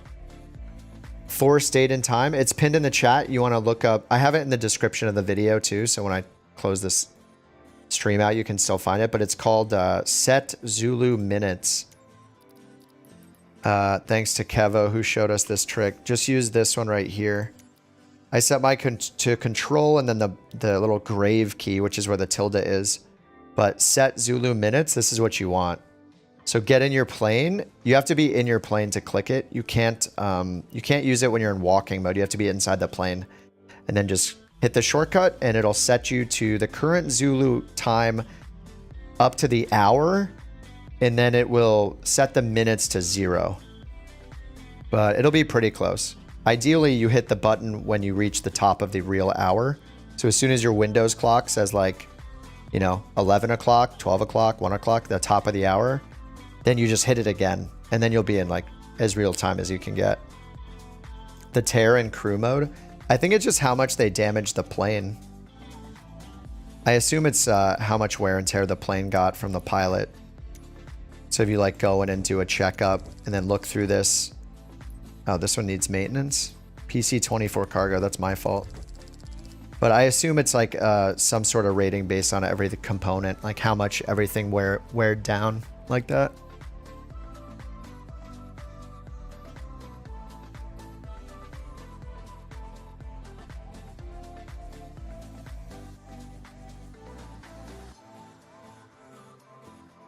Have you checked the transaction? If you check the transaction history, the passive incomes are there. I don't think that was the case for me. Here, let me take a look. Because I got paid today. The chart is correct today. So here I got paid on the 17th, not the 16th. So I shouldn't see any entries for the 13, 14, and 16 down here under passive income. So here's 18, 16. What did I say? 13, 14, 16? Wait, there's a 16, right? But then my last one is 12. So there's no 13 or 14. Did I say 13, 14, 16? So I got paid on the 12th. 13, 14, 16, it says I have none. But then it shows I have some on 16. But none on 13, 14. But if I look through my dates, like, oh, weird. Wait, 5. Okay, no 6. I got 7. For a while, it was like every 48 hours for me. But look, 8, 9, 10, 11, 12, 16. 12, 16, 18. So yeah, it's kind of been every other day again. But there was a time like last week or 2 weeks ago where it was like every other day I got it. Anyway, we'll see. You guys can try that same thing. Try to turn off the sim at Zulu time, at midnight Zulu time. You could just like Google Zulu clock now or something, or it's UTC 0 or GMT 0. So whatever UTC time is. So it's 6:23 a.m. right now. But you could just Google it and find when it'll be. Or just, you know, put a little Zulu clock on your computer or your phone or something like that. You have a 4090, but it does not look realistic. Interesting. I think it looks good. I don't know. I don't fly, so I don't know. Real pilots seem to think that it looks pretty realistic from the ones I've heard on YouTube and stuff talk about it. Yeah, definitely broken. All right, dudes. GG. That's gonna do it for me. I'm gonna eat a little micro dinner number 2. I think I'm hungry. And Sawyer, if you're still here, thanks for the super chat earlier. And SX, if you're still here, thanks for your super chat as well. Appreciate it. Quitter, yeah. I did like 6.5, 7 hours yesterday, and we've done 5.5 today. It's fine. It's 10:30 p.m. I'm gonna pass out. GG's, guys. As always, I'll throw the Discord link in the chat if you guys want to join. If not, no big deal. Maybe we'll see you on the next stream. I don't know yet if I'll be on tomorrow or the next day or what my schedule is this week. I do want to make more Vision Jet videos, so I got to do the ILS at some point this week. But, you know, I'll probably be on tomorrow night. I'll let you know on the Discord. All right, guys. Have a good night. Thanks for hanging out. Fun stuff. Did I crash 2 planes? I feel like I messed up a lot today. At least the PC-24 landed. It was a little sketchy, but, you know. All right, guys. Bye-bye. Have a good night. And I leave you with... Let me try to... I have the ATC remix thing not made yet. I just have the ATC voice on its own. It's not synced up. I need to make a remix myself, but... Anyway. Bye-bye. I'll see you guys tomorrow, probably. GG. Bye-bye.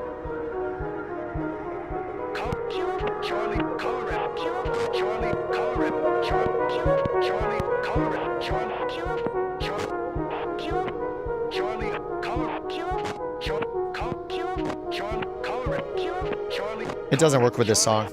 I'm gonna find a banger and it's gonna be like oots oots. It's gonna be all synced up with the ATC bug we heard. All right, GG. See you guys. Charlie, call 86 contact Denver Center on 128. Charlie, tree 75. Colorado. Charlie, going to 128. That doesn't really work either. 86. Charlie, Denver Center, November 9er tree. Something like that. 86 is at FL240 climbing FL280. Charlie, Colorado 9er tree. Charlie, Denver Center radar contact. Continue to mogul.